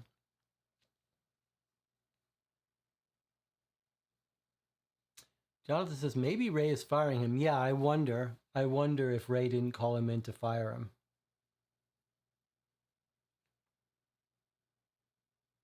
And maybe Ray was provided false information that makes him want to fire him. We don't know. All right, let's continue here. I'm going to get even with that guy if it's the last thing I do. Trent was frightened by the way he was talking, or says he was. He tried to calm Broderick down, and afterwards they went to the movies together. During the show, Broderick couldn't sit still. In the middle of the feature, he got up and rushed out. That was the last Trent saw of him. When I got through with Trent, I told the Chief Clerk Walker to unlock Ray's office. After an argument, he did, with a key from a pound of metal he carried around with him. He opened the door and went in with us. He was only just inside when he gave a squawk like a chicken with its head off and jumped a foot in the air. "Look," he yelled. "Oh my God, look!" There are 2 big safes in the outer office, another big one in Ray's room, and above his desk a small wall safe. This safe is usually covered by a picture that hangs in front of it. The picture was on the floor and the door of the small safe was open. Walker kept on screaming that a thief had entered the place since he locked it up at 6:10 last night. Walker went crazy. He was the last person out, and he swears the safe was locked and that the picture was in place over it when he went home. I queried him about his own movements. He says he rode as far as Flatbush Avenue with a friend, walked to his home a block away, and was with his wife for the rest of the night. If he's lying, we will soon know. I called the building and told them to notify the safe and loft squad, and looked around. What is the safe and loft squad? Safe squad, that makes sense. But what is safe and loft squad? Can someone look that up and tell us what that term of art means? Like, what does loft refer to? All right, so he calls, he says, bring the safe squad in. We're going to need them to look at this safe. There are 2 doors to the room. The door leading into the outer office and another small door in the right wall. This door was locked. Walker said Ray was the only one who had the key to it. I called the office and asked to have men sent down. They arrived and we started getting things straightened out. The small door opens into the next building, a ramshackle old building owned by the same corporation that owns 104 Madison Avenue, where the office is. We got them on the wire. They said that Ray had the door cut specially when he leased the place. Walker told us it was used by clients, evidently people Ray didn't want the office force to see, and sometimes by Ray himself. It opens on a bare anteroom furnished with a desk and 3 chairs, none of them showing much sign of use. On the door is a sign saying Saunders and Pine Toys. From the anteroom, you proceed along a corridor to a rickety staircase. I sent detectives to question people in the next building and to examine the lock on the door. There were some small scratches on the offside of the lock. Figuring from the layout, this must have been what happened. Whoever killed Rufus Ray took the keys out of his pocket, came over here, and managed to get upstairs in the other building. Not being familiar with the right key, the thief had to try half dozen, probably using a torch as he wouldn't want to turn on the lights. He then entered the office and opened the safe. We asked about the safe and called the safe people. They told us Rufus Ray had the combination changed frequently, sometimes as often as every 2 weeks. It was Ray's custom to write down the new combination on a slip of paper. We looked into the interior of the safe and checked the contents in the presence of the chief clerk without touching anything. We didn't break any seals, cords, or wrappings. There were stocks and bonds with names on tags attached to them. There were 2 or 3 packages and half a dozen sealed envelopes. We were still doing this when the captain arrived and took charge. Duke of Zill says, founded in 1911, the squad, whose official name is Safe, Loft, and Truck Squad, had been responsible for investigating major commercial burglaries, art thefts, truck hijackings, and kidnappings. Huh. The Safe, Loft, and Truck Squad. I wonder if loft is being used as a term for like where commercial businesses store stuff. Or factory floors or something. So that would be major commercial burglaries would be the lofts, the warehouse lofts and stuff. As an aside, as a little historical aside, I grew up in Soho, which is downtown Manhattan, below the Village, right about here. So, Spring and Worcester is right here. That's where Jesse grew up. And that neighborhood in the 60s or so was all warehouses of businesses. It's all commercial district. And artists started moving in and buying out the buildings as co-ops, cooperative livings, like condo co-ops. And my father and mother bought a floor of a building at 80 Worcester Street, which was totally empty. The whole building was arranged to be bought by George McCunis, who was an artist. And they built, these groups of people bought multiple buildings in this neighborhood, and then they built it out to live in it. So they built bathrooms and rooms and everything, and eventually it became a very big touristy neighborhood where there are fancy shops that no one but tourists could ever go to. But they used to be commercial buildings, and lofts was the term that they were used to describe those buildings once they were taken over by artists and residents. Little piece of history for you. All right, let's go back to our case. So the captain arrives and takes charge. And here's Captain Andrews reporting. The foregoing report will give you what my men discovered when they got to Ray's offices. After I arrived at 9:25 a.m., I gave it the once over. This is, one really interesting thing about this, Jonathan, that you remarked when we started reading is that it says this all happens over a 24-hour period, and it feels like that. Like we're seeing like an entire squad pulled to work and solve this case without any breaks. There's no overnighting stuff here. They're just working on it from 3 a.m. on. Different squads are showing up, and we're seeing like if you were watching a movie, you were seeing scene after scene after scene as they're developing this case and writing reports with no break. No one's sleeping during this. All right. After I arrived at 9:25, so we saw him in the bigwig meeting, and now he's got called off to Ray's offices where there's some commotion, and now he's writing his report. The only thing I found of any importance, in addition to what has already been described, is the accompanying paper disc from the recording thermometer in Ray's office. Ray's office is air-conditioned. The building next to it isn't. When the door between them is open, a wind like a stepmother's breath, in other words, a cold wind, comes sweeping through. I have never heard that expression, a wind like a stepmother's breath. My father used to say cold as a witch's tit.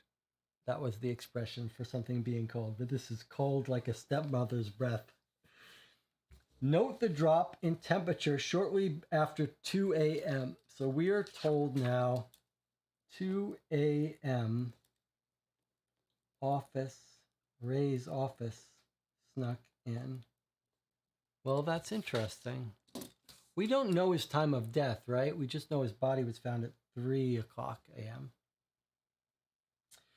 I detailed detectives Hanley, Devlin, and Cantor to stick around until headquarters men arrived and to check on the movements of the staff and the watchmen next door. From Ray's desk, I took a memorandum with samples of Broderick's and Ray's handwriting. Oh, now we've got Ray's handwriting and Broderick's handwriting. We were just leaving the office when a woman came walking towards us along the aisle. She went behind the railed-off cubicle outside Ray's door. When she saw us coming out of Ray's office, she turned the color of an oyster and grabbed the railing to steady herself. I asked her what her name was, and she told me she was Rachel Cushing, Rufus Ray's secretary. I then asked her if she knew anything about Ray's death, and she rapped out that all she knew was what she read in the paper coming over in the subway. Her actions were suspicious. I decided to question her in detail. Here's what she gave us. Well, look at this. Look at this. This is the thermometer. So here we go at noon. It's just going up a little bit, a little bit. 2 a.m., bam, gets cold. So he normally keeps it at 70 degrees. This is telling. It keeps the office at 70. Then at night they go home, it drops to 60. It's air conditioned. 2 a.m., super cold, drops down to 50 or 40. And then they're only there for a very short time. And it gets back to normal. Copyright 1935, it looks like. Pretty cool. Okay, and so here are these handwriting samples. So, memorandum from Rufus Ray. Where the hell were you at 3 this afternoon when I wanted you?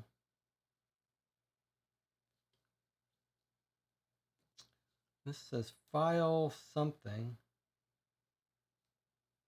Or out to lunch with my best girl or new girl. So Tony Broderick is saying he was out with his girl. Mortimer and Walling, printers and lithographers. 161 8th Avenue. That's where this stock was from. File Broderick. He's just saying he's putting this in his file, I guess. He's keeping a note of this time that Tony was not available. So yeah, maybe he did fire him. We don't know when this was done, though. Okay, so that's a sample of Rufus Ray's handwriting. Now are we going to get a sample of Tony Broderick's handwriting? This feels like we're supposed to get it. Jonathan Warner and Duke of Zill, in your PDF, do you have scans of these? And do you have a scan of... Oh, I guess this has both their handwritings. Here's Rufus Ray's handwriting. And then here's Tony's handwriting. Quite different. Tony's handwriting is very flowy.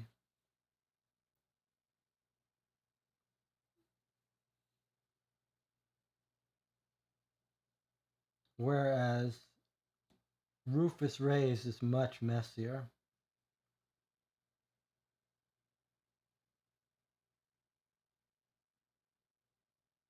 So I'm kind of curious it's a little premature to look for it, but I am kind of curious to look at this note here. Don't try and stall any longer. Either you'll see me and explain, or I swear to God, I'll go straight to the DA. I'm kind of curious if this is Rufus Ray's.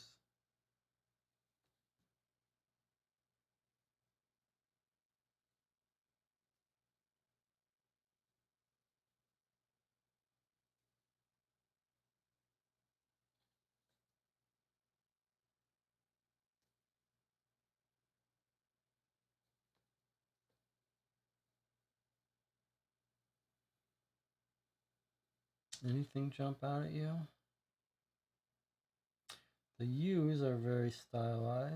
Goes up and circles down. How are the U's here? About the same. Let's look at his eye. Very interesting eye. Well, it's a very different eye. Look at this eye, which curls like a J. And then look at this eye, which goes this way. But then here's another eye, which looks more like this eye. So I don't know. The 2's are also very stylized. The O comes back and hits the T. O is looping with the upper left loop back up that way. Any 2's here? No, not really.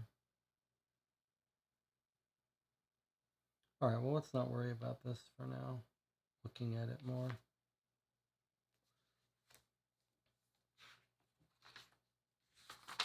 Alright, so we've got the sample of RR's handwriting. Let's write handwriting here.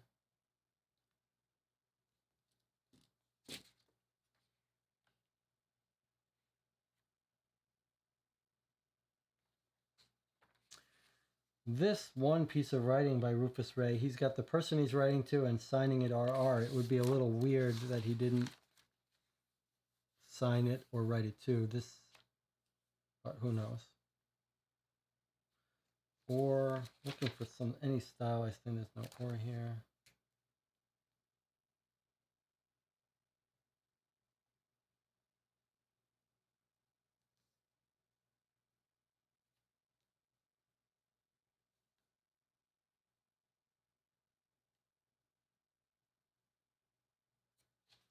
We'll come back to it if we need to. There are 2 thes to compare. Oh, that's a good catch. Okay, let's take a look at the. There's one. Where the hell were you?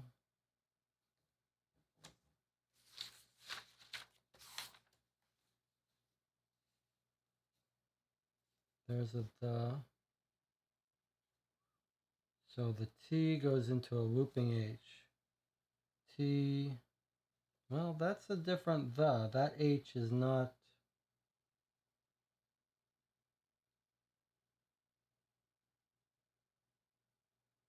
His H's don't. Let's see. There's an H that loops backwards.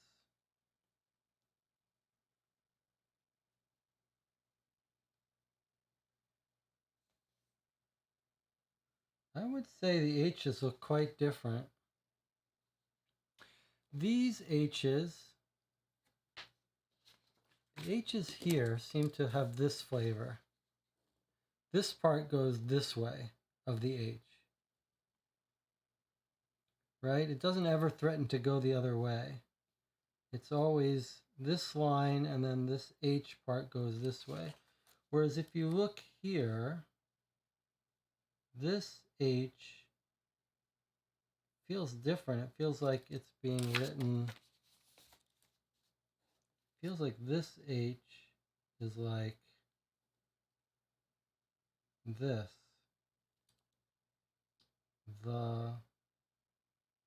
Here's another one where it's not quite backwards, but it's kind of straight up H. Here's another H. It's looping. and then kind of straight up. Here's another one, same idea. He loops it and then goes straight up. Whereas here, these H's have much more of a feel of going this way. There's an H that goes this way. There's an H that goes this way. There's another H that goes this way. I would say that's not Rufus Ray's handwriting, but I wouldn't bet my life on it. All right, we'll come back to it. Yeah, handwriting expert might come back. Okay, so this is the secretary. Her actions are suspicious. I decided to question her in detail. Here's what she gave us. Your full name? Rachel Armand Gushing. And where do you live, Miss Gushing? 748 Flatbush Avenue, Brooklyn. You live alone there? Yes. And what did you do last night from, say, 10 o'clock until 6 this morning? I slept. Any witnesses to that? I don't generally have people standing around watching me sleep. What was your relationship with your employer, Mr. Ray? I did his work and he paid me my salary. Why did you show such marked fright when you discovered the police were here? You did know we were police officers, didn't you? I'm not a fool. I repeat my question. Knowing we would be here, why were you so upset when you saw us? I hate policemen. They're stupid and they're bullies armed with a little brief authority. The only difference between the police and the crooks they go after is a uniform. The desk you sit at is directly outside this office, Miss Cushing. Can you, from your desk, hear anything that goes on in here? I'm not an eavesdropper. At this point, Captain Andrews experimented. He sent me outside. We discovered that when he was talking low, he couldn't be heard, but if he raised his voice, he could. When I went back, Miss Cushing's forehead was covered with sweat. She looked all in. Interrogation resumed by the captain. You know Tony Broderick, of course. I'm not blind and I'm not deaf. Mr. Broderick has been in the office for 18 months. He goes past my desk on an average of 20 times a day. Is this his handwriting, Miss Cushing? Yes. What's that got to do with anything? Do you know of any disagreement between Mr. Ray and Mr. Broderick, of a quarrel that took place between them yesterday morning at around 10:30? No answer. You didn't like Mr. Ray, did you, Miss Cushing? I didn't say so. Well, your expression did. All right, I'll tell you. Rufus Ray was a dirty, low-down skunk. He was a rat. Money was his god, and he was an ardent worshiper. He didn't have the slightest conception of what honesty or sincerity or common ordinary decency meant. He was cruel, and he took pleasure in his cruelty. It was the only thing that he did take pleasure in. He liked to feel that he had power over people, that he could twist a knife in them whenever he wanted a thrill. But he treated himself well. He had to have just the right temperature and humidity in his office, had air conditioning installed, and a recording thermometer so he could check up on the heating in the building. He was always worrying about his insomnia. But let me tell you, he never considered the comfort or the feelings of the people working for him. She was upset that it was too cold in the office. She's holding a grudge because of the air conditioning in the office. Question. You do like Mr. Broderick, don't you, Miss Cushing? He could be worse. Oh, he could be worse. He's the best of the bunch. Walker's a doddering old idiot. Gray's out for all he can get. And as for that wretched little squirt, Kingsley Trent, Miss Cushing, did you know that Mr. Trent was with Mr. Broderick last night and that Broderick was swearing to get Rufus Ray for a few hours before Ray was killed. Al, that little so-and-so, turning Tony in. It's a lie out of the whole cloth, Captain. Doesn't mean a thing. Trent is jealous of Tony. He hates Tony because Tony has been here a shorter time than he has and makes more money. And, above all, he hates Tony because Tony's a man. That filthy little worm. You seem to be a sensible woman, Miss Cushing. I've demonstrated that voices raised above normal would be audible at the desk at which you sit. You must have gotten at least an inkling of what the quarrel between Rufus Ray and Tony Broderick yesterday morning was about. That's what you say. I say I didn't hear anything at all. How are you going to prove I did? Notice that she when this guy told on Tony, she views that with disdain. She's like, that's so and so turning Tony in. So she does not want to say anything that would incriminate Tony. She doesn't like Rufus. Okay. I say I didn't hear anything at all. How are you going to prove I did? Captain Andrews says, well, memory's a queer thing. You don't remember now, you may remember later. In the meantime, to be on the safe side, we'll keep a detective constantly with you. It may not be pleasant, but, of course, in a murder investigation, we can't worry about the little things like comfort. Miss Cushing thought this one over. Finally, she said, speaking very slowly, it's nobody's business, and I'm positive it had nothing to do with Rufus Ray's death. But I hate that woman anyhow. Slimy white beast with her furs and her jewels and her Cleopatra air. You'd think the rest of the world was dirt.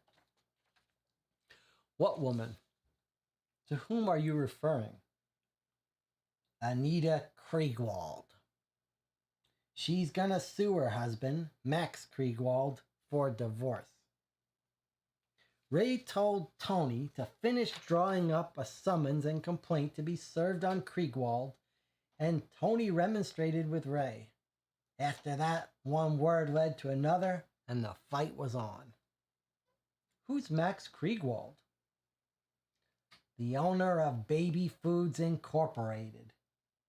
Ray got his first wife her divorce. I suppose Anita Kriegwald hoped, she would do as well by her. Do as well, Miss Cushing? Yes. What that dame is after is alimony. Good fat alimony. Direct examination of Miss Cushing concluded after several remarks of hers about Miss Kriegwald, which the captain ordered me to strike out. Okay, so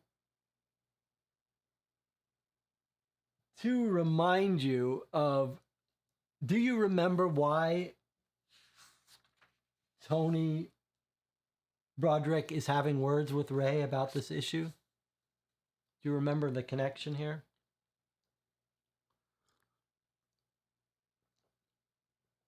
So she's saying that Tony and Rufus Ray got into a fight when Rufus Ray informed Tony to write up a summons because the second wife of Kriegwald is about to sue Kriegwald for divorce. And we're told that Kriegwald, the first wife of Mr. Kriegwald, was represented by Rufus Ray, and Rufus Ray got her a great settlement, and now he's going to represent the second wife. Now, do you remember why Tony's upset about that?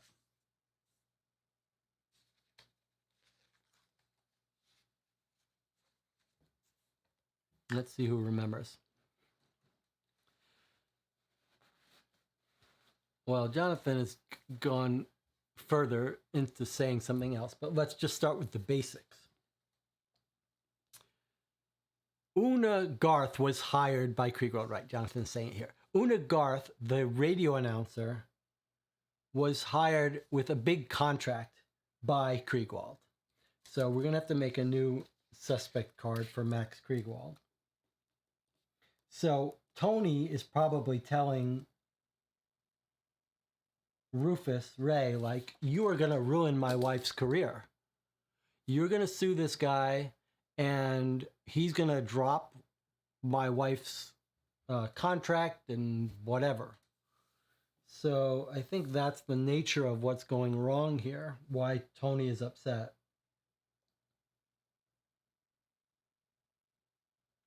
Yeah, the baby food guy was mentioned before as having secured the job for Miss Garth. I don't remember the exact details or how important it is, but basically he's a key part of the fiance's job.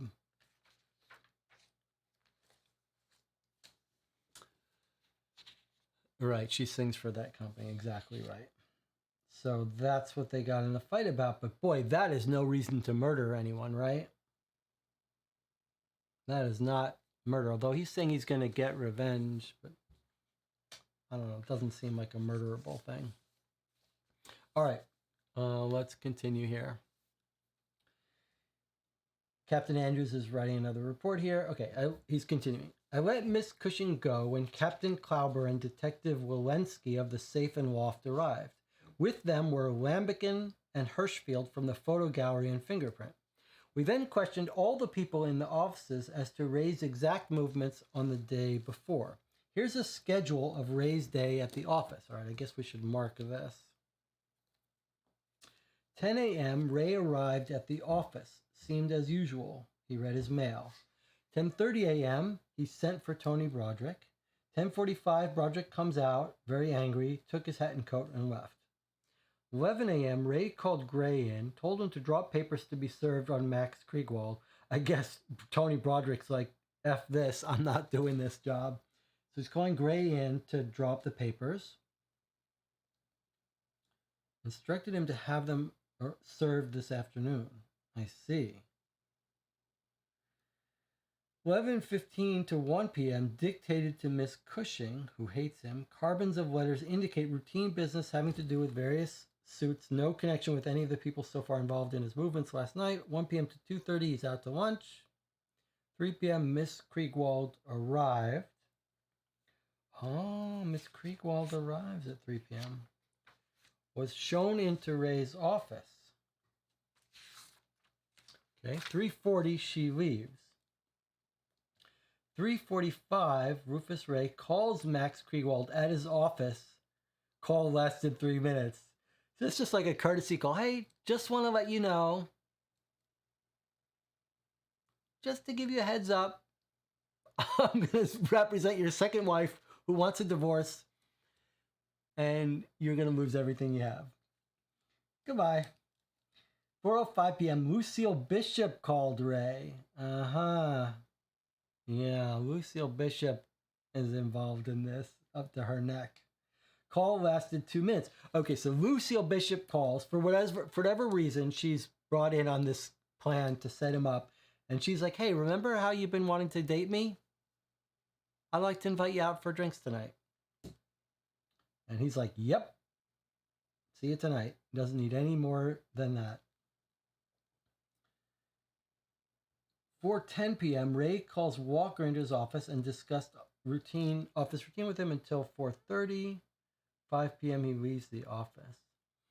What we don't know is what's Lucille Bishop's motive for all this, but very interesting. Let's see in the chat what's happening here. Jonathan says, maybe Miss Garth and Kriegwald had an affair before dating Tony in the past, and Ray wants to use that in the court case. Well, that's a clever idea. So, Jonathan, you're saying it's not just that he's mad that Kriegwald's being sued and his wife's job depends on it.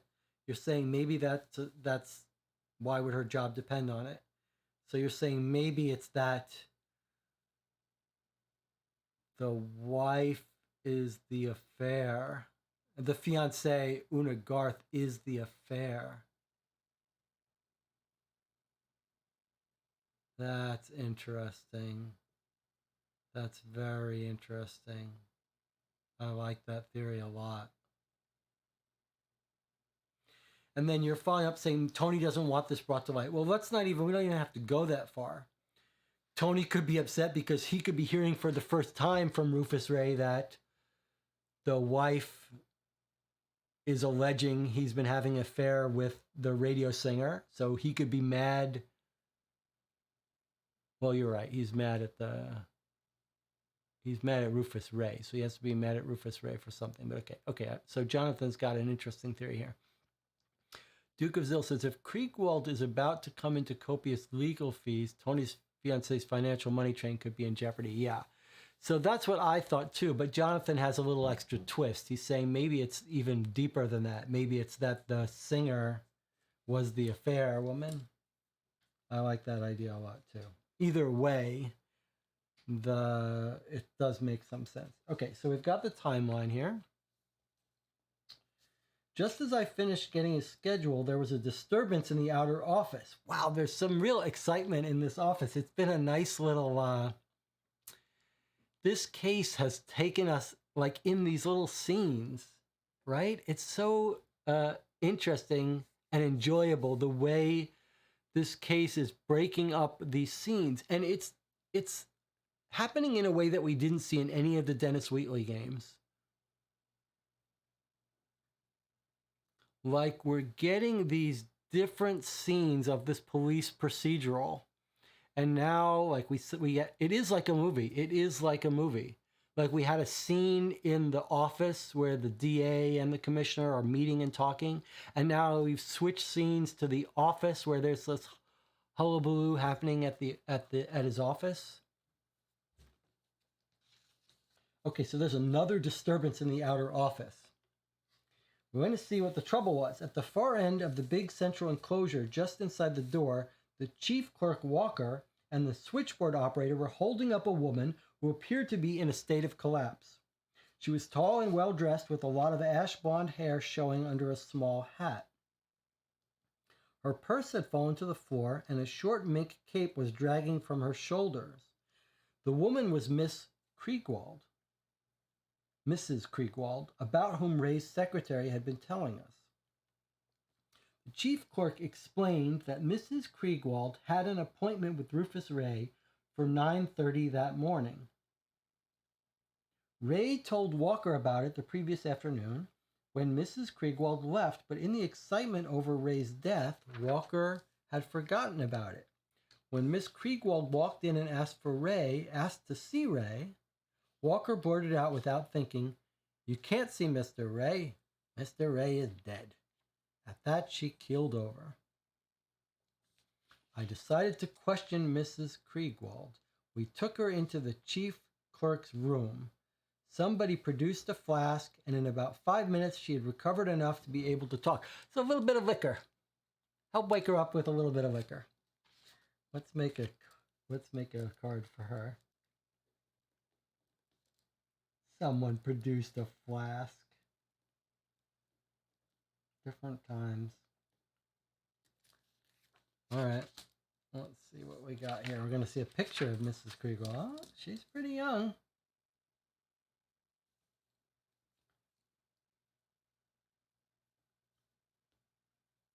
Client of murdered attorney leaves Ray's office after questioning by police. Photo shows Mrs.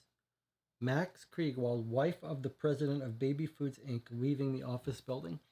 It was kind of clever how they framed this case.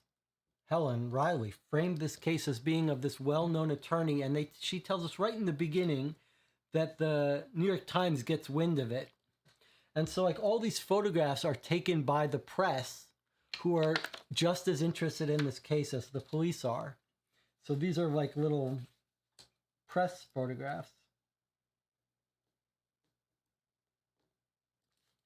All right, here she is.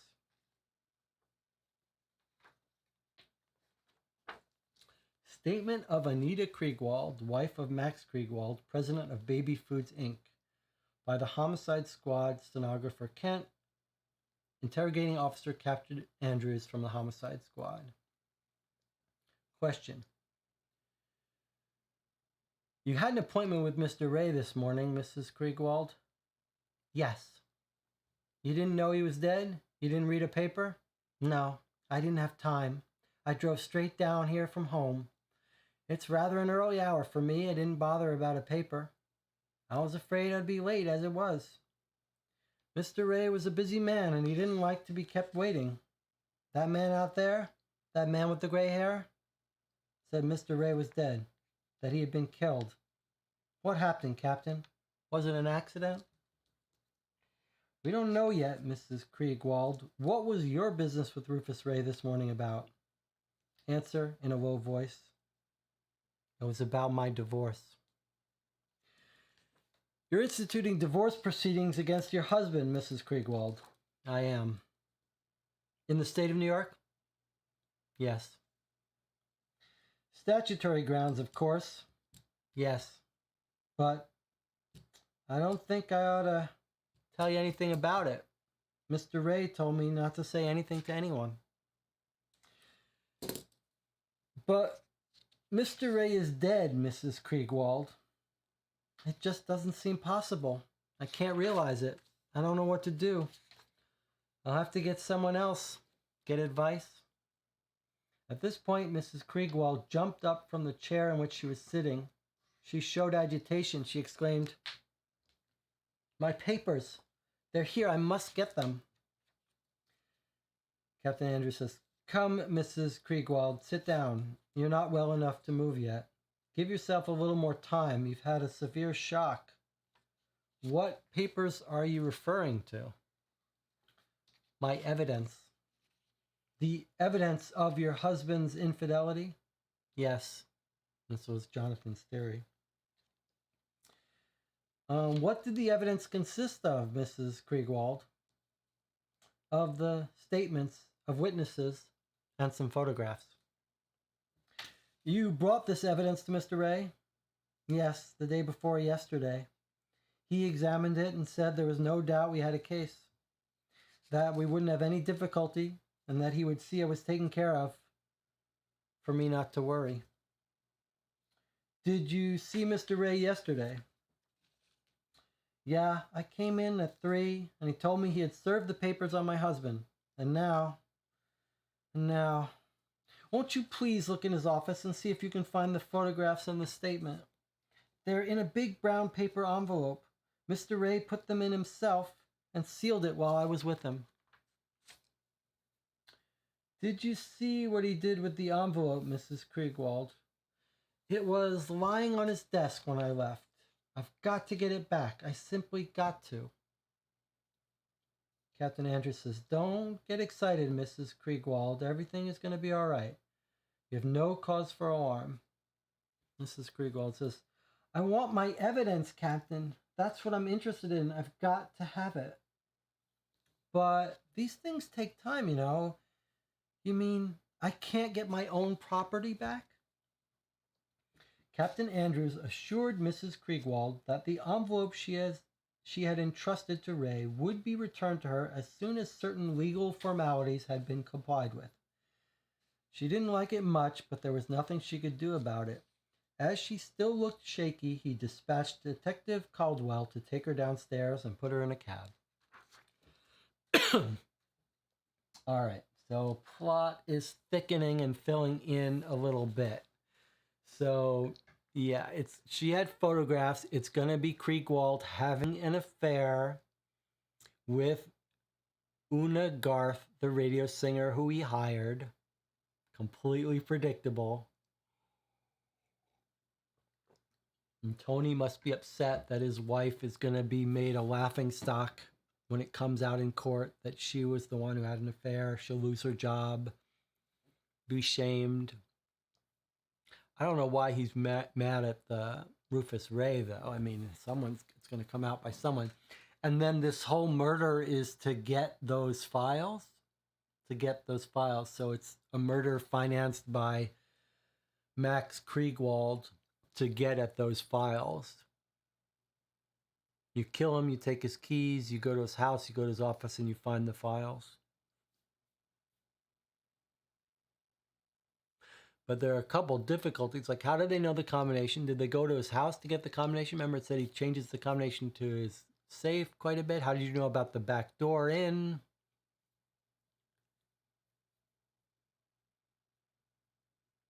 We still got some pieces.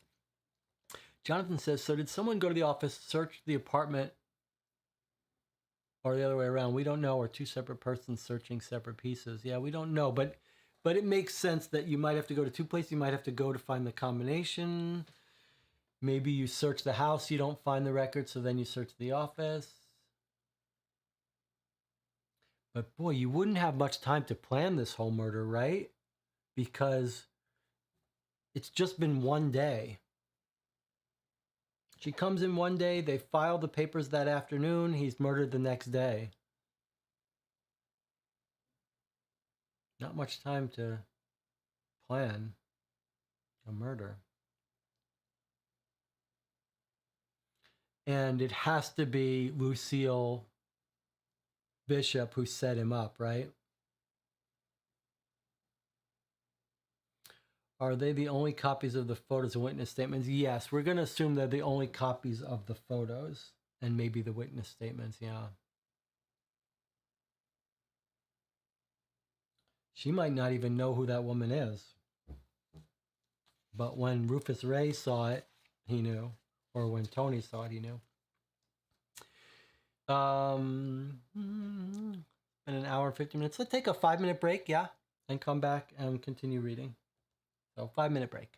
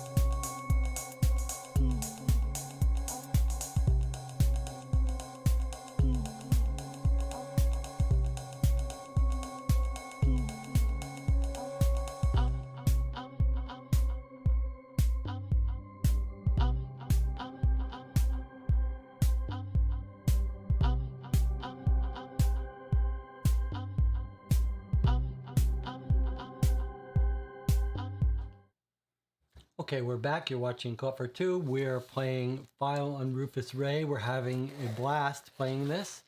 Both Jonathan and Duke of Zill are helping figure things out. We're not quite halfway through this dossier.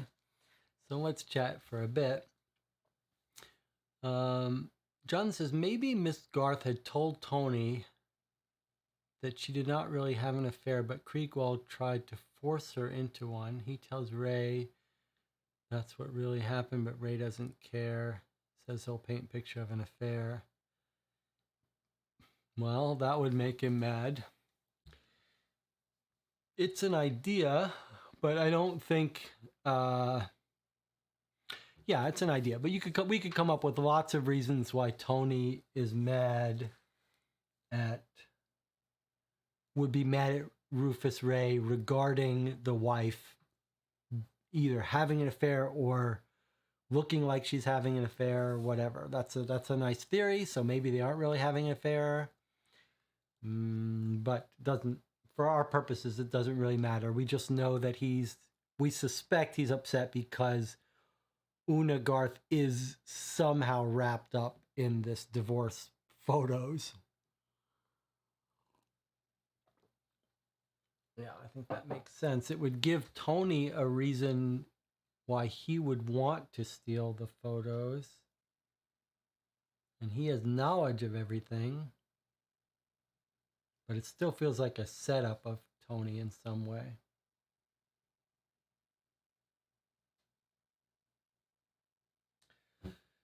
What else do we need before we go in?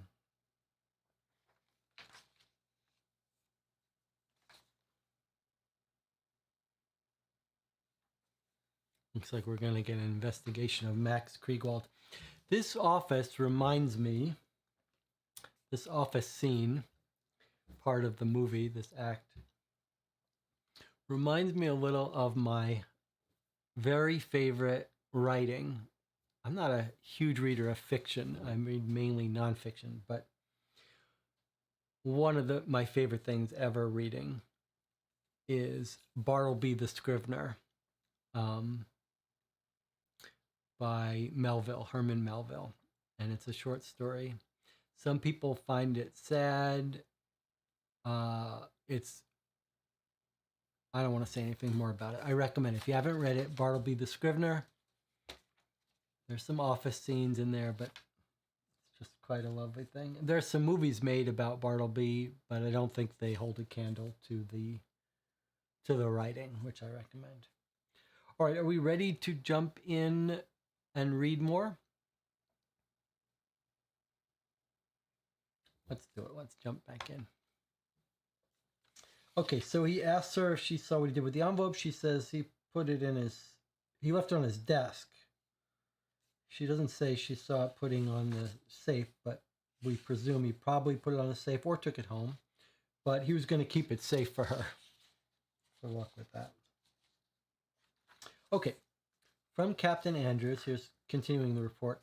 In light of the foregoing, I've sent Lieutenant Phelps and Sergeant Gish to talk to Mr. Max Kriegwald in his office in the Empire State Building. Let's take a look at where the Empire State Building is.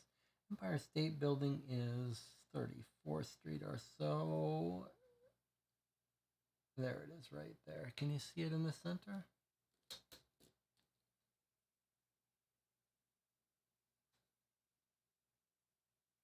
So right near their office, in fact.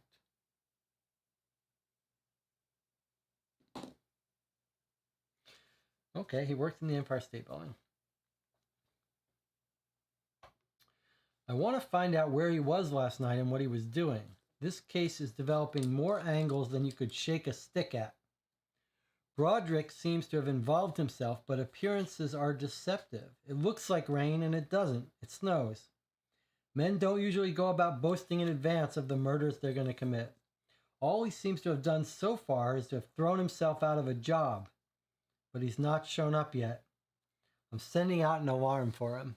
They're going to frame him with that watch, but I do not know if he's going to be alive.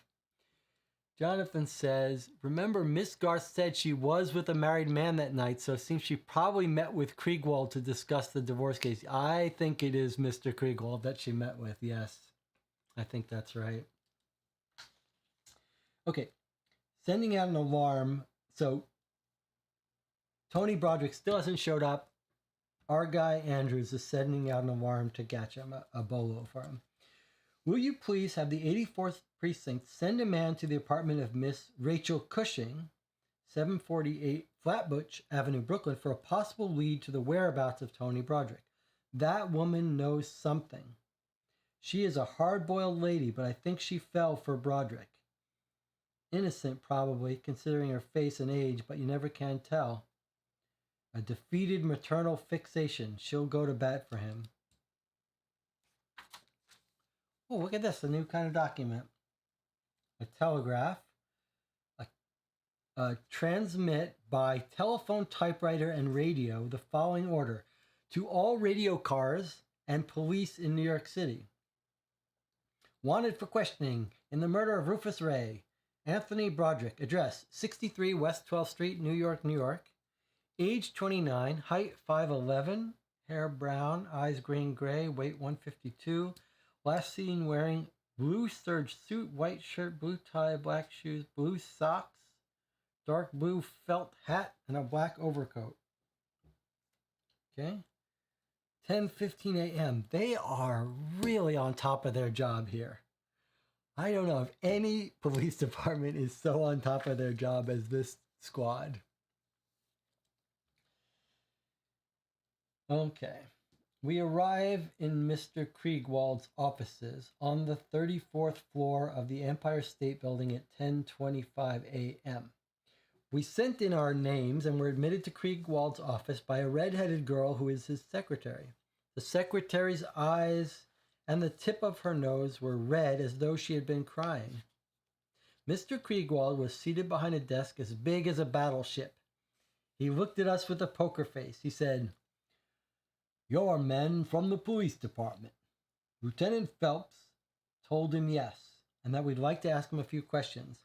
He said that was all right by him and waved us to chairs. Kriegwald is a swell dresser. He had a flower in his buttonhole and not a hair out of place. He was cool as a cucumber. Statement of Max Kriegwald, president of Baby Foods, Inc., interrogating officer, lieutenant of detectives John Phelps. You know Mr. Rufus Ray was murdered last night, Mr. Kriegwald? Yes. A dreadful crime, dreadful, in the open street. Who shot him, Lieutenant? How did you know he was shot? Why, I read it in the papers. Lieutenant Phelps. But the papers haven't got that yet. Mr. Kriegwald. Then I suppose I must have assumed a shooting. A gun seems the natural weapon. Here we have a picture of Max Kriegwald. So he's always wearing a flower in his lapel, or he's fancy dresser. Cigars. Cigars. Carl Henry. Mildest of mild cigars. Are those nicotinated cigars? Can someone look up if that's a known thing? Carl Henry. I think that says mildest of mild cigars. Like that would mildest of mild cigars would make sense that it would be denicotinated.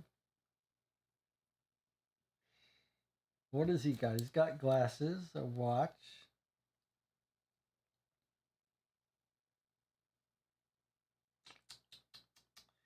That's like confetti would get stuck in flour.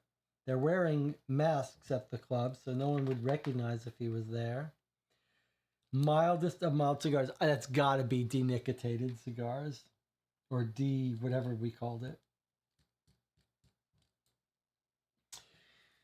Questioned by police in connection with Ray murder, refuses to disclose the purpose of their talk. In other words, he didn't tell the press what they came to talk to him about. You could get confetti stuck in a flower until you bent over it, though.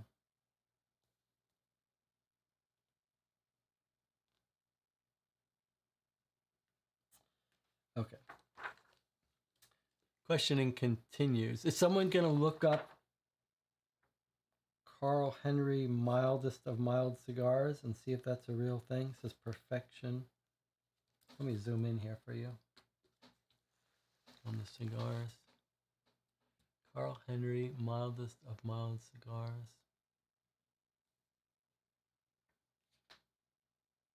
But he wears glasses. I don't know if that means anything to us. I don't see anything else in his office that's important. Okay. Oh, bulk of nicotine removed. Bingo. Okay. Bulk of nicotine. Did you find that? Did you find that online? Bulk of nicotine removed, or did you just search for they're real? It's a real company, Carl Henry. They're still in production. That exact box. Wow. Okay, so we figured out a big thing. All right, let's continue here. Questioning him. Your wife was about to sue you for divorce, was she not? Yes, but I'm afraid I don't quite see. And Rufus Ray was her attorney. That is correct. I may say at this point that the charges are ridiculous. I was served with a summons and complaint yesterday afternoon. The evidence is absurd. I could prove conspiracy, but I would like to avoid the publicity of a suit. When was the last time you were in touch with Rufus Ray, Mr. Kriegwald? 5 years ago, when he represented my first wife, Gloria, during her divorce proceedings. And the same charge was made then. No, my wife went to Reno and charged mental cruelty. Gloria and I had no real quarrel, but we simply couldn't hit it off together, so we decided it was best to separate. I was perfectly willing to do what was right and fair. That's one of the things Anita, my present wife, is always kicking about, that $12,000 a year Gloria gets. $12,000 a year, that's a lot of money back in the 30s. Question, you haven't seen Mr. Ray since then, Mr. Kriegwald? I wouldn't go so far to say that. I may have seen him in public, but I have never come into communication with him. Here, Lieutenant Phelps took out a box of matches and felt in his pockets. Mr. Kriegwald reached in a desk drawer and pulled out a big cigar box. Have a cigar, he said. The lieutenant took a couple, and so did I. That's a good cigar, Mr. Kriegwald. I'm glad you like them. This is calling gilding the lily. I mean, we could see in that photograph. Okay, but Helen Reilly is really really telling us. I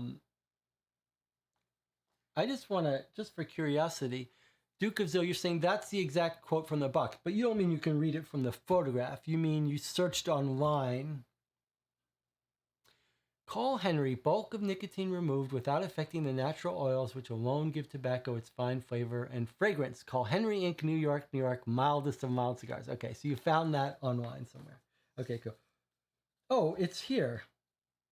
It's written here. Okay, you read ahead, Duke of Zill. Oh, you found online. Okay, well here it is in here. So they're following up. So he says, I'm glad you like them. And now, if that's all, gentlemen, will you excuse me? Just a few more questions, if you don't mind. We don't like to disturb you, but there are one or two things we would like to clear up. Could I see that cigar box? Here, Lieutenant Phelps picked up the box of cigars which was lying on the desk. Stamped in brown on the wooden cover were the words, Carl Henry, bulk of the nicotine removed, without affecting the natural oils which alone give tobacco its fine flavor and fragrance. Yeah, they didn't really. They're really feeding this to us on a silver platter. But okay. Question. I guess we have to remember you couldn't in the 1930s when you were playing this. You couldn't go on the internet and search for Carl Henry, but knowing it was mildest of mild made sense, but okay. So, question. Do you always smoke these cigars, Mr. Kriegwald? Yes, nicotine is bad for anyone, and these cigars, especially treated, have it removed, and it makes just as good a smoke as any could wish for. But that has nothing to do with Rufus Ray, so... where do you get these cigars, Mr. Kriegwald? What's that got to do? Oh, all right. I buy them from the manufacturer. He sends me a box each week. Now, Mr. Kriegwald, there was a partially burned cigar lying beside Rufus Ray's body when it was found this morning. Well, they're coming right out with this information to him. It was a denicotinized cigar, and it was a fresh one. No one that Mr. Ray was with or knew smokes a denicotinized cigar. Do you still insist that you didn't see or speak to Mr. Ray at any time last night? Kriegwald showed marked agitation when Phelps asked this question. He changed color, shifted around in his chair, and after a long pause, he finally said, All right, I'll change that. But as God is my judge, I didn't kill Rufus Ray, and I don't know anything about his death. Here's what happened. Ray called me at around 3:45 yesterday afternoon and suggested that he come to see me that evening. He said that he thought that perhaps we could arrive at some compromise. I wasn't very hopeful, but I told him to come over at around 9 o'clock. And are you living with your wife in the house on 69th Street? I am not. I'm living temporarily in the apartment of Roger Enfield at 34 East 35th Street. Interesting. Let's write this down.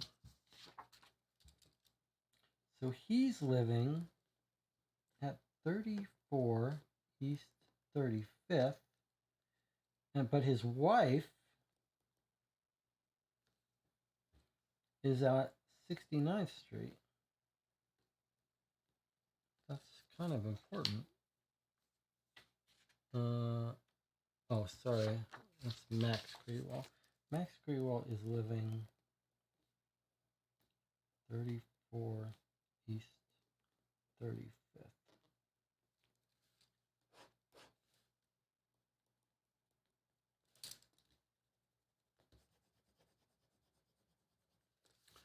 All right. Duke of Zill says, the rare cigar being right there seems so obvious that it could be Kriegwald who's being framed. You know, it's hard to frame a big business owner. That just seems like not a good patsy. You'd rather frame someone who can't afford a good lawyer. So he tells him to come over at 9. Say, where are you living? He says he's living at Roger Enfield.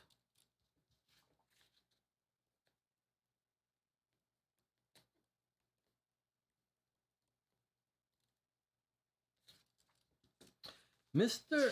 Enfield was with you yesterday evening? No, I was alone. Enfield sailed for Europe last week. He suggested my staying on in his apartment. Said I might as well use the place while he was gone, until something was settled, or until I decided what I wanted to do. Okay, continue with your story, Mr. Kriegwald. Well, Ray came at about 9:15, and we discussed the matter back and forth.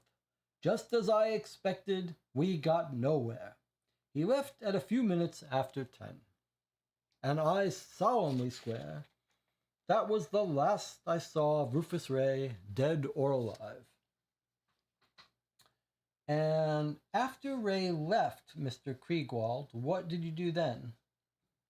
A few minutes after Ray had left, my wife called and said she wanted to come over and discuss the matter with me. I told her I had just seen Ray and that our discussion had gotten nowhere, that she could go ahead and sue and try to win her case. Then I went to bed. Would you care to tell us what grounds your wife has for divorce? That could have absolutely nothing to do with Rufus Ray's death, and I see no point in slinging mud around promiscuously. You drew a check shortly before we arrived, didn't you, Mr. Kriegwald? Well, how do you know that, Lieutenant? The ink on the blotter at your elbow, the general form, is visible, and you made a blot after your name. I noticed it when you shoved the cigar box across it. To whom did you draw the check? To my wife for household expenses a few minutes before you arrived. Isn't $1,000 rather a lot of money for household expenses? I can see you are not acquainted with my wife, Lieutenant. That's absolutely all you can tell us as far as you and Rufus Ray were concerned? That's absolutely all. Lieutenant Phelps read the foregoing over to Mr. Kriegwald and requested him to sign it. Mr. Kriegwald did so. We were no sooner outside than his secretary, the red-headed girl who had ushered us in, started for his door. Phelps put a hand on her arm as she went past. He asked her name, and she said it was Emily Coffin, and gave him an address in Riverdale. She was very nervous. Phelps then proceeded to question her as follows.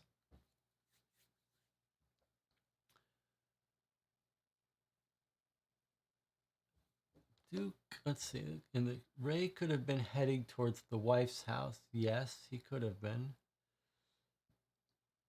And was check the word you couldn't decipher way back near the start. I don't know. Why would we have known about any check? Let's continue here.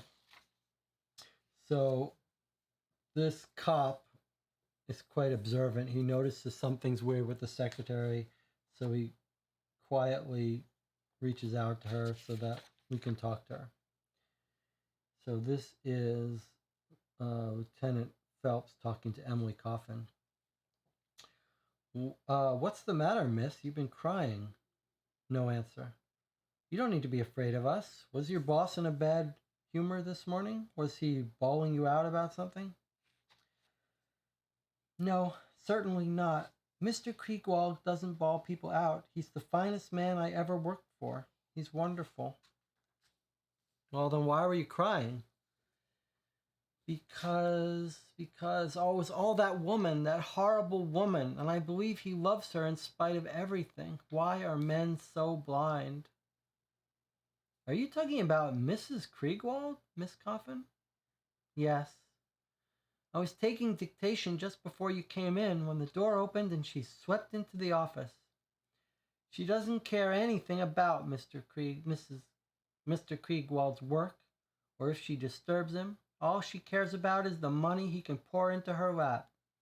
Money is all she thinks of. You ought to see her bills for jewelry, furs, clothes. Why, she'll pay $30 for a pair of shoes, and not one pair at a time, but half a dozen. I know Mr. Kriegwald trusts me. I take care of his affairs. You ought to see the checks he has to sign. But what went on between Mr. and Mrs. Kriegwald after she came here? No answer. Come, Miss Coffin, you're not doing Mr. Kriegwald any good by playing dumb. We can check all these things, you know. If Mrs. Kriegwald is what you say she is, we'll take that into account. But we must have the truth. You mean you'd ask her? Lieutenant Phelps says, certainly. Miss Coffin says, then I'll tell you. Because she'll manage to twist things to suit herself. And I know it's all lies. The moment she came in, she closed the door behind her and walked across the floor. She walked across to Mr. Kriegwald's desk and stood still there smiling down at him, that nasty, sweet, false smile. She said, Max, darling, you ought to have prepared me. I've had the most distressing experience. Rufus Ray was murdered last night. But of course, you knew that. You have a gun. You shot him, didn't you? What happened then, Miss Coffin? Well, Mr. Kriegwald told me to leave the room, and I did. I was glad to go. If I stayed there any longer, I wouldn't have been able to keep my hands off her. And after that, nothing. She left in a few minutes, and then you came. Do you know whether your employer owns a pistol or revolver of any kind, Miss Coffin? No, he doesn't. He's the most peaceable man on earth. He wouldn't hurt a fly. The idea of a gun in Mr. Kriegwald is ridiculous. End of Miss Coffin's direct statement. I stayed in the waiting room while Phelps went outside and called Captain Andrews. The captain said to ask permission to search Kriegwald's office. If he made any objection, I was to remain there while Phelps got a court order. Mr. Kriegwald didn't make any objection. He was very polite. He offered to let us search him. Yeah, now, this is getting more twisted. So now it is looking like a frame of this guy. And is the wife this little femme fatale who's planned this whole thing? And she has said this thing about the gun loud enough so the secretary would hear. And now, did she plant a gun? This is a twisted web.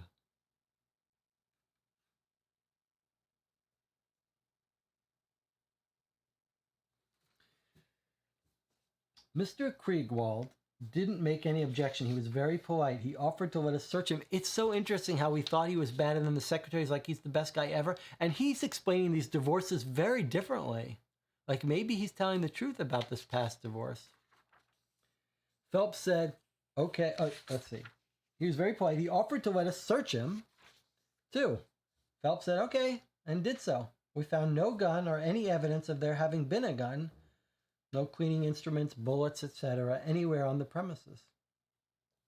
When we got through, Mr. Kriegwald asked us, and now, might I know what it is you officers are looking for? Interrogation of Max Kriegwald resumed by Lieutenant Phelps. Question, did you ever own or have you in your possession a pistol or revolver? That's rather a large order. I've handled firearms, certainly. I believe, if I recall rightly, that I did have a gun some years ago. Yes, that's right. There was a series of robberies near my country home, which is rather isolated, and I think someone, I can't recall who it was, gave me a revolver. I simply tossed it into a drawer and forgot all about it. And when was this, Mr. Kriegwald? Oh, years ago, somewhere around 1930, I think. And what caliber was this gun? I don't remember. You don't know where this weapon is now? I haven't the slightest idea. We asked Mr. Kriegwald permission to search his house at Phoenix Point and his apartment on 35th Street, and he told us to go ahead. End of Kriegwald's statement. Phelps and I returned to the office at 11 a.m. And here's a memo by Captain Andrews. After reading the foregoing, I sent detectives to the house of Max Kriegwald in Reading, Connecticut, and to the apartment of Roger Enfield where Kriegwald is now staying to search for a gun. Also had men check on a series of robberies in Reading and on Kriegwald marriages. These are some high-quality detectives. No stone is going unturned, and they're just so efficient. He's like, okay, you guys go to Connecticut, search that house. You guys go search his apartment, and let's follow up on what he said about his marriages. So let's see, there's a little bit of talk here. Jonathan says, I think it's worth noting that I think there's a timeline where Ray calls Kriegwald, and then Kriegwald calls the bishops. Then Lucille calls Ray. Oh, I see. No way to confirm.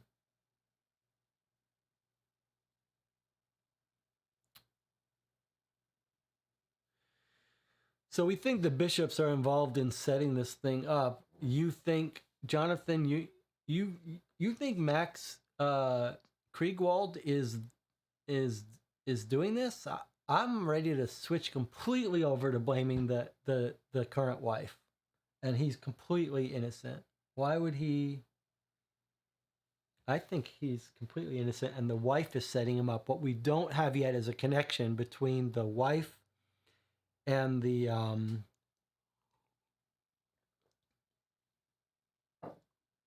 wife and the bishops. But what would be the evidence she brought if she has photographs? Yeah, the cigar is a little obvious. I agree.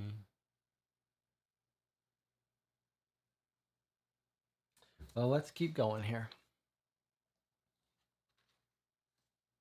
We should say this is it's 5 a.m. It's clear. Here's where we are in the story. We're at the halfway mark. A little bit more because there's a solution area. But it's clear we are not going to finish this tonight.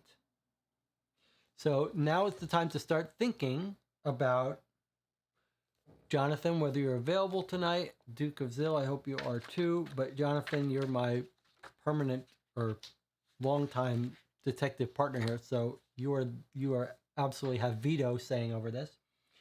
But we have to decide whether we want to continue this Friday night or days after that, whatever's convenient for you, and where we want to stop.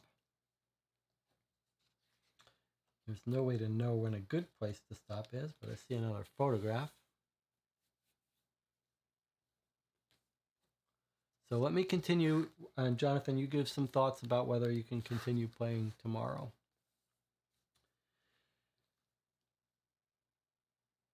Okay, this is a report of Detective Hoyt in Brooklyn precinct. Acting on orders received, I went to the home of Miss Rachel Cushing, 748 Flatbush Avenue, in the morning of February 17th, arriving there at 10:45. 748 Flatbush Avenue is a 5-story walk-up. Miss Cushing lives in the apartment 2G on the second floor. This is the secretary who worked for Ray Rufus, who doesn't like him because of the air conditioning. I had to ring the bell 4 or 5 times before I got any answer. Then a woman's voice called from inside. Who is it? After a long argument, the door was finally opened by Miss Cushing. The apartment consists of a small square hall off which the kitchen and living room open, with, beyond the living room, another hall and bath and bedroom on the far side. Miss Cushing took me into the living room. I looked around. I didn't see anything suspicious. I asked her if she could give me any information as to the whereabouts of Tony Broderick. She said no, and she was sick and tired of being bothered by the police, that she had a headache on account of which she had left Mr. Ray's offices to come home and lie down, and would I please go away and leave her alone? I said if she would let me look through the apartment, I wouldn't need to trouble her any further. She said to go ahead, but not to go into the bathroom, for her cousin Lucy Walters, who was staying with her, was taking a bath in there. I looked into the bedroom and didn't see anything suspicious. The water was running in the bathroom. I went into the kitchen. There was an ironing board set up between the sink and the cabinet. A shirt was stretched out on the ironing board. The shirt was a man's shirt. I said, "Is your cousin Lucy a man, Miss Cushing, or do you take in laundry on the side?" Miss Cushing started to bawl me out at the top of her lungs when a man came through the living room and into the kitchen. He had on trousers and an undershirt and a lady's pink flannel bathrobe that was too small for him. He put his arm around Miss Cushing's shoulders. I knew he was Broderick from the description I got. I asked him if he was, and he said yes. He told Mrs. Cushing, "It's all right, my dear. Don't worry. You've been swell. I'm only sorry I got you into a mess." He said to me, "Okay, officer. If you want me, I'll come with you." Miss Cushing started to cry. I called the precinct and got orders to stay there till they called me back and to query Miss Cushing about the time of Broderick's arrival at the flat and how long he had been there. I took Miss Cushing into the kitchen. She wouldn't pay no attention till she finished ironing the shirt. I looked it over carefully. There were no buttons missing. Oh, clever detective, clever police officer. Then okay, of course she could have sewn it back on. Then she said Mr. Broderick had spent the night in her apartment because it was too late to go home and she didn't know what time he got there, that punching a clock out of office hours wasn't her job. She gave the shirt to Mr. Broderick and he put it on and got the rest of his clothes, hat, coat, and gloves out of the bathroom where they must have put them when I rang the bell. The precinct rang back and I got orders to take Broderick to New York and turn him over to the homicide squad. I done so, delivering Mr. Broderick at 11:55 a.m., February 17th, to the required destination. There's a good detective. Hoyt. Detective Hoyt, 84th Precinct in Brooklyn. Give that guy a commendation. That's a good cop. Whoa, there's our guy. Anthony Broderick. Looks like a troublemaker. All right. Under arrest for assault upon an officer, illegal entry, theft. Oh, say he's got a record. I see. Yeah, looks like a bit of a hooligan. I see on his shirt, these are the same style of buttons as we found at the crime scene. I hope someone will take a closer look to see if they were sewed on recently, one of them.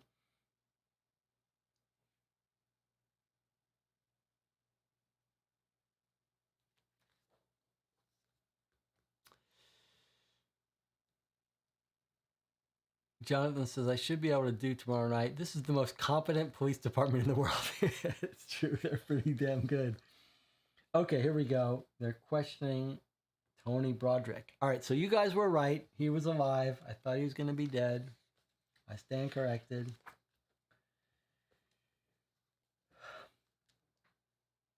Who's questioning him?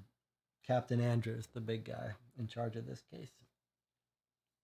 You are Tony Broderick, a lawyer and the employee of Rufus Ray. I am. You knew you were wanted by the police for questioning. I did not. Won't you make yourself comfortable, Mr. Broderick? We will probably be some time. Thanks, Captain.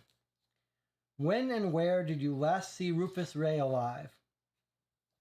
Aren't you going to warn me that anything I say may be used against me? I don't believe that's necessary as yet. Will you answer my question? I last saw Rufus Ray alive in his office at 104 Madison Avenue at around 10:30 yesterday morning. There was a quarrel between you at that time, wasn't there? I wouldn't go so far as to say that. We had a slight difference of opinion is all. Come, Mr. Broderick. It's no use you're trying to conceal facts. We know that you quarreled with Mr. Ray, quarreled violently with him. What was the quarrel about? No answer. Where did you go after you left the office? Whom did you see? What did you do? No answer. It's the old army game, Mr. Broderick. The old army game, Captain. Bowels open, mouth shut, and never volunteer. Well, it won't work under the present setup, I'm afraid.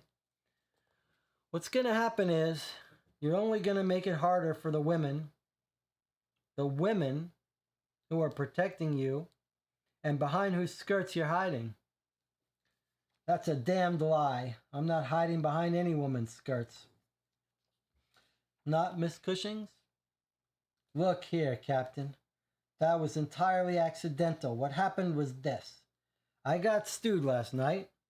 I did quarrel with Ray, and I did go up to see him and tell him what I really thought of him and his methods of doing business.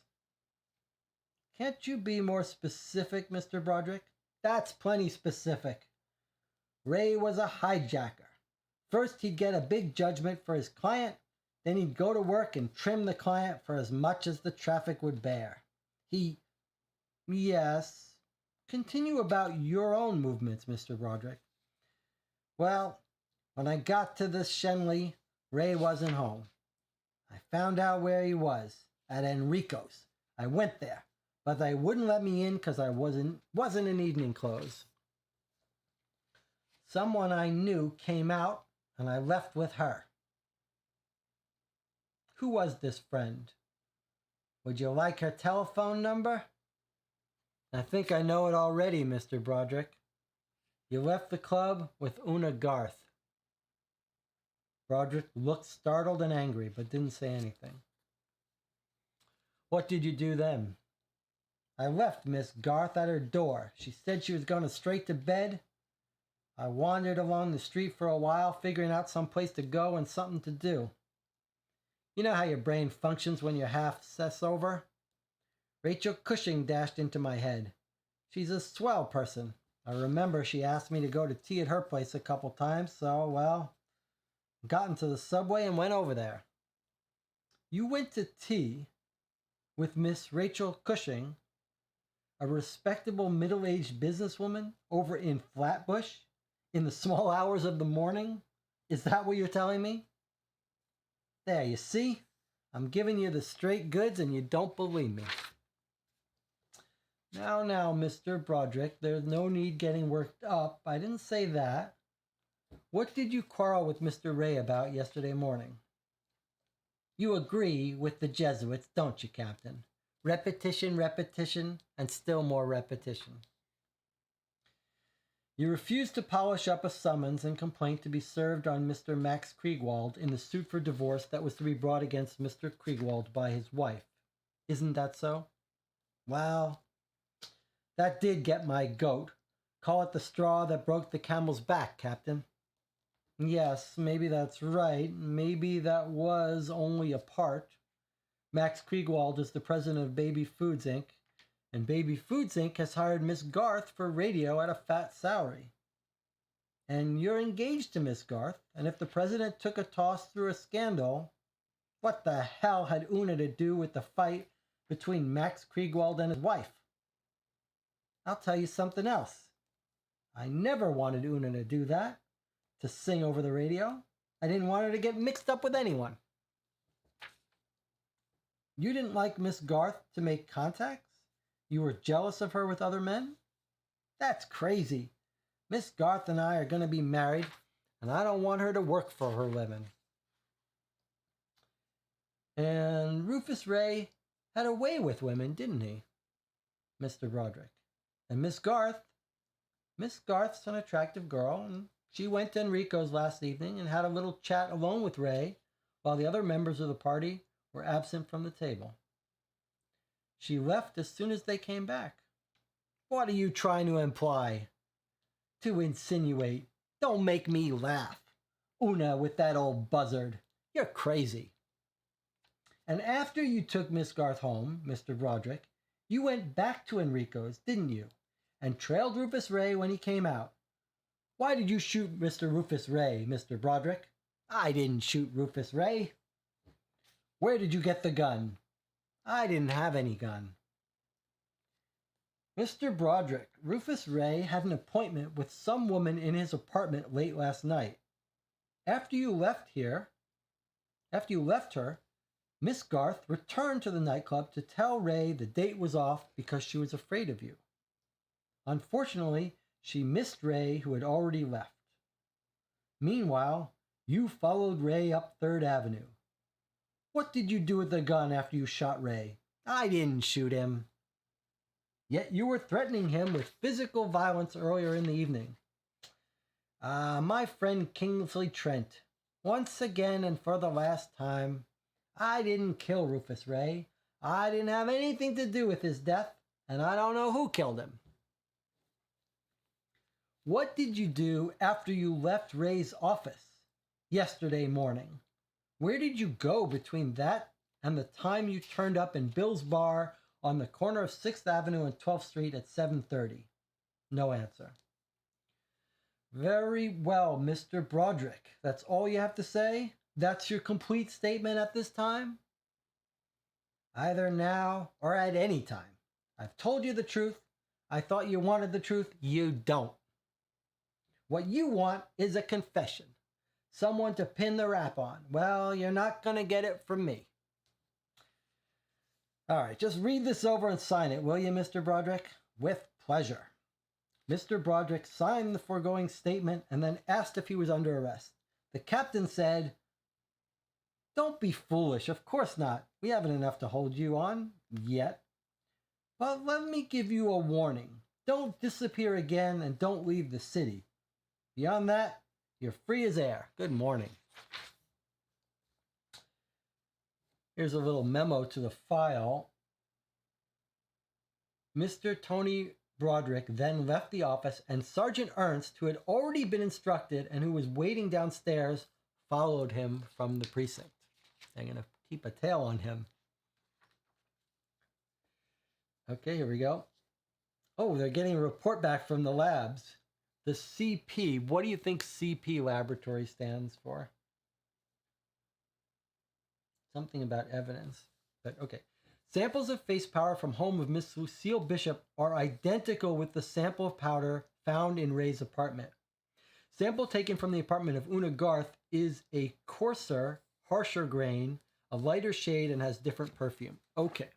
So Lucille Bishop's face powder found in Ray Rufus's house, which sort of conforms with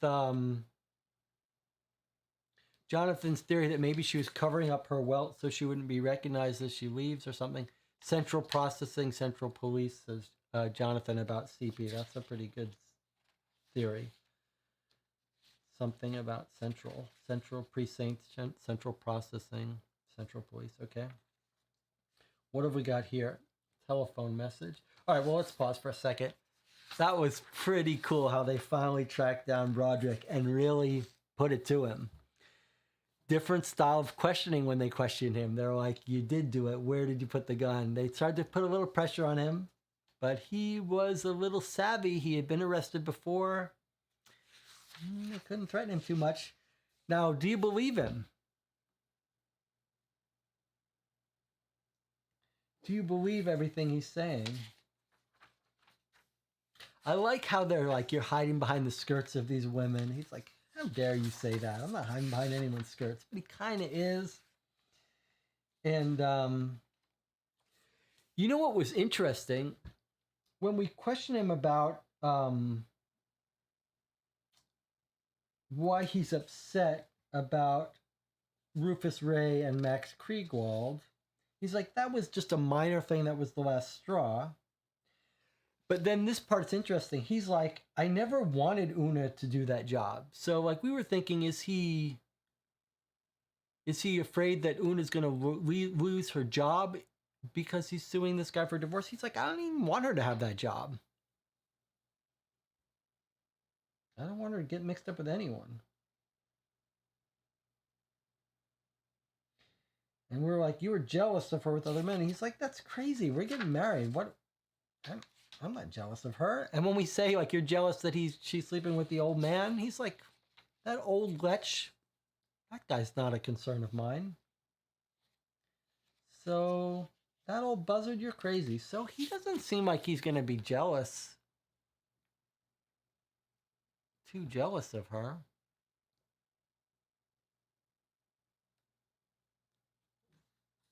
Yet he's got time that's missing that he won't account for.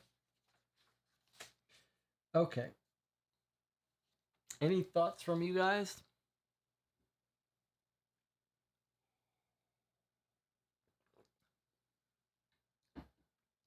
I gotta say, I'm enjoying this book a lot more than I expected to.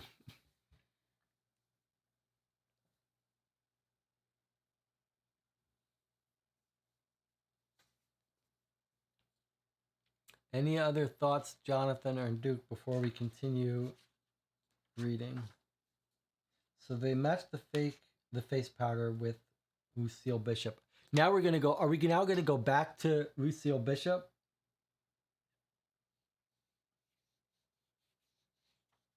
The thing is, if they're clearly trying to frame, someone's trying to frame Max Kriegwald.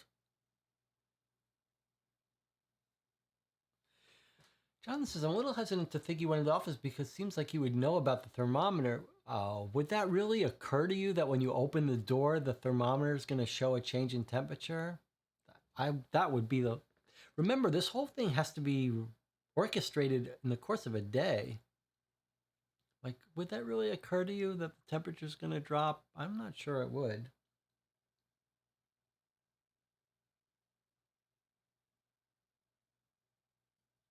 But what's our theory then of the motive for the case? Like, it made complete sense that the baby foods guy would want to kill him to steal the evidence that he's having an affair. But if we think the baby foods guy is being set up by his wife trying to get divorced, then what photos does she bring in, and how is she orchestrating a murder? That's crazy. That doesn't really help her. That's really weird.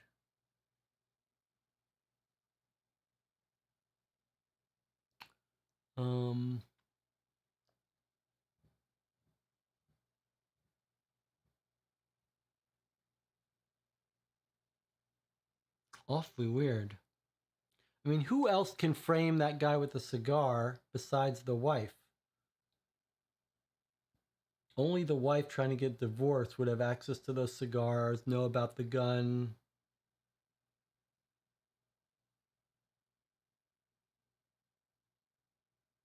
I guess Una Garth could have access to the cigars if she's hanging out with Max Kriegwald. Why would she be trying to set him up?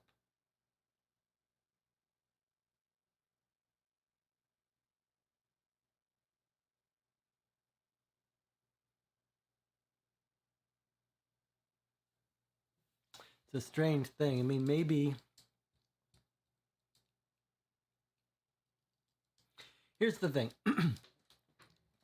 If it's true that he's being killed to get access to the stuff in his safe, some photographs, documents, etc., either the photographs of Una Garth having an affair with Max Kriegwald are real, are there.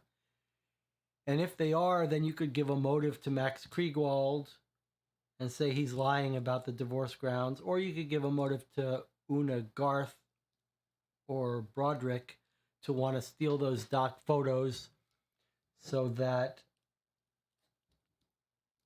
it wouldn't embarrass her. That would be two people with motives. But if the photographs aren't real, so that Kriegwald isn't really going to get filed for divorce,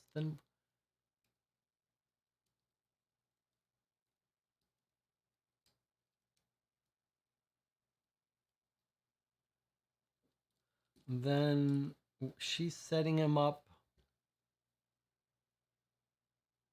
It's a little confusing. Jonathan says, my gut is really that it's the bishops and they are using info on others to cover themselves. The bishops, my gut is also that the bishops have to be deep in this, but it's very weird to think that they're running this just all on their own. We have no motive for them yet. We might get one. We do know there's something with getting a promotion for Corey Bishop, but I do believe they're involved. I just don't see how they have good enough motive for this. Except if Rufus Ray found something about Corey Bishop that they now have to kill him. I mean, that would make some sense that basically Corey Bishop got caught by Rufus Ray, who's going to tell on him and get him fired. And so now they have to kill him, but frame someone for it.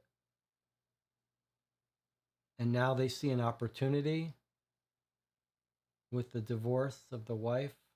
But how did they frame for this cigar guy? Okay, well, hopefully the story will be explained better to us, because right now it's a bit of a mystery. Okay, we've got a telephone message just came in. 3:15 p.m. Oh, it's getting late in the day. To Captain Andrews, a thorough search of Max Kriegwald's house in Reading did not disclose any sign of a gun. 3:20 to Captain Andrews from Detective Kruger. A thorough search of Max Kriegwald's apartment at 34 East 35th Street failed to disclose any sign of a gun. Have examined dress shirt he wore last night. No buttons missing. Wow, no gun came up. Okay. Have checked up robberies in Reading. Several did occur during April and May of 1930 around that section of Connecticut. Here are photo stats of Kriegwald applications for a marriage license to his first and second wives. Oh, look at this. Okay, let's take a look at what we got here. So, his application to get married, affidavit for license to marry. First wife was in 9/10/27, second one 6/5/32. Okay. Let's see what we got here. Got his full name. He's staying at the Dragons Hotel, New York City. Born 1890. Occupation manufacturer, place of birth Brooklyn, name of father, number of marriages first. Look at this, what's in an affidavit to get married. Look at this historical thing. Look what he has to sign. I have not, to my knowledge, been infected with any venereal disease, or if I have been so infected, within 5 years, I have had a laboratory test within that period which shows that I am now free from infection from such disease. Names of former wives. If you're divorced, why? Last place you lived with your last wife. No legal impediment occurs. Here's the bride, Gloria Todd. She lives Central Park West.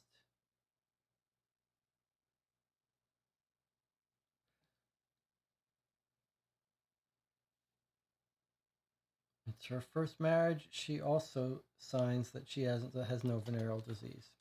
Okay, here's second marriage. This time, he lists his address as being 69th Street, 113 East 69th Street. That's where the wife is currently living. Let's write down her exact address. 113 East 69th. That's where she moved in. Names of former wives. Are they living or dead? So Gloria Todd is still living.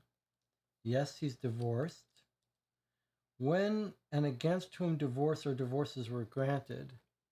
So he says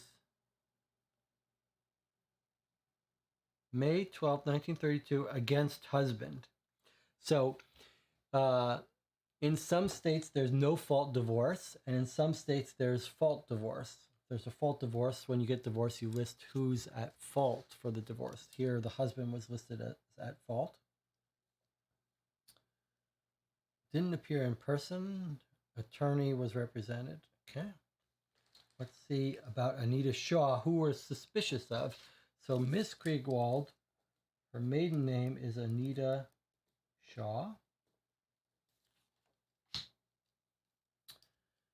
210 East End Avenue. Her occupation was she was a model, born in Maryland. It was her first marriage. Okay. Pretty interesting little historical. Oh, you noticed the difference in age. That's interesting too. Okay, 11 years younger.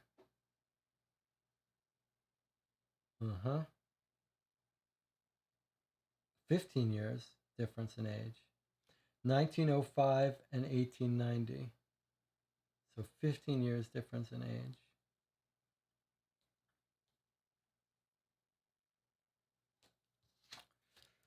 I'm just going to write down that in her marriage, she lived at 210 East End Avenue. I don't even know what that is, East End Avenue. All right.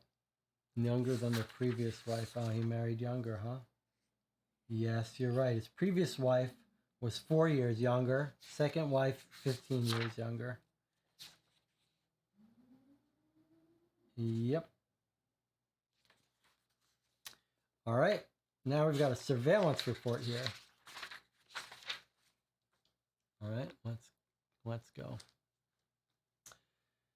Sergeant Ernst, we've seen him before. He's on the ball. Acting on instructions, I kept Mr. Broderick under observation on the afternoon of February 17th.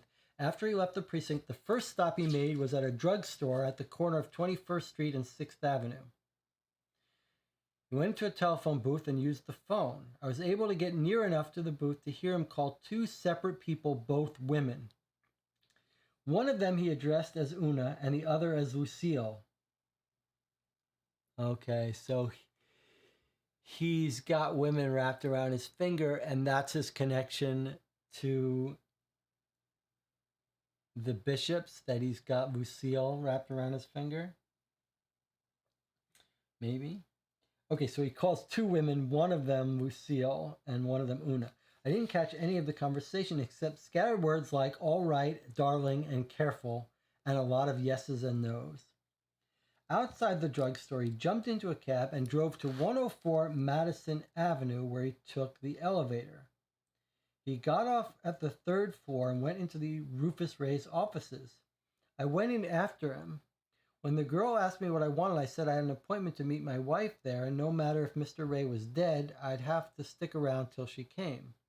The girl left me alone, and I took a plant in the reception room where I could hear and see pretty nearly everything that went on in the main office. As soon as Mr. Broderick appeared, two men walked up to him. He addressed them as Gray and Walker. These are the other people working at the office. They all started to talk. Gray said to Mr. Broderick, "Did you know the police were looking for you, Tony?" And Broderick said, "Yes, that was Kingsley Trent. Where is Trent?" "I want to give him a punch in the jaw." He wants to meet the guy who told the police that he had a quarrel. Mr. Walker said, Now, Mr. Broderick, please, none of that. We've had enough trouble already. God knows we have. Trent's gone home." Broderick says, "It doesn't matter. They're not going to put me in the chair just yet. What about you, fellows? What happened here?" Walker then started in to tell about the robbery of Rufus Ray's office sometime in the night, and Broderick listened and didn't say anything. After a while, he asked if the police had found out who did it and what was stolen, and Walker answered that the police hadn't said anything, but that the safe and loft squad were still in Mr. Ray's private office. Broderick said, "Oh, they are they? Well, I've seen enough of those babies for one day. I'm going to clean up my desk. I'm through with this outfit anyhow, no matter what happens." He went into his own room and shut the door. Lambikin from the photo gallery went past me a couple of minutes later. I joined him in the hall and asked him to call Captain Andrews and say where Tony Broderick was. I returned to my post in the waiting room. I could see Mr. Broderick's head, the dark shape of his head and his shoulders through the ground glass of the partitions dividing off his room. He didn't seem to be very busy. He just sat still at his desk doing nothing. At 12:45, Walker went out to lunch. Gray remained. A half-dozen people came asking questions and Gray sent them away. At 1, the telephone girl and one of the office boys and another girl went out. The other office boy took the switchboard. Calls kept coming in all the time. At 1:05, the door of Rufus Ray's office opened and half a dozen men came out. I recognized Captain Klauber and Detective Walensky of the Safe and Loft Squad. The captain told Gray, "No, we're not through. We're just going around the corner for a bite to eat. Don't let anybody touch anything in Rufus Ray's room. We'll be back in a little while." All right, so they got to eat. They got to take a lunch break. As he walked past me, Captain Klauber gave me the high sign. I followed him out into the corridor. What's the high sign? He told me, "This is blind. We're leaving Ray's office wide open on purpose." Oh, this is a blind. "We're leaving Ray's office wide open on purpose. Captain Andrews asked us to. He thinks some guy named Broderick may be after something in there. The only way you can get in or out is from this side. But for me to keep my eyes peeled. That it would be just too bad for them if Broderick managed to get away with anything." I said I would do so and went back to the waiting room. At 1:10, Mr. Broderick came out into the main office. Mr. Gray was working at his desk in his own room. The door was open. Mr. Broderick leaned against Mr. Gray's doorway. He said, "I've got to see Walker about my check. You must be starved. Why don't you go and grab yourself some lunch if you want to? I've got to stay here until Walker comes back anyhow." Gray said, "Okay, Tony," and left. After Gray was gone, Broderick began strolling up and down the main office. No one was watching him. He didn't see me watching him. He was acting very sneaky. He kept getting nearer and nearer to the door of Ray's office. Finally, after taking a good look around, he opened the door, slid inside, and closed the door after him. He wasn't in there more than a minute. When he came out, he went to his own room. Then Walker arrived back. Broderick said something to Walker about some money that was due him. Then he said, "Well, so long, Walker. I'm off." He had his overcoat and hat on. He started for the elevator. So one question would be, if he's the person who robbed the office, why would he need to go back in there? Either because he left something there that he's afraid might incriminate him, or because he's not the person who broke in. Now,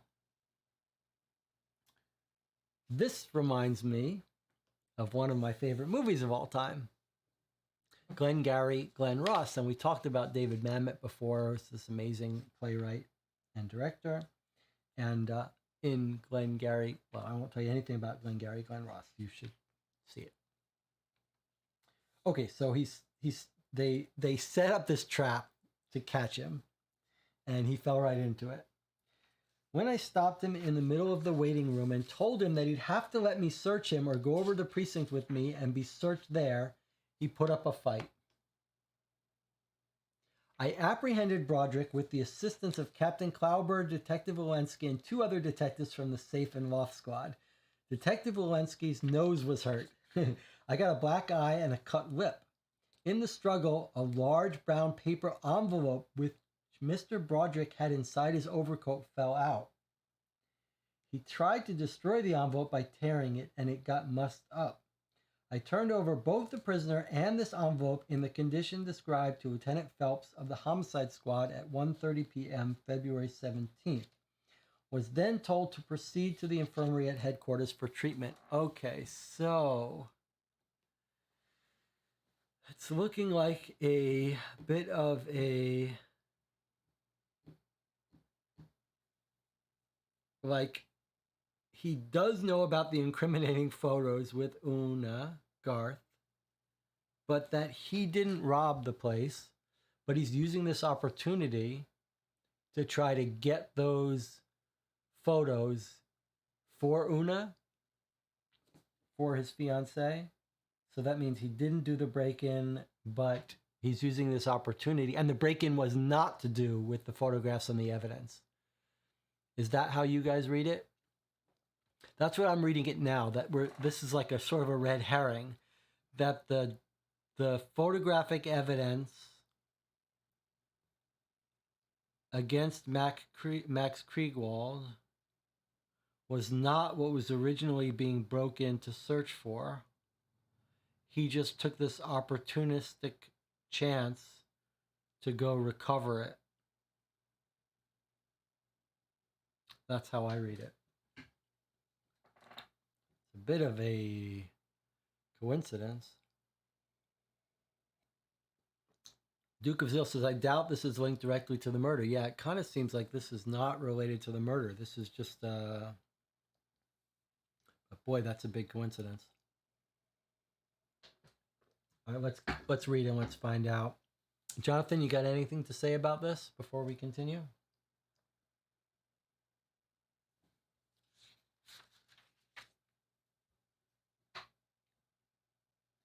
I love how they had a fight with this guy. He really tried to get away.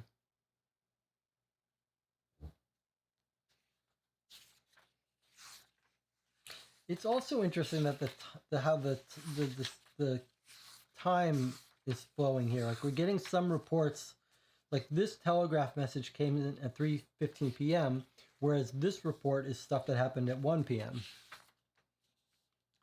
John says, I'm still curious about the first wife's address.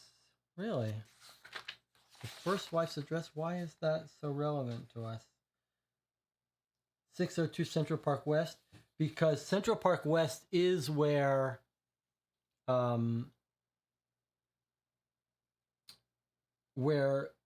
Miss Bishop says she goes to her second party, but we are not given a full address at Central Park West, and we are given the name of the woman that she says she went to see, which is Dora Lyons, not Gloria Todd, just for the record.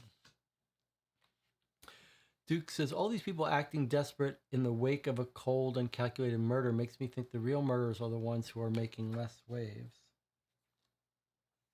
All right, let us continue.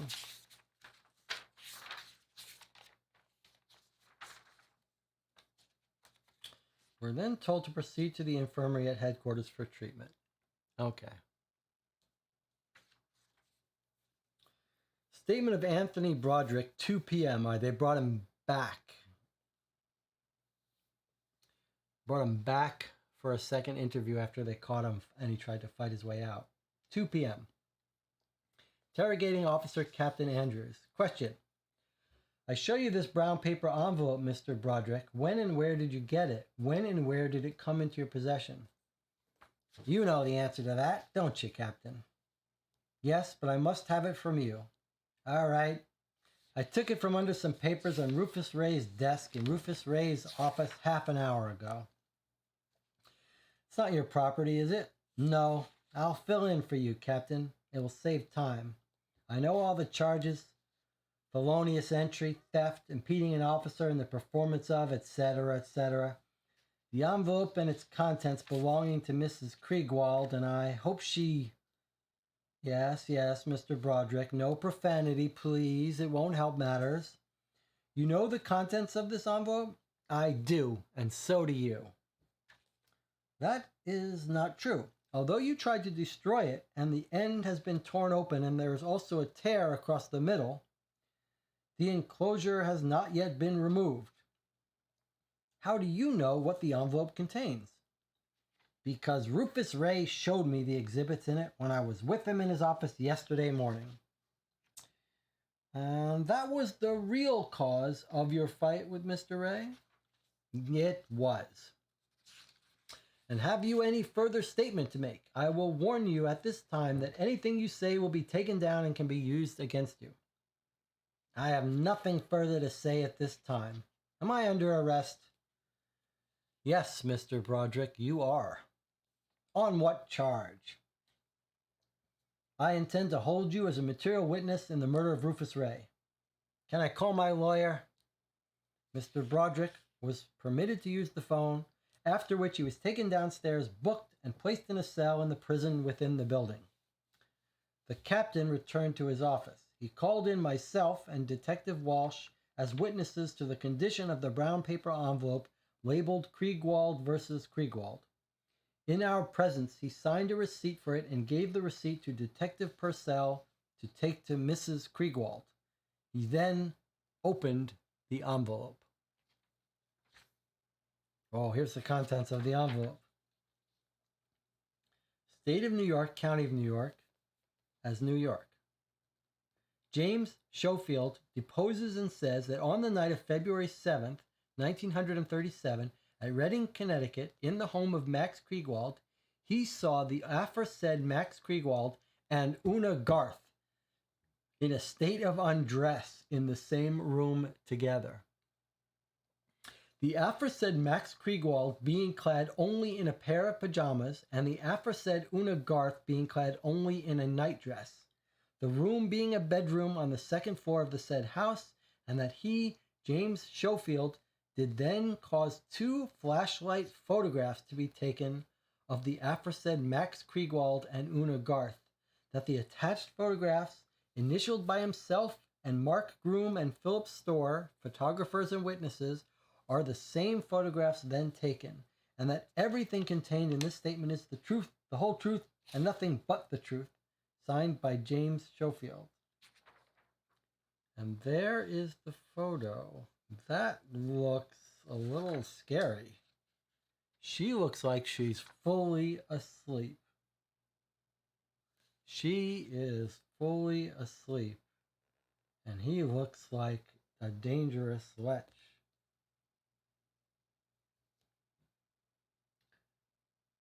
That is not the pose of someone who's awake. So now we've got something very nasty going on. That is scandalous. So did he drug her?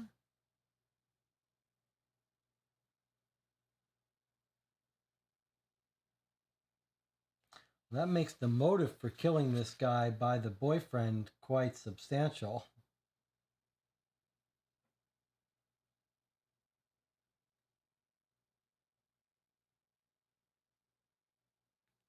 That's creepy. That is pretty creepy photograph. That's the bathroom. Maybe she's just drunk. But yeah, she's in a nightdress, barefoot. I mean,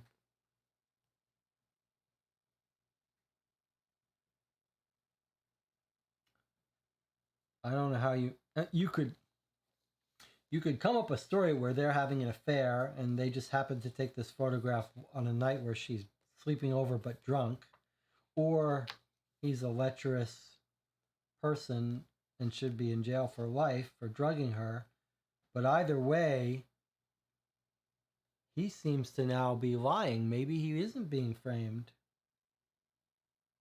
Maybe his secretary just thinks he's a wonderful person, but he really wasn't. He certainly doesn't look wonderful.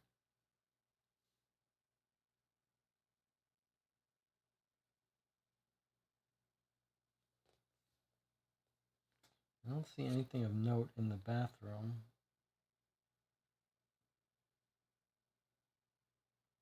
Yikes. Oh, look at this. Whoa. She's not drugged there. Whoa. She woke up quick. So here she is. And then the guy snuck in and took a flash photograph, and they both turn around. Whoa, she woke up quick.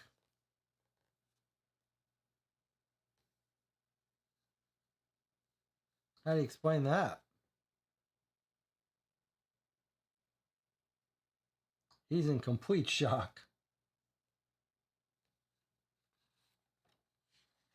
All right, so we misunderstood this photograph. What does this mean? These are two photographs clearly taken right one after the other. Do we just misinterpret this?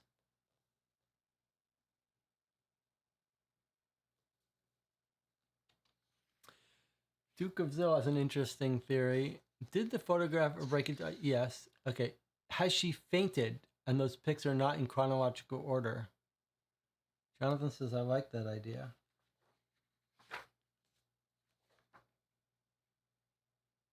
Interesting theory.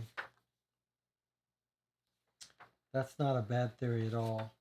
You can see from the positioning, here's this little footstool, right? She's about a foot away from it.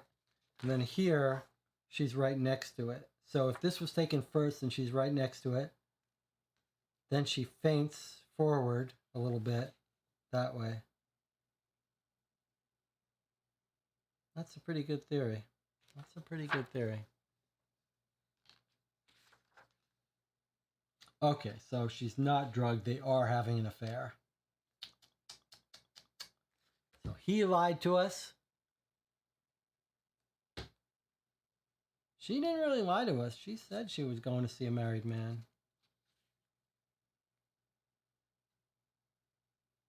He still seems loyal to her, though, if he's trying to go get these documents for her. All right, let's read here. So Captain Andrews is summarizing something here. Max Kriegwald and Una Garth having an affair together. He's sending this memo to Assistant Chief Inspector. Miss Kriegwald got them dead to rights. Tony Broderick, Kriegwald, Garth girl, a fielder's choice. Motive equally strong, all three, exposure and ruin. No alibis, but opportunity not yet conclusively established by us. Work done usual way by private detective agency. Check on it. Have sent men to talk to Una Garth and Max Kriegwald. No trace of gun that shot Rufus Ray. Arranging for exhaustive search of domiciles of all concerned. Still trying to check on writer of threatening note found at Ray's apartment and on owner of button. Waiting for report from Claiborne. Will keep you informed, Andrews. Okay, so he's confirmed now that Max Kriegwald and Una Garth are having an affair. He's saying the private investigators took these photos. He's going to follow up there. Miss Kriegwald got them dead to rights. So then they're saying there's three good suspects now. Tony Broderick, Max Kriegwald, and the Garth girl all have motives. Exposure and ruin. Yes, although I don't see why Tony Broderick has...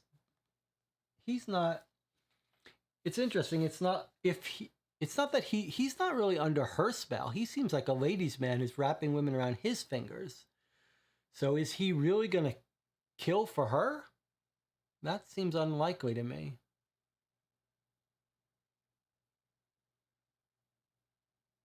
You know what I'm saying? It's frequent in these movies that you got a femme fatale who's got the hopeless, hapless guy wrapped around her finger who might kill for her. But that doesn't seem to describe Tony Broderick.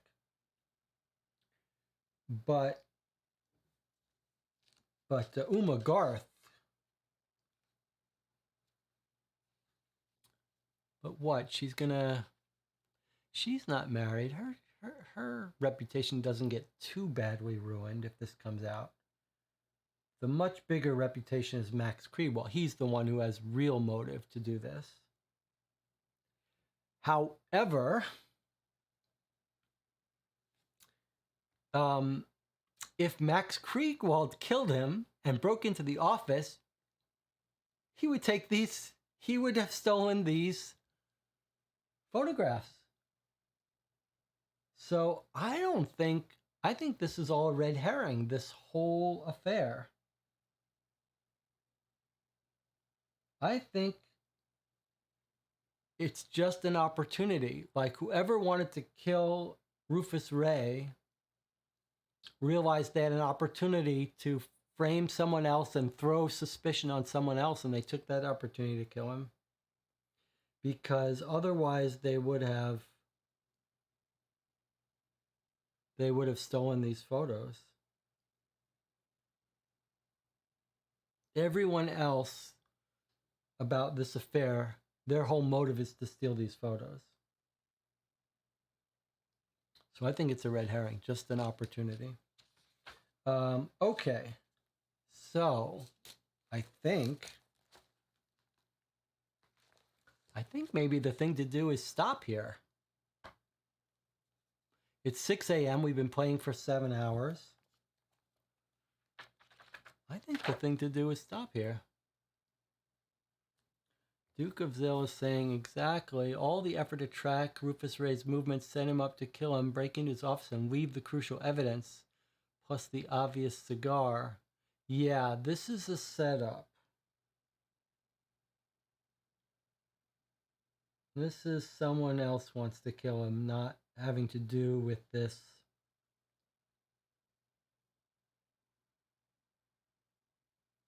With this particular pair, and they're just looking for.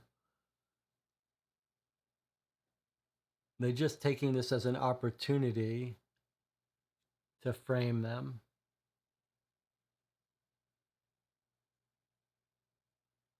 Yeah, maybe just the bishops alone are behind this.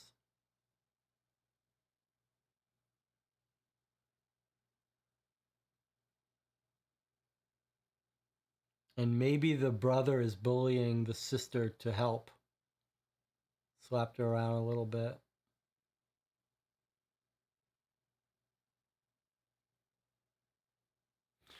What, Jonathan, what do you think about stopping here?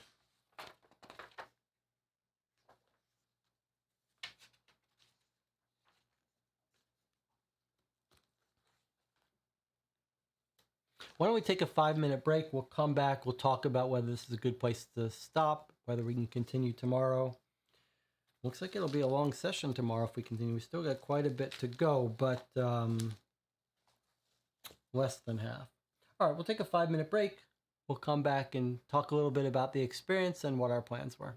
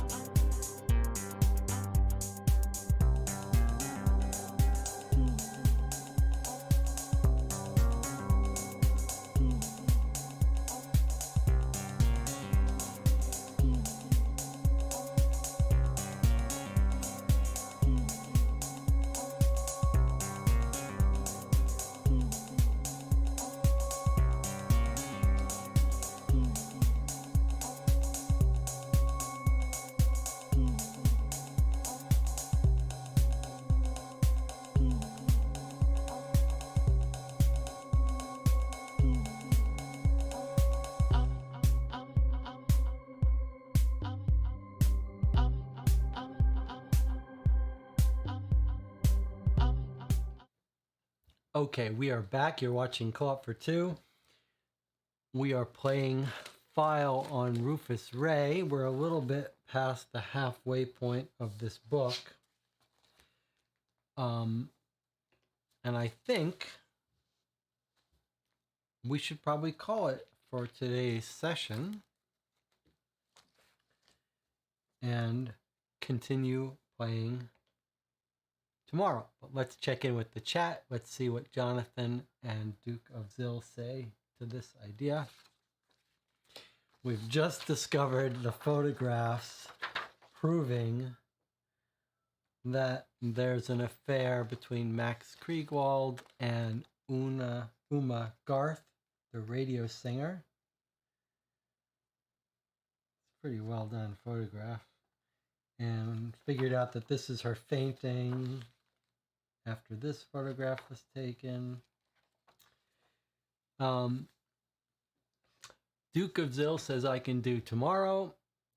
And we're just waiting for Jonathan to confirm the idea of starting tomorrow again at 11 p.m.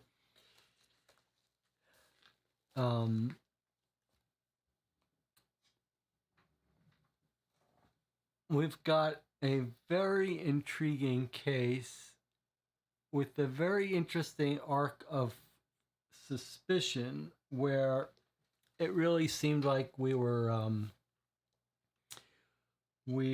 focusing in on one set of motives, and now it's starting to feel like that's a bit of a red herring. Mainly because they didn't take these photographs.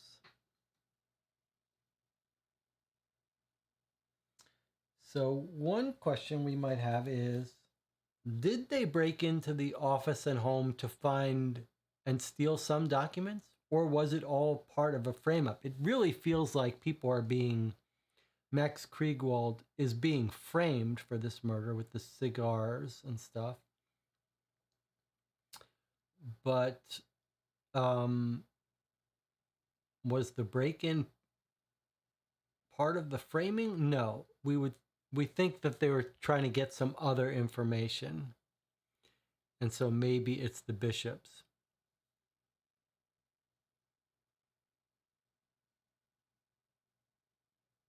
Okay, so we're gonna confirm now that we're gonna stop here and continue tomorrow at 11 p.m. For the second session. I don't know if we should spend too much time talking about it and comparing it yet. It feels to me... Here's some quick thoughts. Jonathan, I'd like to hear your thoughts too, because Duke of Zill says he hasn't done the Dennis Wheatley, but Jonathan, you and I have played all the Dennis Wheatleys. And perhaps we shouldn't spend too much time until we finish it, which hopefully will happen tomorrow. But I will just say that this feels to me quite different, completely apart from the Dennis Wheatley books. Different tone, different style, closest in spirit to the first Dennis Wheatley book, but oh, it's so interesting. We did the Dennis Wheatley book, and I was like, we're in the hands of a real writer, and I am so impressed with this writing by Helen Reilly. It's so, though, it really captures this idea of a police procedural, though. It's so matter of fact. It's so sort of straightforward. Here's the facts, just the facts. John says it feels better to me about dripping clues and deductions. Yeah, I have to agree. Like, to me, this feels like a more clinical. That's a very good term. Duke of Zill says yes. And it's so wonderful to see all these different, like, all of the Dennis Wheatley books were like, here's the perspective of one proxy. The player's proxy is either the detective or whatever. It's one person's view. And when we're playing that, it seemed clear to me like that was a winning approach because it let us get into the minds of that person and feel attached. But something's different is happening here. We're sort of getting attached to the squad. Like there's a personality of this New York City Police Department. We're seeing different parts of it, but it's running like a well-oiled machine. They have little personalities, but it feels like a movie. It feels like a police procedural movie, and we are seeing scenes in different locations. We're seeing like the scenes of the detectives on the ground. We're seeing the scenes of the people in the office staking it out. We're seeing the headquarters bigwig meeting. It feels very real. It feels very authentic. The reports feel very authentically written. And the characters, the small cast of characters that we're getting deep knowledge of, and some quirky, interesting characters, like the secretary who doesn't like him, some very, very believable, well-written stuff.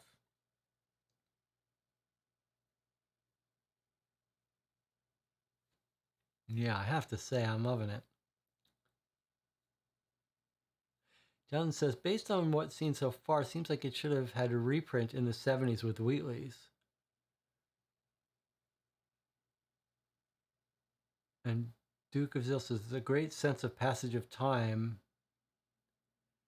Yeah, I mean, we don't want to jump the gun without playing the second version, but it's looking to like if I'm getting a feeling like the important thing we're doing that we will have done with these playthroughs is discover that the Dennis Wheatley books, which are well known and historically treated as important, and it was the first book, but these books this one seems to have gotten no attention. Like, oh yeah, the Dennis Wheatley books are the books, and then the Americans spun off a couple. Whereas I think this might be my favorite one of all of the ones we've played so far. We have to get to the end. We have to see the end, but yeah. Yeah.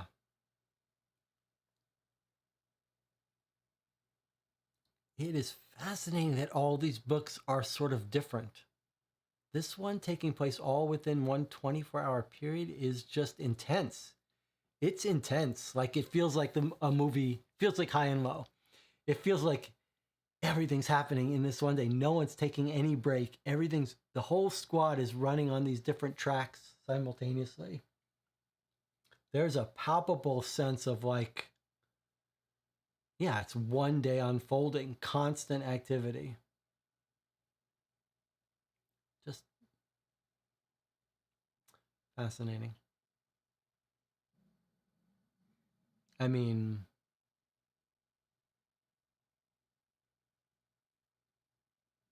yeah, I don't know what to say, but this is its own caliber of different things.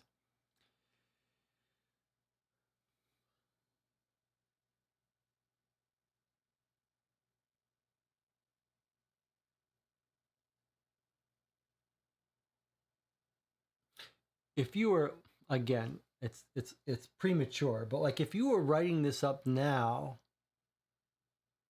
Jonathan, see if you agree with me. If we were writing up this crime dossier thing, you might even say something like, Dennis Wheatley's first book was a breakthrough in what it showed what this genre could be. But then the Helen Reilly book took this idea and just really dialed it up to 10, this idea of a police file that you're reading. Like Murder Off Miami does not compare to this in terms of immersion in a police document. It feels more like a gimmick. You really want to give Helen Reilly a huge amount of credit to go from, remember, at the time she wrote this, all there existed is Dennis Wheatley's first book. And to go from that to this, it almost feels like Helen Reilly needs to get some serious credit for taking that idea and then making a serious police procedural, proper, compelling crime dossier. But we're sort of getting into review territory. This is sort of probably not what we should spend our time doing yet. We'll do it. We'll do it after we finish. All right. I guess I'm going to wrap it up. I'll wait for some last comments by Jonathan Warner, Duke of Zill. I also like that this is not some variation on a locked room. At least so far, it doesn't seem that way. Yeah, I agree with you. This is much more interesting. If you haven't seen High and Low yet, go see High and Low. Watch Glengarry Glen Ross. Read Bartleby the Scrivener. Those are my advice. Duke of Zill, am I correct in saying she didn't do the third or fourth? That's right. I believe this is the only one she did. And I think Hugh Patrick, which is a pen name of a group of people, did the third and the fourth. I believe the same group did the third and the fourth. File on Fenton and Farr and Claudia Cragg. But Helen Reilly did write a lot of detective procedural mysteries. So if you like this as a book, those books may be very close in spirit and style to this, just without being written and without having physical reports and stuff. They may be quite close to this style of writing and style of structuring a story. So it does make me want to check out Helen Reilly's writing. And I'm sorry that her daughters aren't around to talk to about her mother's work. But yeah, I'm impressed. All right, we'll sign off. I'll see you all tomorrow. Same channel, same time, 11 p.m. And I hope we'll be able to finish it tomorrow. Depends on how much time we want to think studying the mystery, but we'll get to the end tomorrow, surely. And then hopefully we'll be ready to read the solution and talk about it. But with that, I will see you tomorrow.